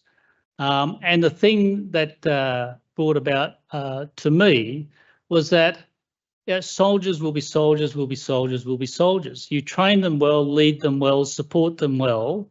They will do what you ask of them. It doesn't matter whether they're full-time or part-time. Now, part-time means they might have a few other considerations in terms of employment, a lot longer lead time in training, but that stuck out to me the most when I was the commander of the ISF. And I have to say, it's the first time I've ever commanded reserve part-time soldiers. I'd never been involved with the part-time force at all prior to then, but being as part of the battalion and grew up in the battalion, being on operations with 2 RAR, you knew what you were getting, and you were trained and trained and trained. It's just that when you're working with reserve and part-time soldiers, it just took a longer lead time to get them ready to deploy in the operations, and that was the evidence for me. Hey, thank you, Luke. Valuable comments. Yes, thank you, Trudy. So thanks for the presentation. It was insightful. My question is in reference to your second deployment as the commander. What were some of the things that you'd done to look after your troops, their mental health and their well-being whilst you're the commander? You know, it's interesting. The mental health was a significant issue for some, and the like, and the difficulties of separation from home and the like. The thing that we worked on the most was to keep people busy. Now, we were in a benign environment. To be honest, the 2 days of 2006 had moved on. Timor-Leste was keen to stand up on its own 2 feet and to move forward without an overarching security support system. But by shutting down the patrols meant that there were many, many soldiers and people who needed to be kept busy and active. And by ensuring that we were able to do career courses, subject for corporal courses and the like, we kept that going. Simple things like ensuring that physical training was mandated. Now, I wasn't very popular to continue that, but the point is it got people together first thing in the morning, several times a week. It got teams together. I didn't stop people going out to orphanages and the like. And Christmas Day 2012, what a great experience was to have the kids from the orphanages into the headquarters getting treats and that they would never get. So keeping that sort of activity going was a great benefit. Thank you. Can I welcome the ADFA cadets who are joining us, team. Wonderful to see you, and thank you for dragging yourself away from your studies. The reason we conduct seminars of this nature is to capture lessons that can be employed by our government, by our defence forces, to make you and your generation more successful in future combat or other operations. So can I please ask you and implore you, if you have any questions of any of the speakers, throw your hand in the air, and we'd love to hear from you. But we have time probably for one more question, if that's okay. Thank you. Luke, you spoke about the broader impact of those returning home, but I just wanted to ask, I guess, what's been a key takeaway for yourself, and how has your experience as a commander of ISF impacted you today from either a personal or professional experience? Yeah, certainly. I left out my speech about the impacts of me personally returning home after 15 months away. It was nice to go home and reintroduce myself to my wife. That was a good aspect of going home, but there were challenges in going home after 15 months away. My wife Lorraine was spent 15 months getting on with her life, doing things, and all of a sudden here I am getting in the road of in many ways. But it just took time to adjust, and I think that goes for everybody. You go away, you come back, and families are just living a reality.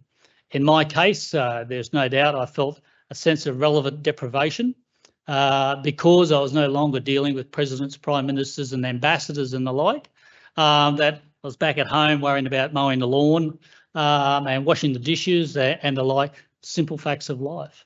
The impact that it have on me personally, there were just challenges along the way and challenges afterward. Fortunately for me, going back, I got home on a Saturday night. I think by Tuesday the following week, I was in Canberra for another 5 weeks to prepare for my next posting as the Defence Attaché in Timor-Leste. But what helped me after the ISF was going back to Timor-Leste as the Defence Attaché with my wife. That was seriously the best thing that happened to me. Thank you.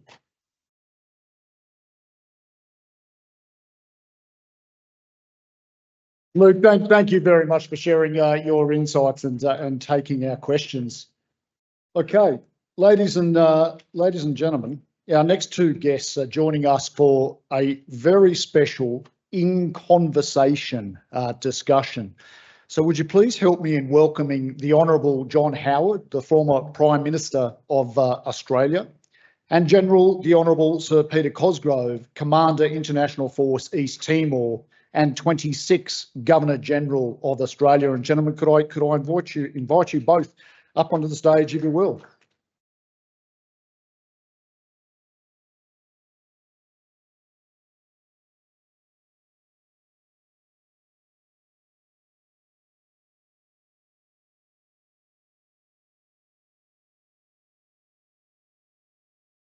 Yep. Gentlemen, welcome and thank you. So, Peter Cosgrove, could I hand over to you for some opening comments? Well, we can only start if we've got a full deck of cards from the Australian Defence Force Academy. We're putting it all on for you, you understand. Heads on like nice. Is everybody here that was planning to be for the session? I'll ask the ADFA chaps. Any more coming, or you're in? Don't be shy. All good? You're here. We've got the thumbs up, team, and Okay. Please prime yourself with those questions. Without further ado, I mean, we're looking at the best known person within the ADF in Australia still. He's our Prime Minister. That's the way the ADF felt then, and that's why having Mr. John Howard here is very appropriate as we do a retrospective on an absolutely marvellous part of the ADF's recent history, and it was a wonderful signpost, I might say, of the busy future that the ADF had from 2000 all the way to the present day.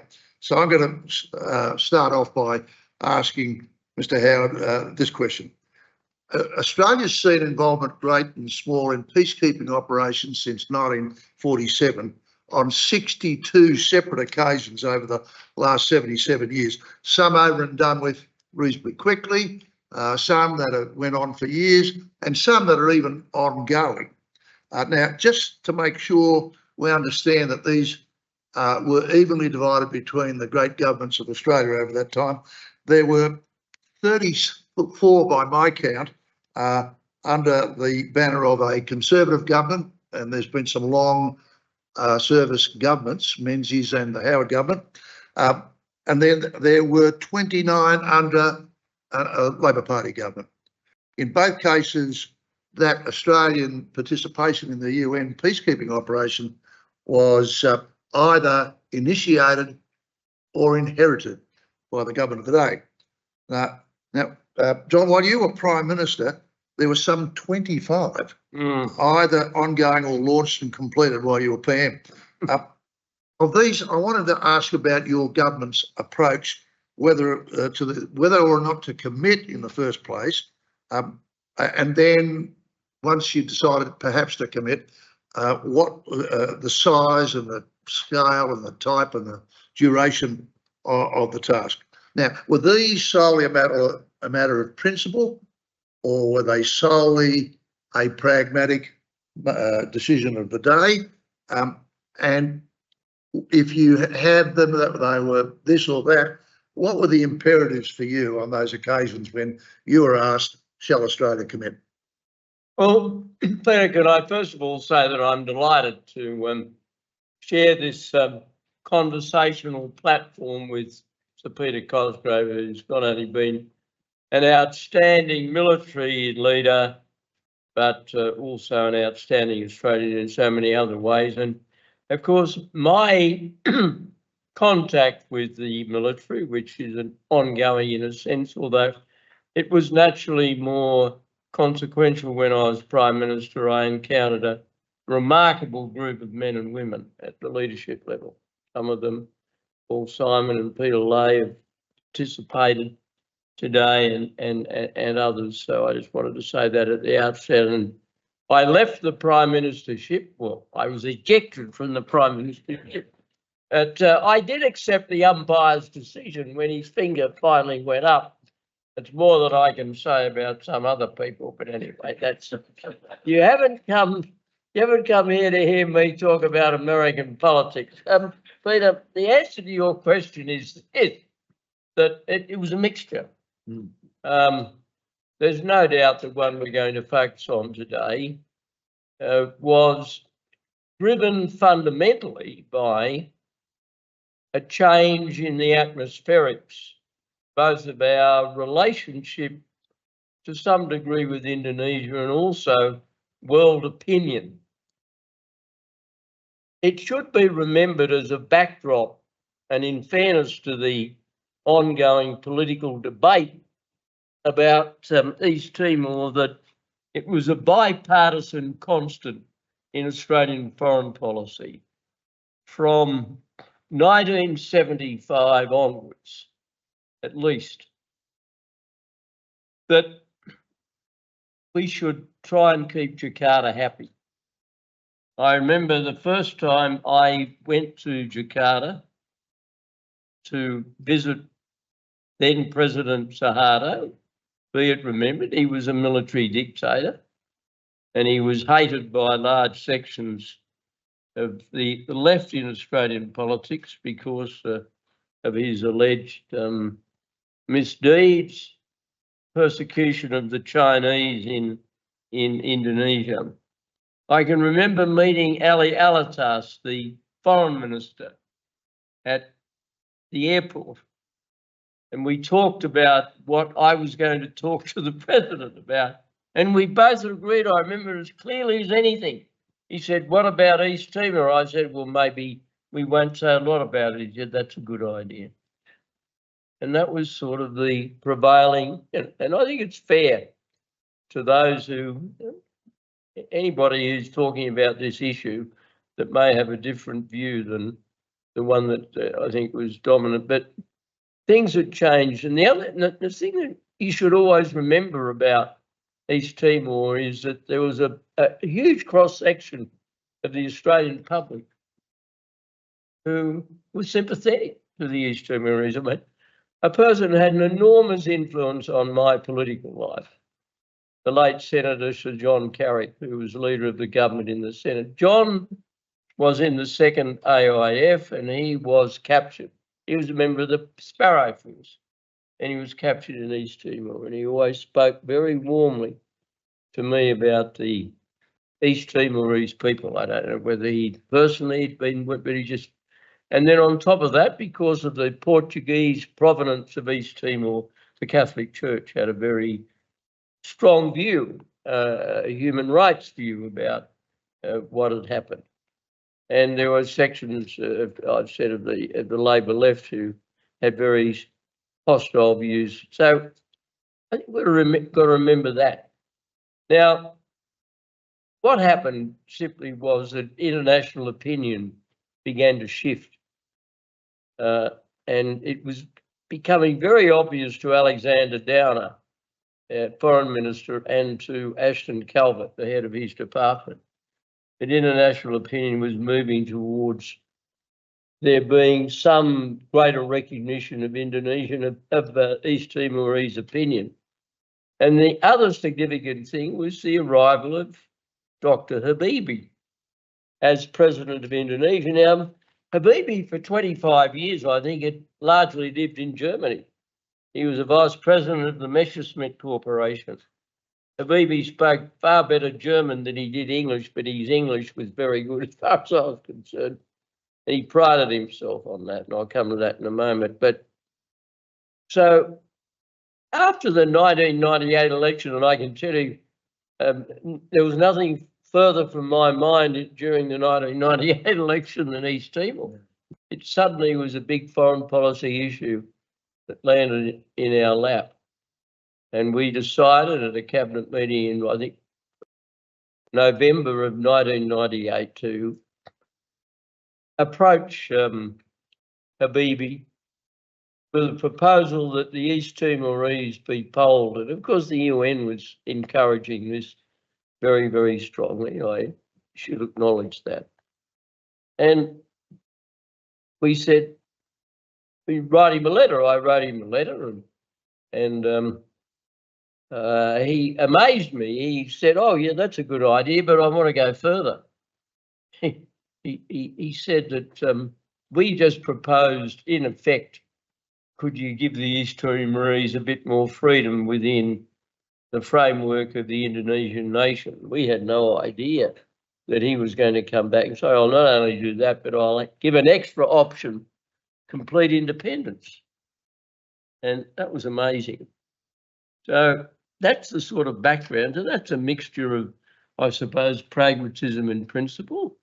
The principle we adhered to up until then, if you could call it a principle, was that foreign policy should be heavily influenced by the desire to have a good relationship with Indonesia. I mean, it's my view, and I'm not saying it's the view of everybody on my side of politics or on the Labor side of politics. It's my view that we'll always have a difficult relationship with Indonesia. We're cheek by jowl with a nation that's the largest Muslim country in the world, defined in a particular fashion. We have a different culture, a different religious background, although it's the case, it was for a long time, despite the Muslim predominance of the Indonesian population, the very high percentage of Catholics, Christians in the Indonesian military. And so that's the background, a mixture of the two. But Peter, can I ask you a question? This won't be the first. No. This is an easy one. To what extent during this transition period that I've alluded to was the military reading the tea leaves? And we've written to her BB, and he'd written back. And what was the military's reaction to that? The military always studies potential adversaries, and that includes the government. No, you're right. We read the tea leaves. We've been reading the tea leaves, but in a very offhanded way, on East Timor for decades, simply because T and I were there. There was a lot of internal strife. There was a resistance. There were occasional reported atrocities. So there it was. It was just like reading the back page of the Daily Telegraph. You're looking at that, but you never think you're going to get involved. And then when you had the exchange of letters with a BB, and that becomes known to some degree within the military, and it's apparent that the unusual event in year 99, or the first half of it, will be the establishment of a UN mission in East Timor to run the notion of the plebiscite. So we started to think about the impact of that. Now, the military will do this always almost in a vacuum, and we don't want to bore the government, the media, or even the people by the thought that we're desktoping something. But we do that a lot, so that if government ever asks us the appropriate questions, we've got something to say.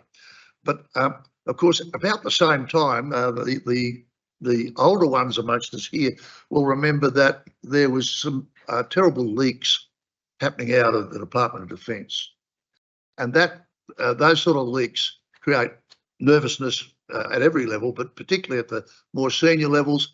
And there are instructions that go out: stop what you're doing, and certainly don't do anything which would indicate to Indonesia that there are mysterious preparations or thought processes going on.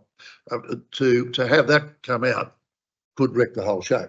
So it was quite a logical thing. So we had to confine our desktoping to quite small numbers. So in my headquarters, we were thinking about, okay, we've got a bunch of people who are not of Indonesia, being the UN, with a cause that's going to be quite controversial in East Timor, so they may have to be rescued. Indeed, one of the first things one of the security types from a UN mission will do is look around for what is the nation which will provide point of relief if there is a need.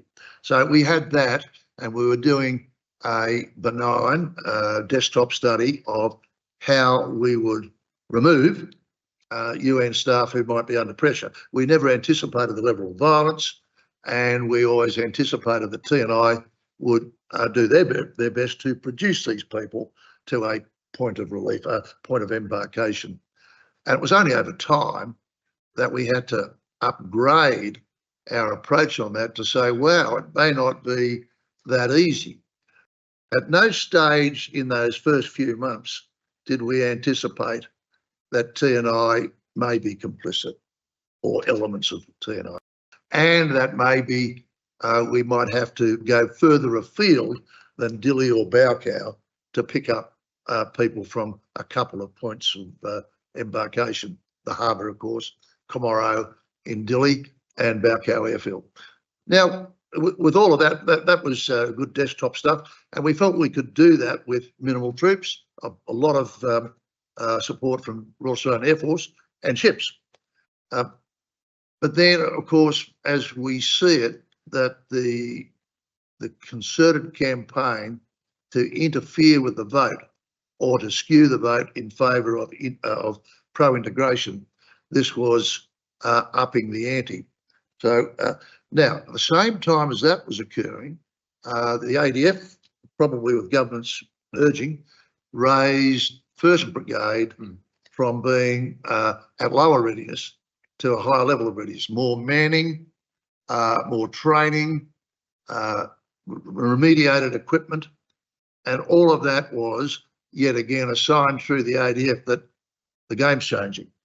So we were at planning level doing desktop stuff, and at soldier level, there's a lot more training and equipping going on in Darwin. And that's where David Hurley was the brigade commander at that time. So that was our 1999 up until things started to go pear-shaped in East Timor. It's always been my judgment and that of a lot of other people that what was crucial to the success of the intervention and the remarkably low level of casualties was the meeting you had with your Indonesian counterpart right at the beginning. It seemed that, you know, that somehow or other set the scene for sensible behaviour, if I can put it that way. To what extent is that true, or is it just mythology? In which event, you know, you don't have to deny it. Well, the outcome is correct, that we got a much more favourable early environment in East Timor than you would have thought a week or two before that with the scenes on the telly. I think by then that the that cadre of TNI generals had accepted the inevitable, that there would be a handover, and I actually think that they migrated away from the scene. We've heard from others today that you didn't want to be a senior officer there when the truth started to come out, when the mass graves were being disinterred, when the survivors were telling their story to the media who were everywhere. All of that, you wanted to be somewhere else. Jakarta was a good place, but East Timor wasn't. And I think the general who was there to be the token head of the TNI that was withdrawing as fast as they humanly could out of East Timor, he had to be there to be responsible, but I think he'd accepted it. And Thackeray was the name of the general. He was married to a lady who was born and raised in East Timor, and he'd been there on several tours. He'd had a run through Capacus, which is their special forces, but I don't attach great significance to that. It's almost like, you know, a rite of passage for the highly professional fighting soldiers or officers of the TNI to have a stretch in Capacus. But my impression of General Thackeray was, let's get this done. Let's get our troops out of here, and good luck on your way. So I think it was a bit of both, but I do think that there were, I do know that some of that cadre of generals whose names kept cropping up in the piece before the 20th of September, before the vote had been announced in New York on the 3rd or the 5th or whatever it was, they were a long way away. And even though I tried to engage them on border protocols to get some safety on the border between East and West Timor, they were very hard to pin down. They didn't want to have a bar of it. And it took a couple of very feisty US ambassadors to basically skull drag them to the negotiating table. One of the things, of course, Peter, that I remember about this was somebody, it was a new experience at prime ministerial level, certainly for me, and it was the largest deployment since Vietnam. Was the apprehension. I've not forgotten the night in Townsville. My wife and I went to Townsville where many of the troops were being deployed from, and we had a meal with some of the soldiers in the mess, and then we wandered back through that very balmy North Queensland evening and saw groups of soldiers and with their NCOs too, and you know, clearly, gosh, these blokes are going off, and it's a sobering thought. and nowhere near, of course, as sobering it is for those who are actually doing the fighting and the apprehension. And that's why what you've just talked about became so important, because I think the general feeling certainly in the ranks of the government and probably in the military and the community generally was that we would suffer casualties much greater than we did. Yeah, I think they were entitled, those men and women and their kids at Townsville. I saw the same vision of that. You were there, but I, like many people here, would have seen that vision, and it was genuine. And I don't think misapplied or the scenes that those families had seen of the riots and burnings and chasings and just the mayhem, massacres in some cases. And they thought, well, our loved ones going into that. And so I think the apprehension was understandable. And I noticed that when the troops came ashore from on day one, we got 2 infantry battalions in the first 24 hours. I said, that's the minimum I want on the ground in Dili, just in case. And every soldier that I came across, I'll use the vernacular, they had eyes on them like mad cats. Just looking, and they were hyper. And Mark Kelly's here, my chief of staff in the day, and he and I would have remarked that it took about 48 hours and they'd settled down. Their training kicked in, their camaraderie kicked in, their officers were good, their NCOs were superb. They got the soldiers to say, no, here we are a professional force. And the thing that I relied on was that we had that Chapter 7 mandate. We weren't second guessing ourselves left, right and centre about, am I looking at a dangerous act that invokes my rules of engagement? If a soldier's simple judgment was, I see a man there who's not one of Interfet and he's pointing a rifle at that man, I think he's going to shoot him, I'll shoot him first, or I'll tell him to lay down his rifle. And that would have been under Chapter 7, that would seem prima facie to be within the soldier's wheelhouse. They didn't have to stand around saying, am I going to get prosecuted on this one? And that goes to the point of Chapter 7, John. I was so thrilled when we got a Chapter 7 mandate, take all necessary means or use any means, whatever it was. It basically said you have the ability to prosecute anybody who is not obeying the mandate, disarming, being obedient and doing as you tell them. And the more we had that, the less violence we had to use. So we could have put a brigade up there with probably a little bit of support stuff if that had been a very peaceful mission and supplied it from Australia. But we needed more troops and we needed a higher mandate because of the nature of the nation and, of course, the fact that it was a Chapter 7 mission. So, no, the men and women were right up to it. In fact, the only thing you had to do was a bit like having a quite vigorous and large dog. You had to hang on to the collar hard from time to time.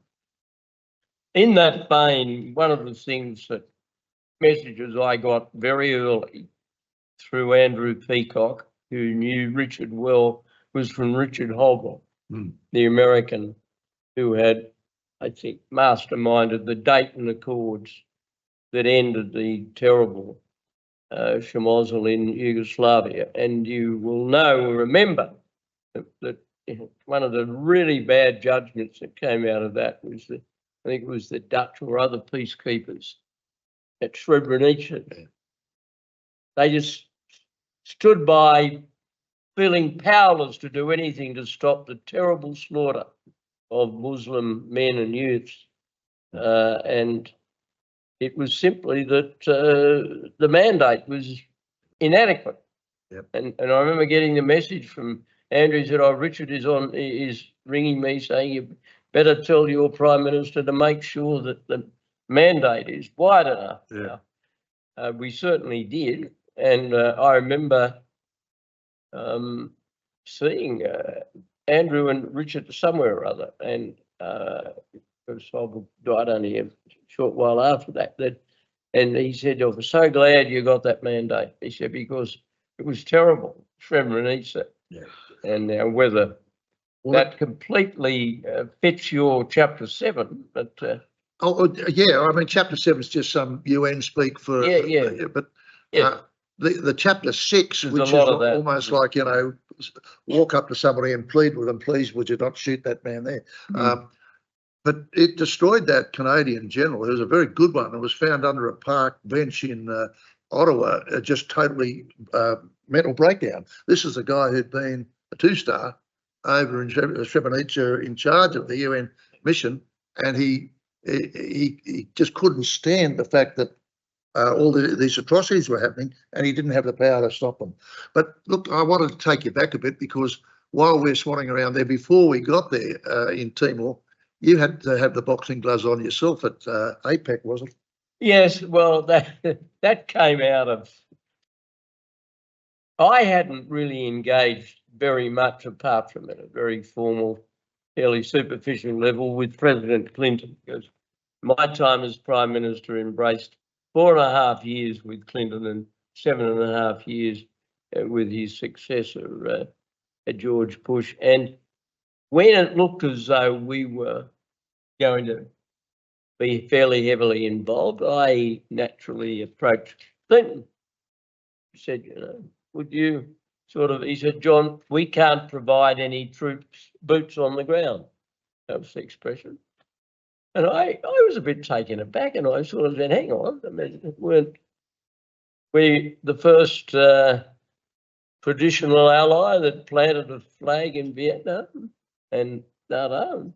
Said, oh yeah, but you've got to understand that the peace dividend we've taken from the end of the Cold War has been enormous.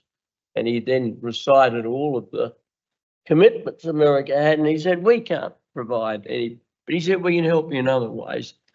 And to his great credit, sensing the disappointment that I'd conveyed to him, he did in other ways. They provided a great deal of logistical support. They provided a great deal of lift capacity, which we were short of. And he also provided a timely visit to Jakarta to see Habibie by his Defence Secretary, Cohen, who sort of said he hoped that in suitably coded language, he hoped that no harm came to the Interfleet forces because there was an American fleet somewhere or other in steaming distance. And so he turned it, and then we had an APEC meeting in New Zealand, and Clinton was very helpful at that meeting. And it was because one of the problems we had diplomatically was that in order to get the resolution, we really had to have the blessing of the Indonesians.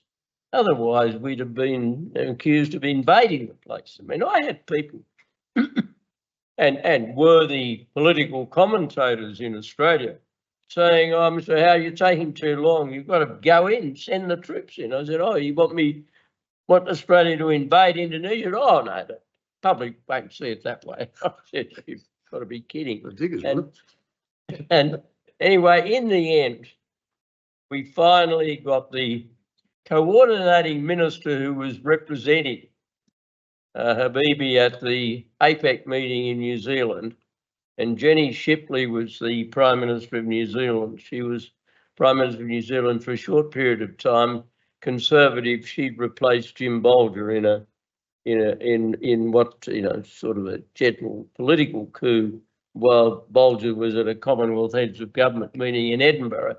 It's a reminder, never go away to a big meeting if you're a Prime Minister and you're a bit shaky with the numbers. But take the challenger with you. Take the challenger with you. That's right. As the note taker, yeah. So we had this discussion, and eventually the Indonesian coordinating minister who was representing Habibie said, look, I'll go along with the intervention. And within a couple of days, he was on the plane to New York, and Alexander Downer in particular briefed a great sigh of relief. So it hadn't been, because even though we've been talking largely today in terms of executing a decision and the military connotation of it, there were some diplomatic ebbs and flows, particularly getting the Indonesians on board, because it was, in anybody's language, a humiliation for Indonesia. And if you thought the most important thing in your political existence as a country was to have good relations with the largest Muslim country in the world, that wasn't a particularly good outcome. And I think it did poison things for many years and added extra poison. Didn't totally poison, because they've always been difficult. So we finally got that part of it diplomatically fixed, but not without and a great deal. And the other challenge, of course, internationally, was to make sure it wasn't just Australia and New Zealand, because Shipley had offered a Kiwi battalion, and which had been good. I mean, so they should have, but they nonetheless had. And to her great credit, when Shipley only a few months later was defeated and replaced by Helen Clark. I mean, Helen Clark's politics and mine were reasonably far apart. So she sat on the left wing of the New Zealand Labor Party, and some people have accused me of sitting on the more conservative side of politics in Australia, but whatever way you want to, and to my great credit, no, not credit, astonishment. Not credit.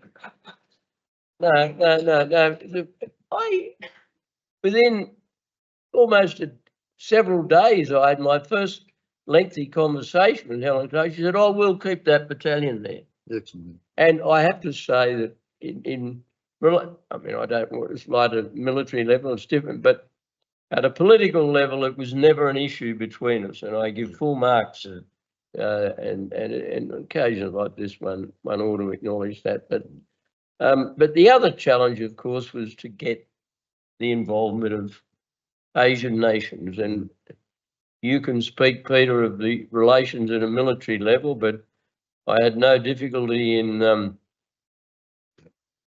Koreans were very helpful. Well, they all came in like a bit of a domino thing. But our first big contribution was Thailand. Yeah. And then after that, Philippines. I'm just sort of guessing a bit here.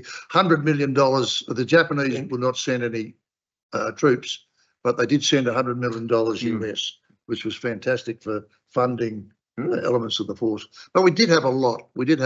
And the major thing for the international force was to say round pegs, round holes, find out what missions they were optimised for and make sure they did that, and got plenty of interaction with the Timorese and with the UN and with their own media. You do those three and they're happy campers. But I want to say that we, as a matter of fact, when we finish this period of time, interfed, the ADF standing is pretty good.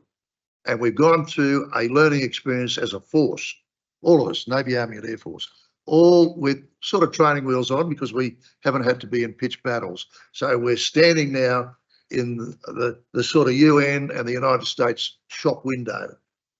Over here, competent force sort of thing. And then you get asked to make some other decisions after 9/11.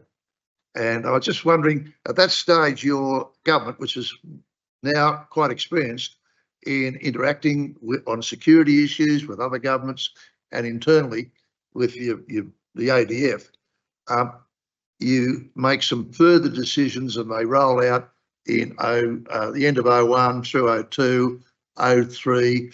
And did you ever have any heart in the mouth moments? Because we did. I have to say that my main heart in the mouth moments were at I've related at East Timor, because it was, I mean, we actually saw the flesh and blood of Australian soldiers getting ready for deployment. And, you know, I did. And I mean, I as is well known, I was in America, I was in Washington, I just met George Bush for the very first time. I spoke to him on the phone the day before, September 11th.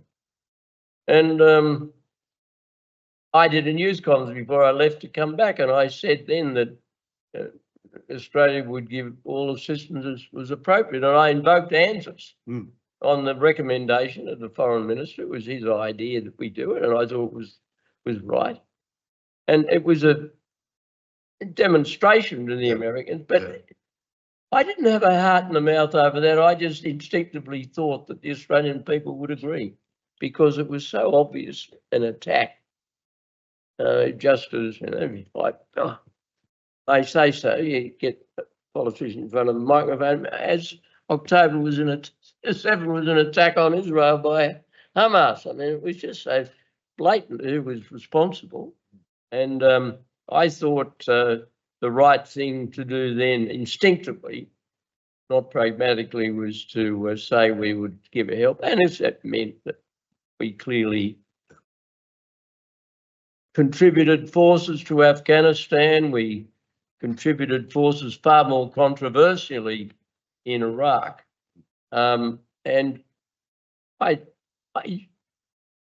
mean, you can't reconstruct those things. I mean, that's a separate issue. But as an influence, actually being there and witnessing, and the whole world experiencing the blatant character of 9/11 meant that I didn't have a heart in the, you know, in my mouth feeling about it. But whereas I never doubted that we did the right thing, but I suppose because it was a flesh and blood intervention which we were leading. It was the biggest since Vietnam, and I hadn't forgotten that ended up, in whatever view one took, as being furiously debated. And I think when I gave an address to the nation after we decided to send troops into East Timor, I remember saying, if anybody disagrees with this decision, blame me and blame my government. Don't blame the forces. Perhaps thinking that time of Vietnam, I think there was some unfair targeting of some of the men who'd fought there. Although there's been more debate recently about whether that's an accurate depiction. I'm sure it happened to some degree, and it was quite wrong, quite immoral. I mean, governments make those decisions, not the men and women. Final question, but rolling back to peacekeeping. So we've had Interfet and the follow-on missions, UNTAD, etc. Then we've had 9/11. Oh, in the meantime, the illegal boat arrivals. So that's ongoing. But we've got the peacekeeping operations. Then we've got 9/11, Afghanistan, Iraq. Last quarter of 2003, there's problems in the Solomon Islands. Well, what was your thought process there? Well, I thought, given what had happened in East Timor, Solomon Islands was illogical, because we had an approach from the leadership, and they asked for a multifaceted intervention. The difference between Solomon Islands, Ramsey, Regional Assistance Mission to Solomon Islands, was that we provided not only troops and police, but we provided bureaucratic infrastructure. We helped with the jail system, we helped with finance, and in an accounting sense, and also in another sense. And it was well received. And once again, what made it well received was the heavy involvement of PNG contributed some forces. The Fijians contributed. And of course, those countries, not so much PNG, but Fiji, they have quite a long tradition but they contributed readily under Australian leadership. And it was very well received. And I think the fact that we provided above and beyond troops and police was one of the reasons why it was well received. One of the little quiffs in there that I thought was brilliant was that The police led the public-facing interaction, and the ADF, there's only a small number of them, armed, ADF and the other troop nations, but they stood in the background and they were not interacting as a first order of business with the people. They were there only in case somebody pulled a gun, so to speak, on a policeman on a street corner. Now, we need to leave some time for questions. We certainly do, Sir Peter and gentlemen. Can I just thank you for making my job incredibly easy, and very pleased I wasn't up all night thinking about questions in case the two of you had no rapport. So thank you. But hey, team, especially for the ADFA cadets, we're discussing events that likely occurred before you were born, albeit some of you are probably East Timor babies. Can I make sure that if you have any questions, we would love to hear them, and please put your hands up. But can we please go to the audience for any questions for our distinguished guests? It's a guaranteed pass in one of your subjects if you ask a question. There you go. You name the subject.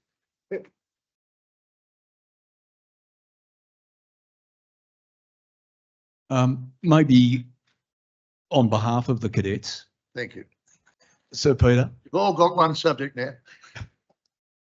So one of them, men or women, may one day carry the burden that you carried as a military leader, carrying the aspirations of not only the nation, but actually, because it was a UN mandate, over many months, you know, the wishes of the world to settle a very difficult situation. I'm interested, given that some of these individuals may well be our leaders in years to come. So your experience of that, I'm keen to understand whether your hardest decisions, your finest judgments were required in your first month of command, in your last month of command, or is in your memory, General Sir Peter, virtually every day had a different fine judgment or difficult decision to make? And could I follow that by then asking Prime Minister Howard, as you think about Australian leadership, military leadership, and I guess, you know, we go back to great men like Sir John Monash and, you know, generations of military leaders, but I'm curious to think about, for future Prime Ministers, how should they think about the military leaders that are either selected to be a Chief of Defence Force or be given the sort of burden of responsibility that someone like General Cosgrove was given? Do you have some thoughts about, from a Prime Minister's perspective, about either the quality or the person that ought to be selected to fulfil those responsibilities? Well, I'll kick off by saying you discover that you're on the verge of being a professional, or in the alternate, that you're not in a job, you're in a vocation.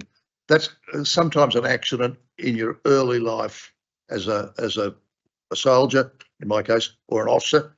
Yeah, you discover that. You hope you are, but you don't know how it's going to go until you're put under the pressure, and the biggest pressure that you've got is the men and women entrusted to you. Just whenever you're asked to make that decision, if your mind disregards the humans you've got entrusted to you, then you're probably about to make a bad decision. So you find that out, and once you discover that, you're so delighted, you become the world's biggest sponge to drink in everything that happens thereafter, to feed in.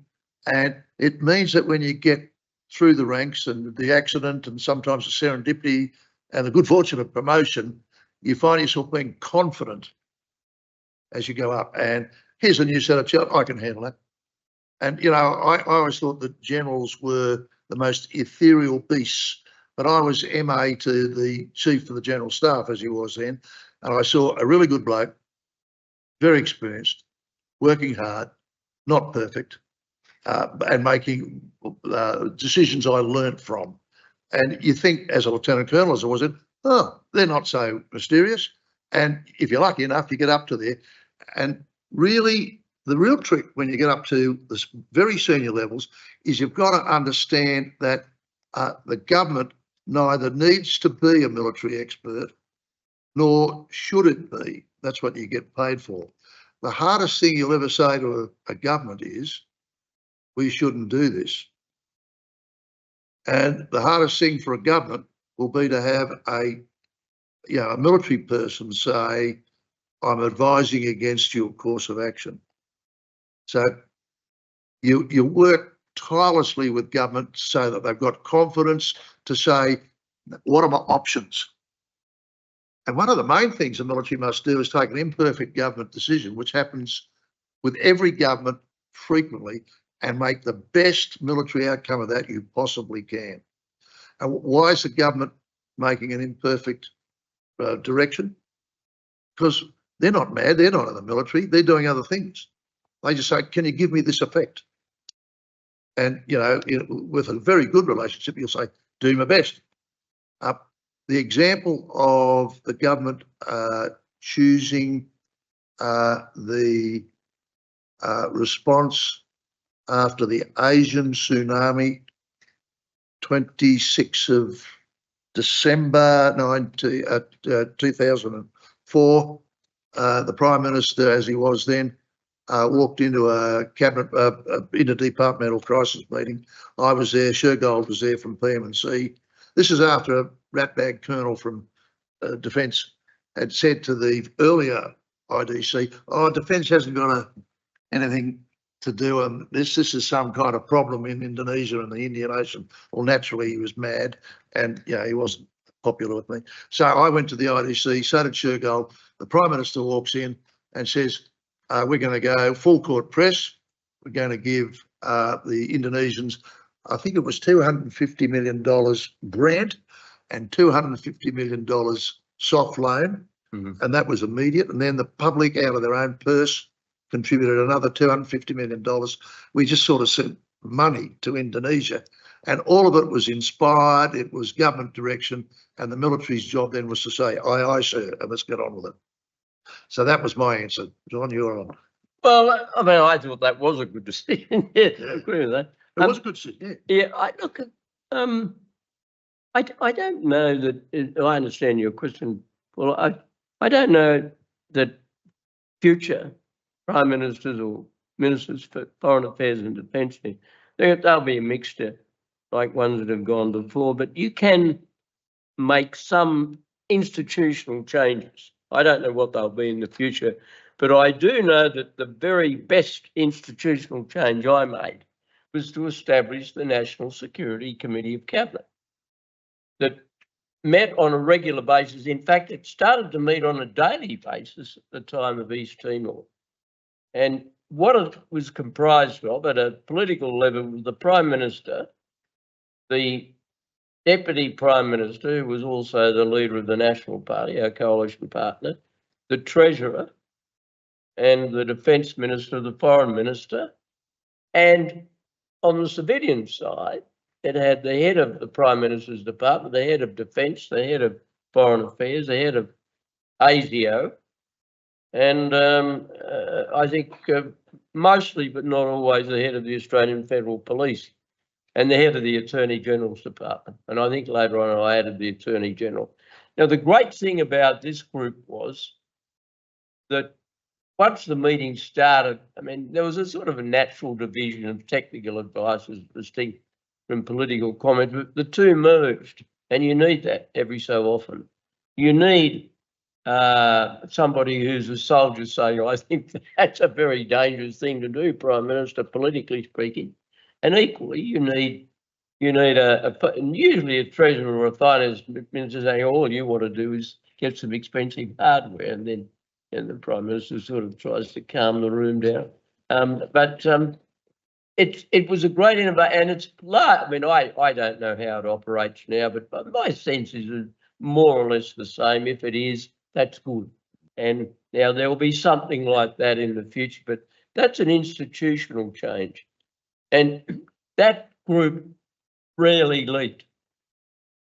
And my experience with leaks is that if you take everybody who's got a right to contribute to the discussion into your confidence and let them contribute. You don't have leaks. You have leaks when people get the idea that he doesn't trust me and he wants to run the whole thing. And often Prime Ministers do get a bit like that, no matter what side they're on. But I think for the future, it'll be a mixture. I do have another worry about the whole political system, both sides. I think we have too many people going into Parliament now who've had no experience other than retail politics. Geez, a very good reaction. They go to university, they get a degree. If they're disposed to the left, they join a union office. They don't build a house or fix light bulbs or fix a motor car. They go into the union office. Then they go and work for a Labor member of Parliament, and they go into Parliament. They've had no, and if they're Liberal, they'll give the union office a miss, but the same pattern. And I think we're getting far too many people into Parliament who had no experience of life other than politics, and that's no good. And there once was a lament that there were too many lawyers in Parliament.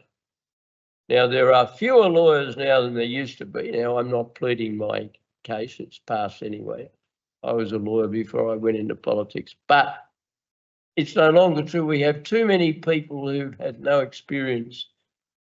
It doesn't matter what it is. It doesn't have to be, it can be a small business, it can be a profession, it can be a senior position in the public service, it can be a service. I mean, we've had a number of service personnel with Andrew Hastings in the SAS, and we've had a bloke up in Townsville, Thompson, and you had, you had a few years ago, you had Mike from the Labor side, you had Mike Kelly, wasn't it? Yeah. Yep. And of course, you're the Deputy Prime Minister. Tim Fisher. Oh, Tim Fisher, yeah. He'd say he was the primary producer, particularly to his party. Oh, yeah, but he was in Vietnam. Oh, yes, he was in there. Oh, yeah. He wasn't farming there, I can tell you. Anyway, I just wanted to say that decision by your government to do that wonderful thing in Indonesia was the turning around of the relationship. The dumb one, I'll give you an example, was when 1987 we sent to Brook, the rifle company, over to threaten the Fijians because they'd had a coup. Yeah. Dumbest thing I've ever seen. That was Rambuka. Yeah, first coup. Yeah, it was Rambuka. Yeah. We must be pushing time. We got, but a very valuable. Well, we've got as much time, gentlemen, as you want. What about the guys following? That's right. Yeah. Listen, there was one question right up the back there. It's on the left-hand side. I'd love to hear that question. Thank you. What subject do you want to have deemed as a pass? Good luck. It's an automatic pass, it might. So my question's for General Sir Peter. Sir, how well prepared do you find that the troops were when they, considering how rapid the task force had to be stood up in Timor-Leste, how well prepared were they? But also further to that, what was a consideration for yourself to put at the forefront of their minds, considering that, you know, going through Kapuka for a digger can be something of an aggressive experience where you're learning to show that controlled aggression, but how to bring it back, hone it back to that restrained peacekeeping effort that was in Timor-Leste so effectively. Okay. We should never resile or change from training our men and women to be the most highly lethal users of military force within its limits in the world, to be the best. So if we train them for any other line of competence, we've missed the point. So in a Chapter 7 operation, they were appropriately trained for the the situation which we would most like to prevent, that is open combat. They were trained. And so they'd have to adjust downwards. the natural tendency of Australian troops, and I don't say this is just Australians, there are many nations, but I'll be specific, is when it's possible to be open-handed and compassionate, they will be. But they'll do it after they've established that this is a safe environment. It's okay to show the sort of affectionate side of the soldiers, sailors, airmen and women. The RMO, the medical officer of HMAS Sydney decided that the poor people of the Akusi enclave were barefooted. So he put in over the talkback radio a plea for thongs, rubber thongs, to be sent up to the people of the Akusi enclave. 2 days later, I had a call from the head of Australia Post saying, please don't send any more thongs through free mail. I have 2 containers full of thongs. I had to plead with the MO to get back on talkback radio and say, we've got enough thongs. So it's that sort of stuff. So the soldiers were fine. They go through what I would call a battle shock. It's nothing to do with battle, but it's just that that period of time when they're trying to orientate themselves to the environment. So Mark and I noticed that for about the first 48 hours, they were a little bit deer in the headlights. And 1 or 2 things happened in that 48 hours, not through their lack of mill skills, but to basically give them a job. The murder of the journalist Santa Phones, a Dutchman who was shot and mutilated. That was the sort of thing. I mean, it happened in somebody's AO. So you could see, though, after 48 hours or so, that they were fantastic and just got better and better after that. And you could see it on my frequent visits later into Afghanistan and Iraq to visit the troops, that the ones who'd been there for more than a couple of days, they looked like they'd been there for 6 months and were jumping out of their skin. So that's that one. What's the second part of the question?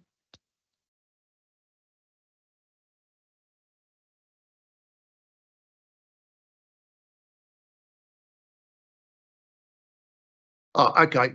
Individually, do your job, whatever that was, and don't whinge, because sometimes the jobs aren't that flash. But do it. You're playing for your country. Look after your mates, and don't slacken off.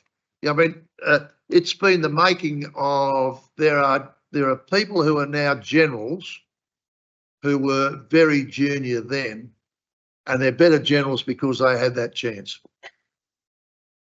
The only thing I'd add to that is that I agree with his description in the many speeches I made about our personnel, which I never found difficult because I admired them, because I said there was a wonderful duality about the Australian soldier. I used the generic, and that duality was what Peter described. Be the most ferocious, feared, effective warrior, but when conditions require it, show a lot of humanity for people who've had a pretty rough end of life. History, I think a B. Hey, ladies and gentlemen, we've had the immense privilege of listening to and learning from, I'm sure you'll agree, 2 distinguished gentlemen and great Australians. Can I ask you to join me in thanking them for their service and their achievements in our national? Thanks, Peter. Well done. We survived. Thank you.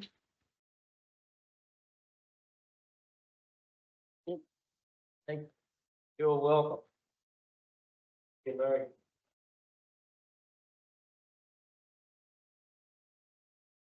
Okay, I'd now like to welcome our next guests to the stage, and as they move into position, I'll introduce them very briefly so we can jump straight in. But representing the Royal Australian Navy, we have Chief Petty Officer Electronics Technician Michael Mackenzie. Representing the Australian Army, we have Warrant Officer Class 2 Jason Thackeray. And representing the Royal Australian Air Force, we have Warrant Officer Chris Watkins. And finally, representing the Federal Police, we have Mr. David Savage. Welcome back to the stage, and we're grateful to have you gentlemen here.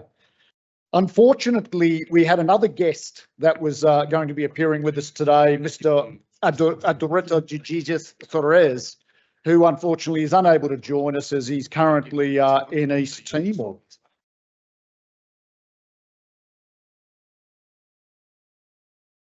Might come and join you here, if that's okay. Please.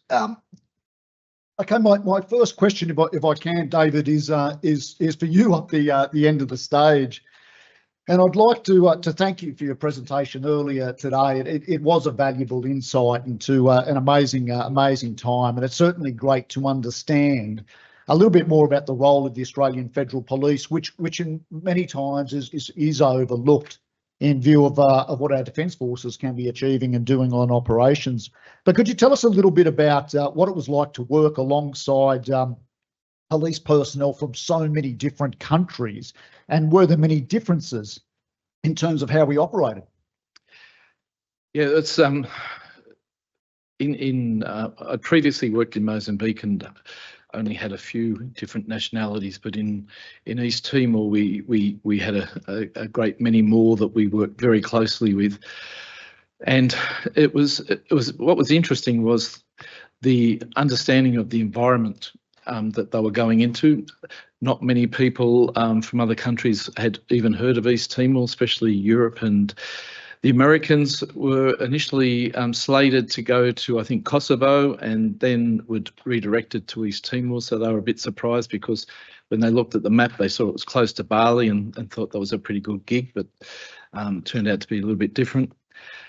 But I think it's a bit like the military. People get along. Your training is similar, not the same, of course, and to different levels, but you work together for a common purpose, and you try to identify the best role for each individual's background, and not just nationalities, but people from different countries within the different countries had different skill sets. So we identified those and tried to put them in the right positions. But by and large, over there, people, I think their empathy came to the fore. So you're seeing how horrendous the situation was. So everybody was working together to try and achieve the same outcome. It was great to see. As General Cosgrove said, putting a round peg in a round hole. Thank you, David. And Warrant Thackeray, I know we've heard a little bit about the broader role of the Army and Timor-Leste, but could you talk about the role of the Army during your time when you were deployed? I can, and as Warrant Casey said, as a soldier, I literally employed there 3 months up the posting by first unit. So I got to my first unit, spent 2 weeks there, went on a bit of Christmas leave, got a phone call, you're going to Timor. So from January to March, we had all our training, had some good leaders, and did our training. April 07, posted in Timor. Colonel Galloway, our CO, he let us know what was going on. We knew we were there to provide stabilisation. There had been unrest coming into the 07 elections. There was smatterings of political unrest, also police and military. Now, from that, we were there to provide a presence. We were there to support the local police, for UN, for AFP, also the military. We were in the background. If things got a bit out of hand, we stepped in. The entire time I was there, because I went out on quite a few patrols. The entire time I was there, I never witnessed any one of the soldiers raise a weapon. We've never raised a weapon to anyone. The local police did, the local army did, but we never raised a weapon. And the local populace, the Timorese, every time they saw us on a patrol, saw us in an area, they would be like, "Hey, the Australian Army's here. I feel safe." Now that was what I saw from the military side for us. That's excellent, and the true essence of peacekeeping. But following on from the Army, what about the Navy? Can you share with us a little bit about Navy's role, Chief Petty Officer Mackenzie? Oh yeah, absolutely. I was on HMAS Sydney. We deployed up there on 3rd of November. We basically were told to go to Pussy Enclave. We weren't sure what we were getting in for. we knew the army was there. We knew everything had happened ashore. So we kind of went ashore there for the humanitarian side of things. But obviously we had to go there all gunned up. So we had to have, for the first time, certainly for me, I've been in the Navy by 10 years by that time. But I'd never gone ashore with weapons and ammunition. So it was a massive eye-opening experience for most of the people on board HMAS Sydney. Basically we got on there and we saw all of the devastation and destruction that was caused by the Indonesians. But then we were looking after the East Timorese people. We helped out, we cleaned up the power plant. We looked at the hospital. We put that together. We repaired roofs in the schools. Looked after the kids. We did some security patrols with the army as well. Again, another eye opener. We'd never done anything like that, but we were there just to help and support. I think I got my first ride on an APC. That was pretty crazy. And the Thongs to Timor thing, that was also part of Sydney's doing. Look, our whole job there was to help and get these guys back on their feet. And I think we did a sterling job, like something we'd never, certainly Australian Navy hadn't been asked to do for quite some time. I think we did a great job. I think you did a great job for the people of East Timor, but also the Navy provided some wonderful support to Army brethren when they were able to go onto the ships, particularly in those early days, and you provided them an opportunity to have a huge fresh feed and do washing and see medics and things like that. And I think that did a lot to close any inter-service gaps, so to speak. But this wasn't to be your one and only deployment. You deployed again. Can you talk a little bit about the differences in your future deployments, and did what you were performing in East Timor help set you up in those subsequent deployments? I guess the other subsequent deployments were obviously on the back of 9/11, where we went up to the Persian Gulf, and our job there specifically was boarding parties. Boarding operations. So for me, I was just on the bridge. I just looked after, helped control the boats, and looked after my own technical equipment. That's my personal view, but mostly it was boarding parties. Boarding, I was making sure that the oil wasn't being smuggled out, and we were stopping that. That was essentially our role. So completely different.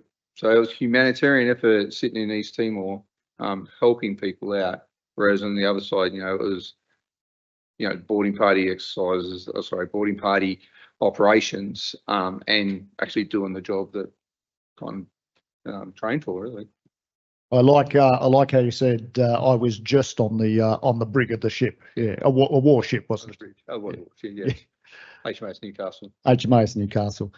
Wonderful. Warrant Officer Watkins, can you tell us a little bit about the role the Air Force had in East Timor? Yeah, certainly. So my frame of reference is Officer Trudy in 2006, so a little bit later than the INEFET days. A substantial outbreak of violence had occurred in Timor-Leste as a result between some rebel groups in the Timorese police and the military, and that had spiraled out of control with various other elements of the Timorese society effectively deciding to settle scores. So the Air Force role in the opening element of Officer was opening up the theatre gateway at Camorra Airfield in Dili. So I'm an Air Force mover by background. I was deployed as part of an airload team into Dili on day one of Officer, and our role there was to receive pretty much every aircraft that rolled in. So be that Australian C-130s, New Zealand C-130s, 757s, Malaysian aircraft, Indonesian aircraft, you name it, we handled it. Basically to bring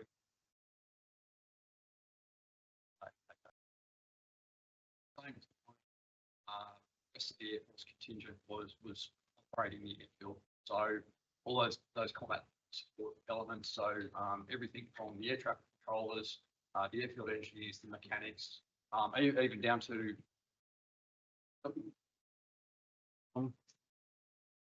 even down to our cooks. And I know I've got one of my chef MCA counterparts here in the room. The work that they do in delivering good food to people in an environment like that is immeasurable. And to your comment about the Navy before, if CO HMAS Canberra or the crew that was there in 06, they invited us on board as well for a hot shower and a feed, and I've never been so grateful to see the Navy before. No, and certainly not. That wasn't to be your last deployment either, and you were to go on to achieve amazing things as well as our other guests in your military career. When you look back on that deployment to East Timor in those early days, what from your perspective was probably the most challenging thing that you had to deal with? For me, probably the most challenging thing initially was the uncertainty. So I'd only joined the Air Force 2 years before. I deployed into the Middle East in 2005, which is a very different environment to Timor-Leste. The uncertainty getting over there was something that was very foreign to me. But I think, as Trudy was talking about before, the saying about trusting your training is absolutely correct, because we got on the ground. My airload team was a diverse bunch of people. We didn't all come out of the same location, so some people we were meeting just for the first time. But that training kicked in very quickly, and it was guns go from there on in. Hey, but listen, before I go to the audience for questions for our panelists here, so while you're just thinking of those questions, David, I might ask you one more if I can, but I'm just going to make the broad assumption that your involvement in East Timor at that time was probably your first large-scale exposure to the Australian Defence Force on operations. And I'm also going to make the assumption that you had opportunity to work with both members of the Australian Army, Navy and Air Force. Have you got any reflections on what your thought on your impressions of those three services when you worked with them? Actually, my first deployment was with the military was in Bougainville in '97. So I was the only civilian AFP person deployed at a small base. So I got to know some people there, which is quite interesting, because during subsequent deployments to East Timor twice and then to Afghanistan, I came across several of the same people time and again, which opens doors and makes things a lot easier. The one thing that I came away from my service alongside the Australian military is how well trained they are compared to other defence forces who are still very well trained, but just, I don't know, just a bit above. I think they had, even at the sort of more junior levels, they had a little bit more autonomy to do things and make decisions, which I think gives them a lot more confidence and ability to achieve things rather than just following orders, and that which some are like. Yeah, look, I worked alongside from different services in East Timor. I did 2 tours of East Timor with the AFP. Then I left and went with the UN for another 4.5 years in East Timor before then 2 tours of Afghanistan. So, you know, I've got some very, very good friends in all services, and they've all come from working alongside, and I think the mutual respect that I've got for them, and yeah, I just it's proud to be Australian when you see the work that they do and the work that they can achieve in very, very trying circumstances. That's great accolade, and thank you for sharing, David. All right, listen, I'll pause and let's go to the audience to see if there's any questions for the team. One down the front with Sir Peter. Question, where was the question over here? Dan, you had a question, sir? Can we have the microphone over here, please, ladies? Oh, actually, sorry. I'll shut up and let you do your job. I didn't anticipate this much pressure with my question. I hope it's actually all right. Yeah. So my question's to the whole panel. Noting the larger scale of the operation, what were some of the tensions between both services and agencies, and if they were overcome, what were some strategies or lessons from that, from your time there? That's an excellent question. Would you like to start? Yeah, sure. Certainly none. Most of our team, we all work together with the Army. The Army is doing a lot of security, but they're also doing some of the humanitarian space as well. I ended up working with the Army trying to restore telephone lines for about a week as well. So, yeah, certainly no tensions from our side.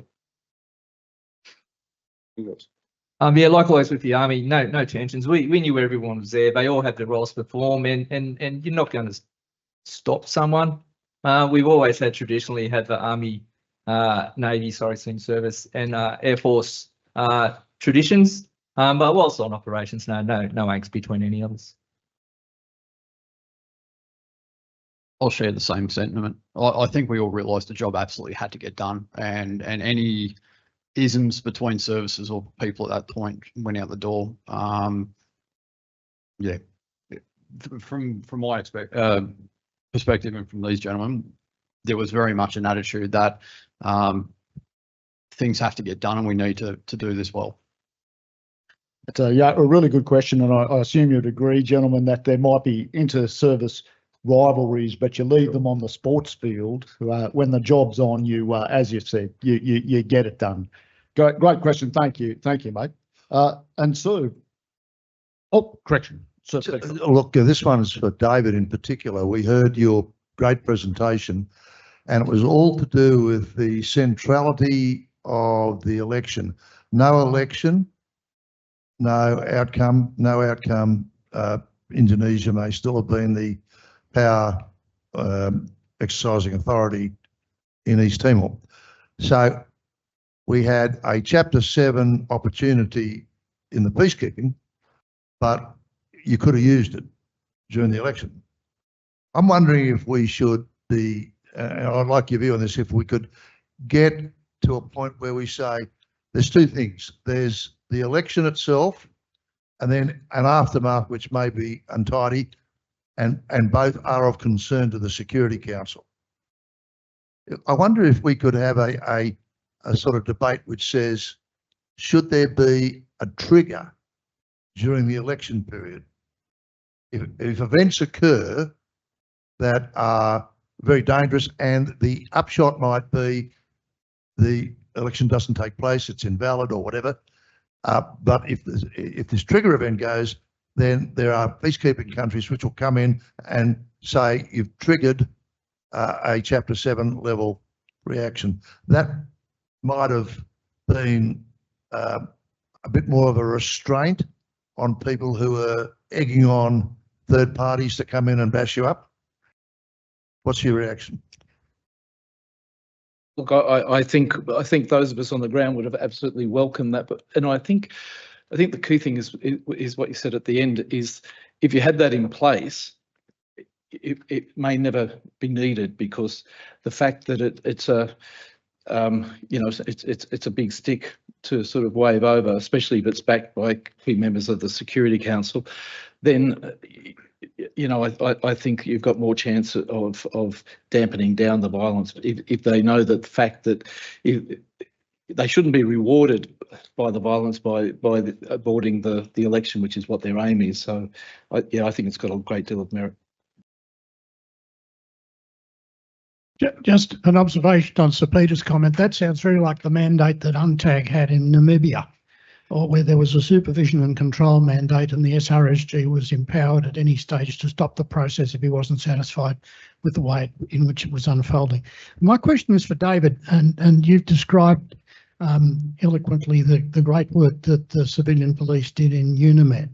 But I recall a previous mission, UNTAC in Cambodia, where the CivPol were very much more problematical, to the point where there was a pretty strong view that the best way of improving security would be to pull the UN CivPol out of certain districts. And that raises for me the question, how do you, given that there are countries where the police frankly are the problem rather than the solution, and that the UN has a principle of equitable geographical distribution, how do you deal on the ground with a problem where you may get a colleague from another country who is part of the problem rather than the solution? It's an excellent question, and it's a very real situation that occurs continually in every mission. Sometimes it's about individuals, but unfortunately, often it can be contingents, and a lot of it comes from countries that send people who aren't actually what they purport to be.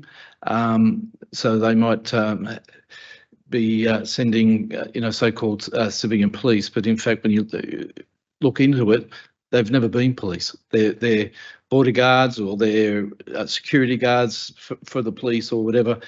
And I had a situation in Mozambique when I first arrived there, my first mission, eyes wide open, and an African country which I won't name.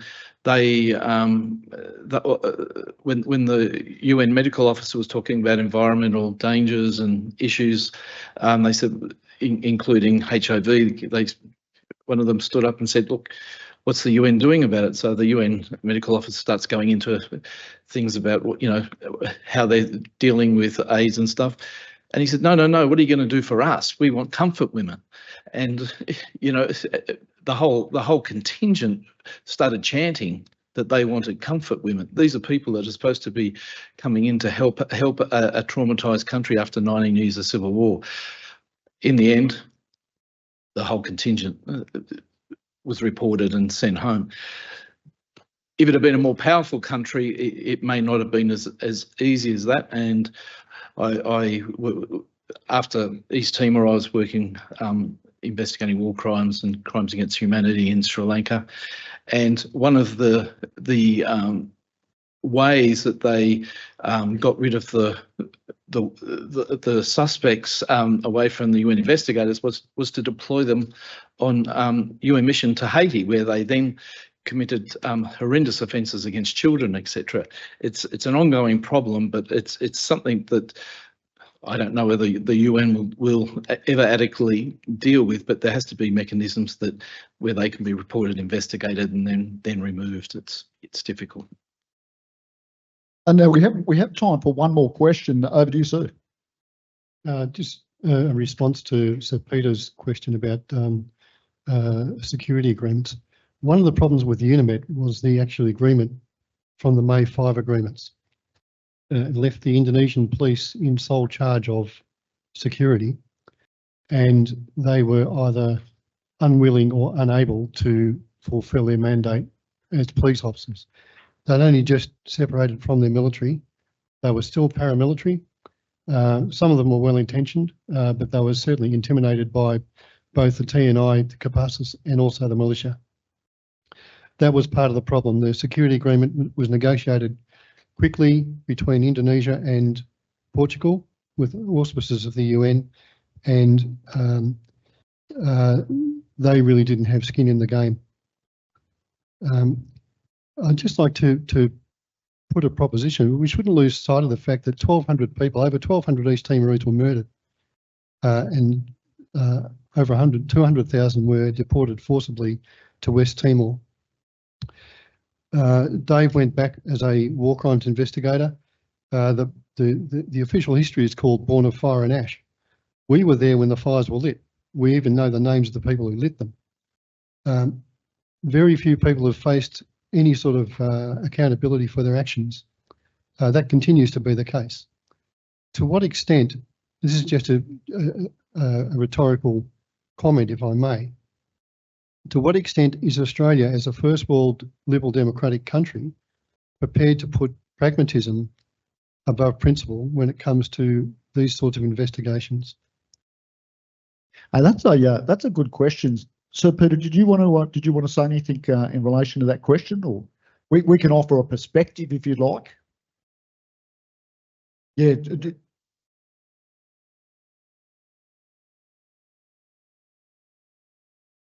The new government of Timor-Leste decided early on that they would go for reconciliation.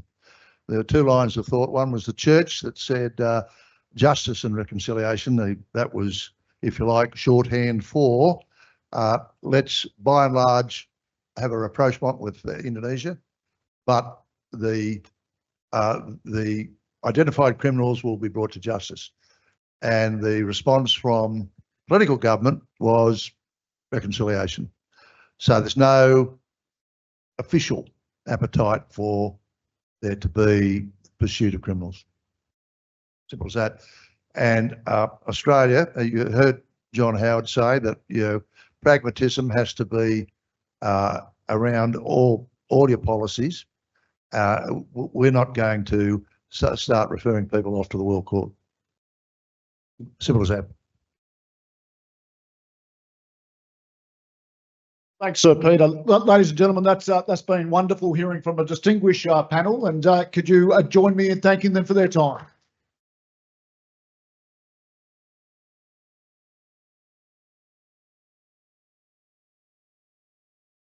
Now, our next session was going to be a sit down with myself and two of our great, or representatives from two of our great allies, New Zealand and the UK.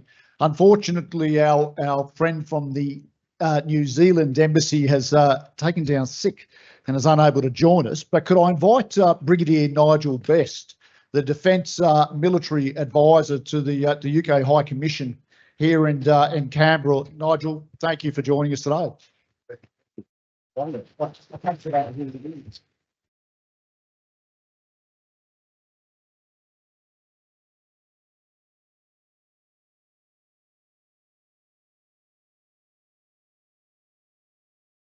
And Nigel, a pleasure having you here with us today. Now, you again have some experience in East Timor in the early days, and I'd love to hear a little bit more about that. And also, I'd love to hear about some of your early reflections of working with Australians in that sort of environment. Yep, thank you very much indeed. Can you hear me? Okay, good. First of all, thank you. It's a great privilege to be here. I was a sort of a young officer at the time, attached to the 2nd Battalion, the Royal Gurkha Rifles, and you only realise by coming back into these things and the study around them how myopic or how small your view was as part of the campaign at the time. So it's been a really interesting day to understand a lot more about that. My part, as I said, was I was a liaison officer within to the 2nd Battalion, the Royal Gurkha Rifles, and essentially we had one company on the ground, which was an expanded sort of company group. I think we were really well prepared.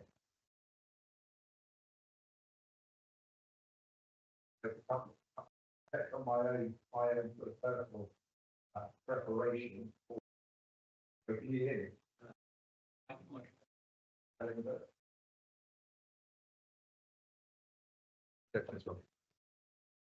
Yep. So sorry, just reflecting on my own sort of personal preparation. I was sitting in a unit in Germany at the time. The 2nd Battalion, the Royal Gurkha Rifles, were the in-roll jungle battalion sitting in Brunei. I was actually sitting on a court-martial in Germany, not my own court-martial. I was sitting on a panel of a court-martial, and I got a call from the adjutant to say that you were required. I was required to report to the 2nd Battalion, Royal Gurkha Rifles, who are just about to deploy to East Timor. And I'm to be there by the end of the week. So I dutifully asked if I could get off the court-martial. I was probably told no. I'd had to see it out until the end of the week. I then had to go via the medical centre, like most people, to get the necessary inoculations before going into East Timor. And I was faced by the medic, who was a Royal Army Medical Corps corporal, who I charged literally about a week before for some misdemeanor and taken some money off him. And it was like all his Christmases had come true when I presented 2 arms and 2 buttocks for 4 injections. And he got his own back. So for those students who are at ADFA, just sort of think through when you charge somebody how this can sort of quickly turn out the other side. I joined the battalion in Australia as part of the MOUD team to go forward to East Timor, and I think the battalion was. The company was extremely well prepared. It was well prepared because it was the enrolled jungle battalion. It was sitting in Brunei. So therefore it was both, I think, sort of familiar in terms of its climate and its training in order to go into East Timor. And I think where some other units suffered through attrition, through the likes of dengue fever, the sort of preparation that the company and the battalion had in the jungles doing the training in Brunei was really good. The proximity of the battalion to Australia at the time meant that the recce group was really well situated to fly forward into Townsville to do that assimilation and then to move forward through Darwin into East Timor with the main part of the group. We also did a number of overseas training exercises routinely with that battalion in Brunei with the Australian Defence Force, and we still do to this day. But that familiarity through those training exercises really mattered and made sure that our sort of integration and interoperability was relatively seamless. I think also for the Gurkhas, the time invested by the commanding officer of 2 RAR and later by General Sir Peter, that time invested in making the company and the battalion feel welcome and feel engaged really mattered, that personal investment, particularly when you're investing with those foreign forces and you're integrating in potentially a really difficult situation. And Nigel, by that time, I would hazard to offer that the UK had a wealth of peacekeeping experience within its ranks, Northern Ireland and elsewhere. In terms of the extent of your assistance in East Timor, can you talk to what the UK's supports were, and how did that compare to other deployments that you're participating in? The UK was participating in around that time. Thank you. Yeah, I think the UK's contribution to Intervet was, I think, modest but impactful. We had about 300 troops on the ground. We were also supported, I think we supported with an aircraft, and I think we had HMS Glasgow sort of in further support, postured for potentially more difficult scenarios. We had, as part of that echelon on the ground, we had a 1-star Joint Forces headquarters, which is our 1-star deployable headquarters that sits under our Chief Joint Operations. We had a battalion headquarters, and we had the expanded company group that I was part of. So that element of the ground troops felt pretty top heavy, as you can see, with a 1-star, with a battalion headquarters, essentially over an expanded company group. And perhaps it was, but I suppose then just remembering that it was uncertain times, and the operation might not have gone the way that the operation went, and there were many possible eventualities. So it was probably right to have that relatively top-heavy organisation working in, but also noting that clearly we were bringing a flag to it, we were bringing a contingent to it, so it was probably entirely appropriate to be that way. In terms of other deployments and other experience that we might have brought to Intervet and the sort of the coalition at that time, we were clearly a little further down the road from the first Gulf War.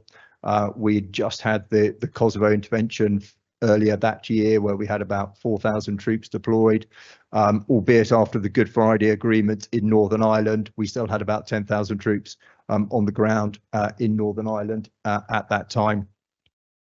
And we were clearly committed to other peacekeeping operations, as you were at that time around the world, including Bosnia. So I think a wealth of experience for that. I think politically quite interesting in that we'd had the Blair government in since 1997 at that stage, and I think in sort of Tony Blair's time and his very much interventionist foreign policy.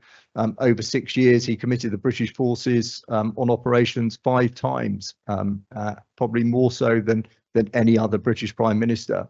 And whilst the likes of Kosovo, the following operation, the Intervet operation, the following operation into Sierra Leone and the civil war in Sierra Leone, of which David Richards, who was the CGFO in Intervet at the time, commanded on.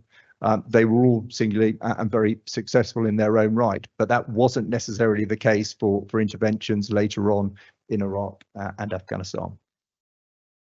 Nigel, before I go to the audience for any questions that they have of one of our key partners, I'd be interested to hear about your experiences in East Timor, Timor-Leste, and in comparison to other operations that you personally have participated in.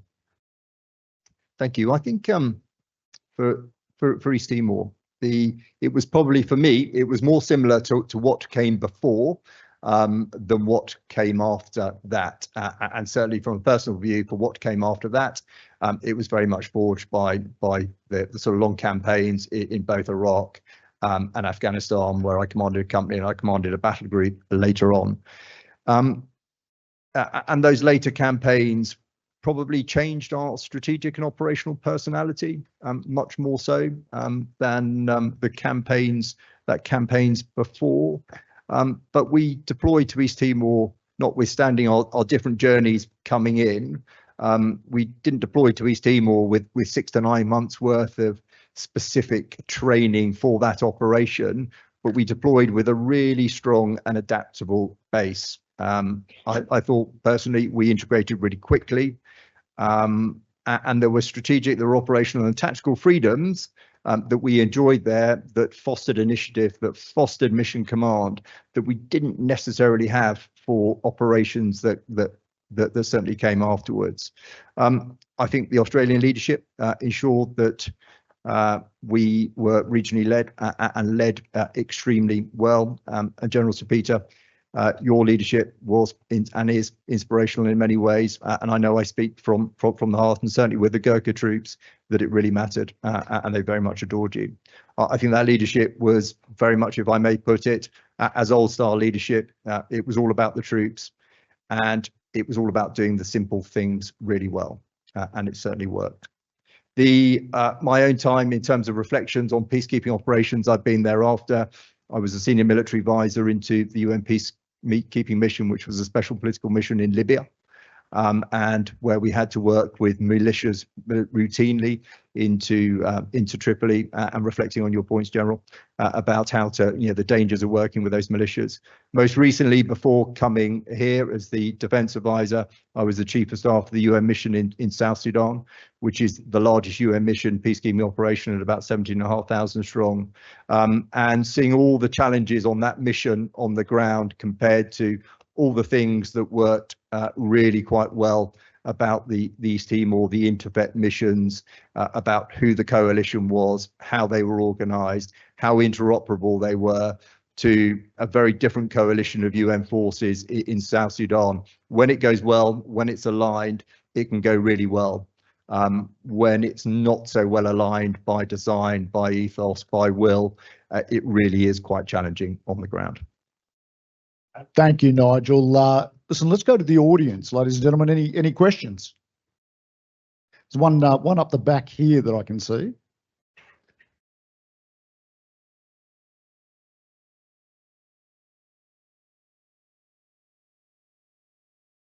G'day, sir. Nick McCarthy. I'm staff here at ADFA.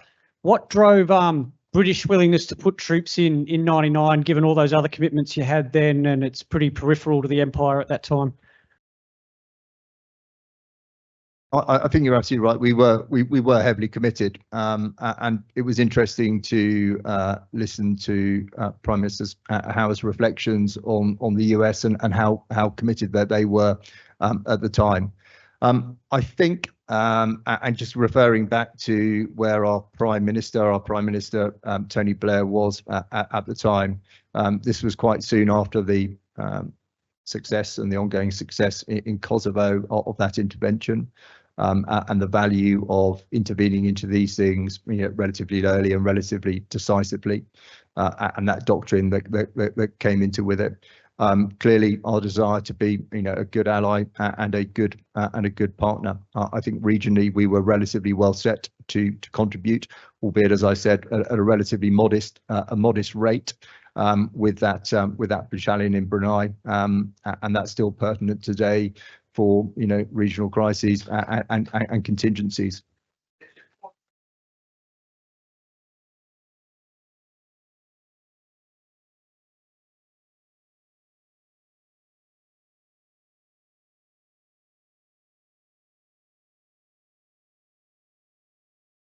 Thank you.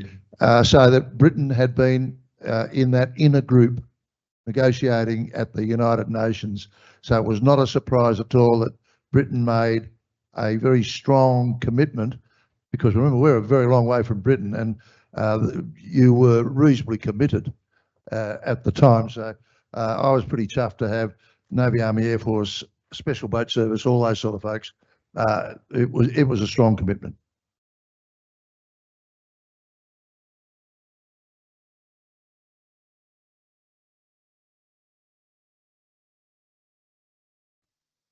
Thank you. William Maley, your mention of South Sudan sort of crystallised in my mind something that had been growing during the day, which relates to the advantage for a complex operation of having an airport in a friendly country which is very close to the theatre of operations, Darwin in this particular case.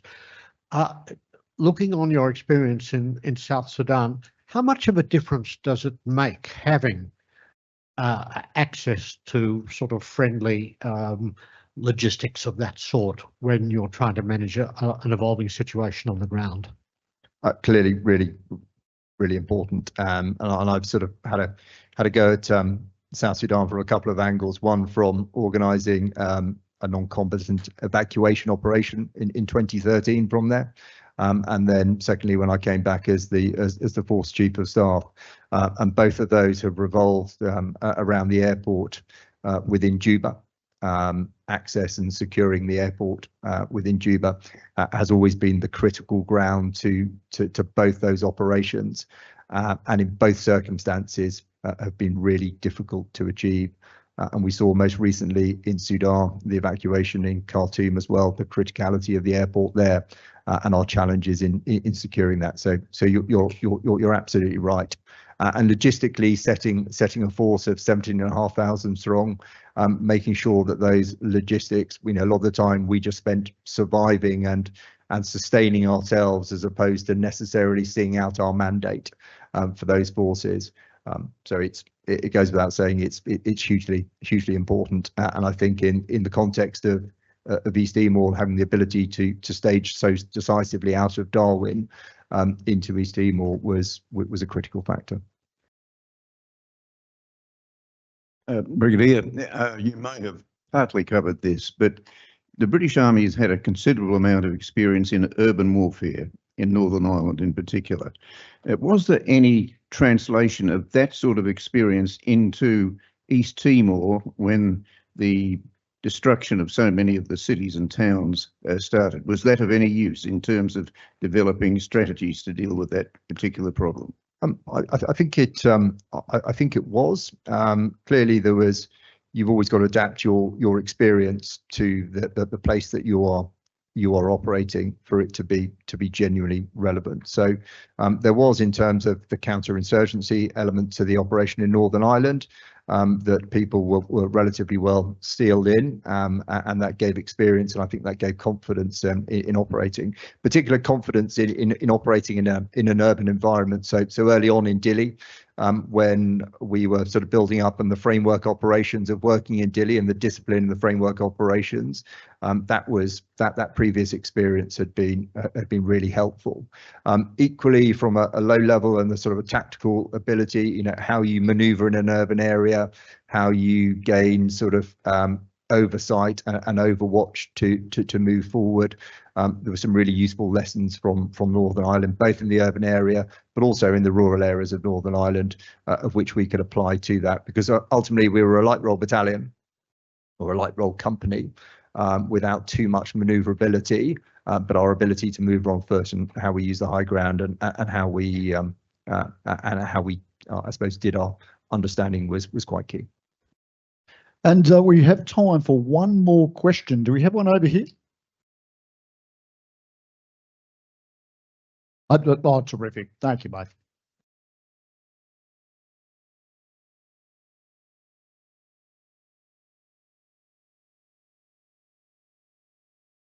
G'day, sir. As someone with family members who have served with the Royal Gurkha Rifles, and this is a bit of a change of topic from East Timor, but the recent announcement to open up recruiting to non-Australian citizens has been a point of discussion for myself and some of our peers. Having worked with the 2nd Royal Gurkha Rifles, how do you find it working in an environment with people who are Nepali born and not British citizens in the first place? Because I've unanimously heard praise having worked with Gurkhas. They're absolutely, it goes without saying, I think certainly I've worked with them several times, East Timor, Afghanistan. They're exceptional, absolutely exceptional troops. Our experience with the Gurkhas goes back 350 years. And actually it's slightly different to the recruiting model that we genuinely have with Foreign and Commonwealth service. It's the Gurkha relationship is almost unique within there. I think within the context of your question and for the ADF and opening up to foreign recruiting, initially with Five Eyes countries, and then potentially where you go from there onwards. For us, and I think bringing it into your region, for example, we have a number of Fijians. We have about 2,200 Fijians who serve within the British Army. And that, again, I think works extremely well for us, and that's integrated into the British forces on a different model to that in which we integrate the Gurkhas.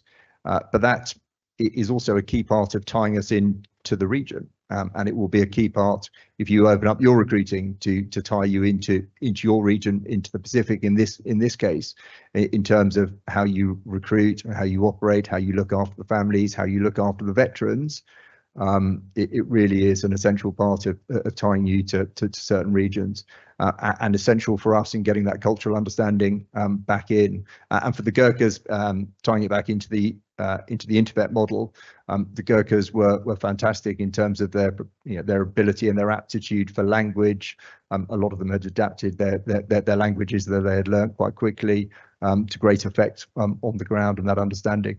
So it's been a tremendous asset for us, and I'm sure it will be for you, depending on which way you take that recruiting model. Wonderful insights, ladies and gentlemen. Will you join me in thanking Brigadier Nigel Best?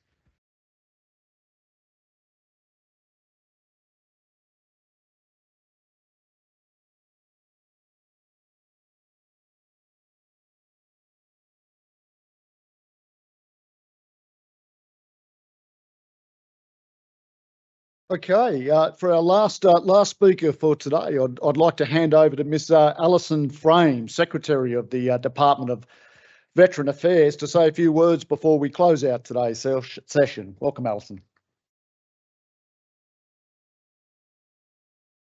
Thank you, Kahlil. I'm going to make very brief comments today, if that's okay. I'm just privileged to close out the session today. I wanted to thank everyone for their attendance, to thank everyone for their contributions. It's just been such an amazing lineup. I particularly wanted to thank Sir Peter Cosgrove for originating the idea for this symposium and for supporting the DVA team in bringing it to fruition. So we really appreciate it, Sir Peter. He is very helpful to me, will provide advice when I seek it, and I always want to hear from any veterans directly, including Sir Peter. I want to hear, what do we need to do? How can the department do more to serve the men and women of the ADF and our veterans in Australia? So thank you for the suggestion. Thank you to the DVA staff who brought this together. Thank you to Kahlil Fegan, our Repatriation Commissioner, for emceeing the event and for managing the event today. Kahlil obviously has his own personal history of service in peacekeeping operations, and as a former brigadier, I've served himself in Timor-Leste, and told me on Saturday when we were there in Timor-Leste that his first child was actually born while he was serving there in East Timor. So it's somewhere special to him, and where he's hoping to take his daughter back as well to visit that place where he was. So it's great for DVA to have that really direct connection through Kahlil emceeing the events today. Peacekeeping is such a significant component of ADF service, and it's fitting that it's the focus of the discussions today. It's a proud legacy for our nation, and that is what Sir Peter suggested when he originated the idea of this symposium. For DVA's outcomes and objectives, when we're tasked by the government of what as a department are we meant to focus on, we have an outcome that is very specific there that says we are to acknowledge and commemorate those who have served Australia and its allies in war, conflicts and peace operations through promoting recognition of service and sacrifice, preservation of Australia's wartime heritage and official commemorations. So clearly today, and its focus is core business for DVA. This is what we do, and we will continue this with the commemorative service on Friday on Anzac Parade at the Peacekeeper Memorial, and I'm hoping to see many of you there. It is also core business, of course, to support health and compensation, mental health and wellbeing of veterans and their families. And as the recent Royal Commission into Defence and Veteran Suicide has affirmed, it's critical that these supports are designed jointly with the defence and veteran communities and are founded on an appreciation of their specific needs. So in that way, it's great to have DVA staff here today also to hear from these experiences, as well as listening and attending symposiums like the one we have here today. We'll obviously be convening and continuing to lead a lot of sessions with serving men and women and veterans to enable them to directly shape DVA services and how they continue to evolve and continue to serve the veteran community in Australia. I have an additional personal perspective from the weekend listening to the discussion about Timor-Leste after seeing firsthand, for the first time for me, what a thriving democracy it is there and how rightly proud they are of the nation, of what they have achieved, and also to meet so many Australian veterans who served there who are also proud of their contribution to that. And it's just fantastic to see and to have that the focus of so many discussions and considerations today. So DVA, I just want to commit today that we will continue to work to support the men and women of the ADF and the AFP who serve our nation in this way in peacekeeping operations, to remember their service through events such as today's, and to hopefully inspire younger people to continue the tradition of Australian peacekeeping operations. So thank you all for coming today. At this point, we're going to close today's formal proceedings, and I hope that the people can have some conversations pursuant to today's excellent thought-provoking discussions. Thank you.